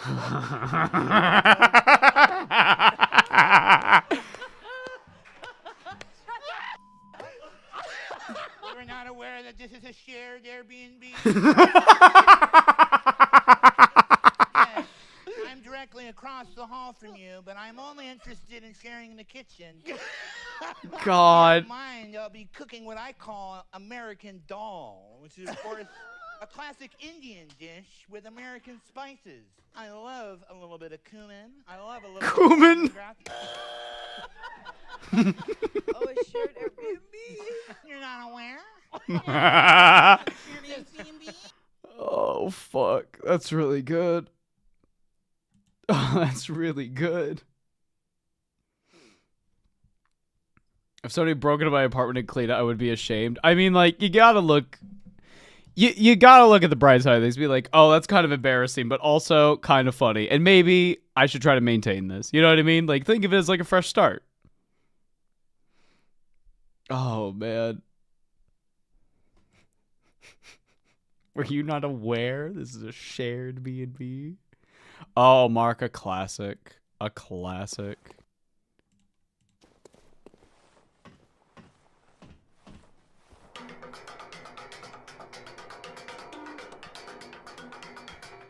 Yeah. That's good. That's some good stuff. That's good. That's a good one. That's a classic right there. A hunder muss hund. Mind your head. Never mind. What's going on? I finished painting. I don't want to paint anymore. I'm out of painting. And I just want my book. I just want my book. I just want my book that's supposed to be here today. I'm checking my email again. Because it should give me a notification when it's here, right? Right? Right? It's so funny if you clicked on this, like, in the last hour, going, like, I can't wait to see Ava paint some stuff. You missed that. That was in the morning. Now it's the afternoon. And you know what time it is? It's time to die. Did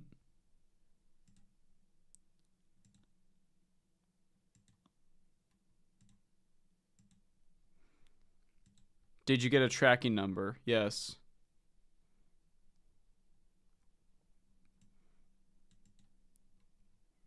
Last update was at 9 a.m.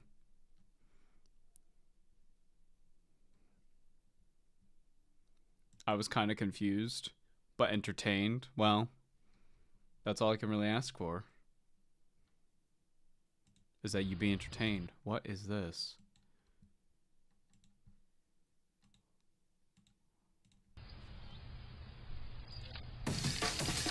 Holy. Holy. Oh my god. Oh my god.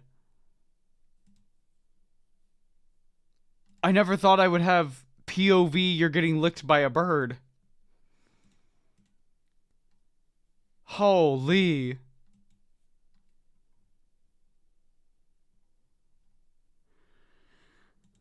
Oh my god. You didn't know some birds have huge tongues? No, I know they have huge tongues. Uh-oh. You're not supposed to look at that. You're not supposed to see my tracking number. You're gonna kill me now.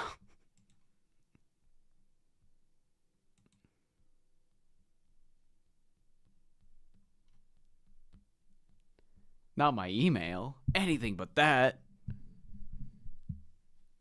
They're gonna nail me to a cross. Flying down now just to kill. No! No!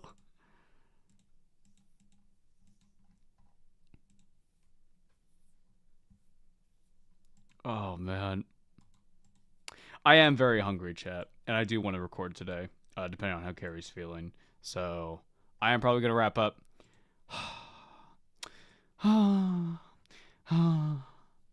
GW would be a lot simpler if you just gave me everything before it was supposed to come out. Like just give me like everything. Like everything for free. That would be really cool. If you just gave me like a kit or like a book of everything that was ever coming out, that would be really cool. That'd be really cool. I would like that, you know.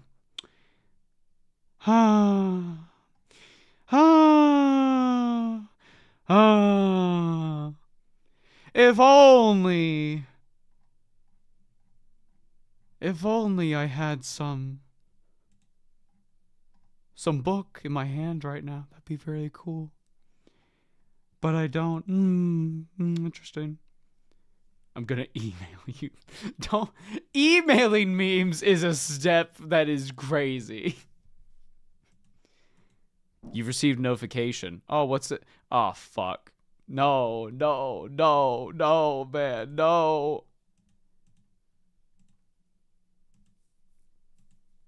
Wait. One for the road. Carrie sent this one in.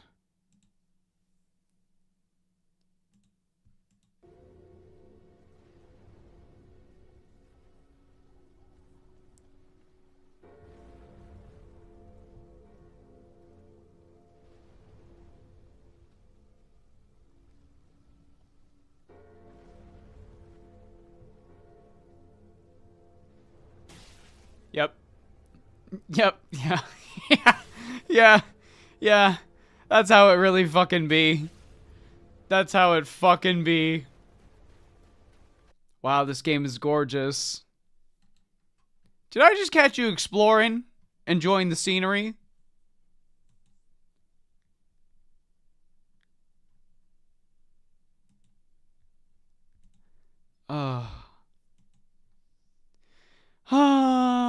GW, hear me. Hear my prayer. Hear my prayer.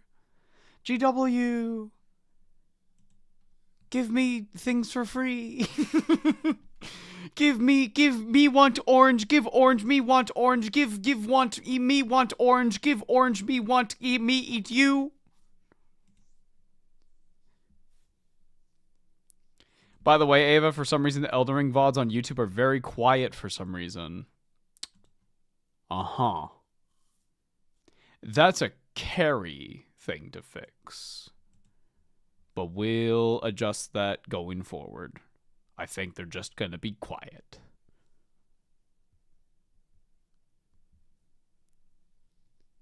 But going forward, we'll adjust the volume. I find OBS's audio interface to be incredibly bad. Like, really bad. So, forgive any, like, weirdo things.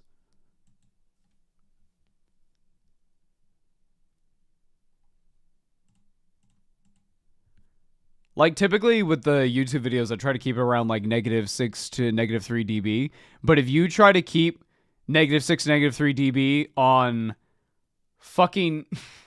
if you try to do that on OBS, it fucking freaks out. It goes like, what do you mean? What do you mean? You're trying to have -6 dB? You're trying to have the stream be audible? I'm gonna fucking freak out right now. It's happening. It's happening. I'm gonna freak out. It, like, actively screams at you. It has a red marker for anything past, anything below -10 decibels. It freaks out and it goes like, this is red. This is bad. This is bad. No, the fuck it isn't. No, it isn't. Your audio typically should be at least -6 dB. On average for good audio. But OBS is like, no. No, that's a scary number. That's a scary one. Just put a limiter on it. It's fine. Frankly, OBS should have limiters on by default.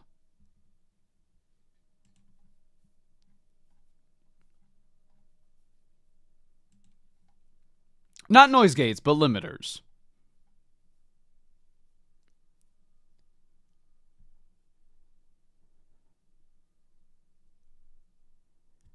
Audio is difficult. It's true. It's true. You gotta constantly be tweaking that shit. And sometimes you'll have an audio setup that works, and it works for like a full year. And then suddenly you go live or you go to record, and it's like, this is now the quietest microphone you'll ever see. It doesn't even get past -40 dB. It's the quietest thing you've ever heard. And you go, did I press a button and everything? No, your interface is just dying. Or your XLR cable. Or the microphone itself. Sometimes tech just stops. And it doesn't tell you. It's great. Love it.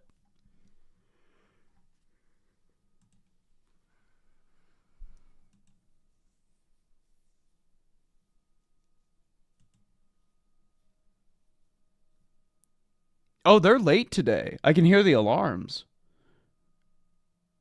Can you hear it, chat? You might not be able to. This is a compressed microphone. But they're there. They usually go off at noon. It's 2:30. That's wild. Anyway, I'll be waiting for my book. I'll be in the Discord if y'all need me. Yo, thank you to... Let me get the name again. Thank you to Stepix Fox for all the gifted subs earlier. Holy. If you did get a gifted sub, make sure that your stuff is connected so you can get in the Discord. We have a great community where we chill out, hang out, play games, and do other stuff. If you want to support us financially, we've got like a coffee for like tips and stuff. If you want to support us consistently, there's Patreon where the starting price is $2 USD, which gets you the Discord and chilling and all that fun stuff. But yeah. We'll probably see you tomorrow for a Witchy Wednesday. We're going to be playing some Nikki. Nikki now has a gun. That's scary. What other announcements and stuff? Kaivis Kane, The Traitor's Hand. Wednesday the 15th. That's the book club. That's the book club day, 15th. What else? I guess look forward to High Elves coming out some point soon. I gotta get... I don't know. I don't know about doing art for it because, like, I don't know. We'll see. We'll see how it goes. Anyway, thank you all for coming on by. Why is Nikki in Detroit? Why is she in the hood? She doesn't need a gun. No, she's wearing a hood. She's Little Red Riding Hood, but she has a gun now.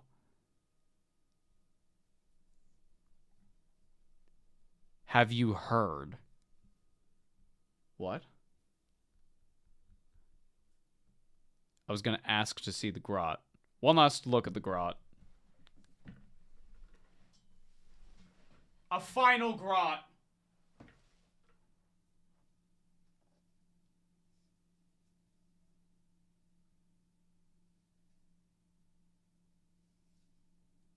I'm very happy how you turned out.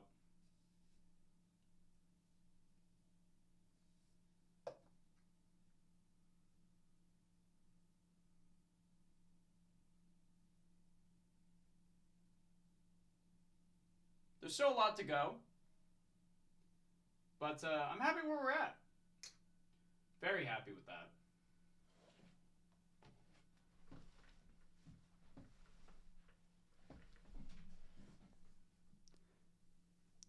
Oh, Pandora, you're making...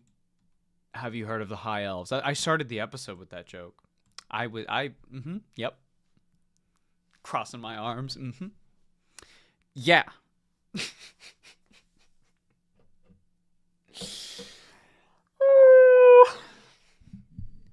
I feel like I'm reaching psychosis, and it is because I don't have my book in my hand.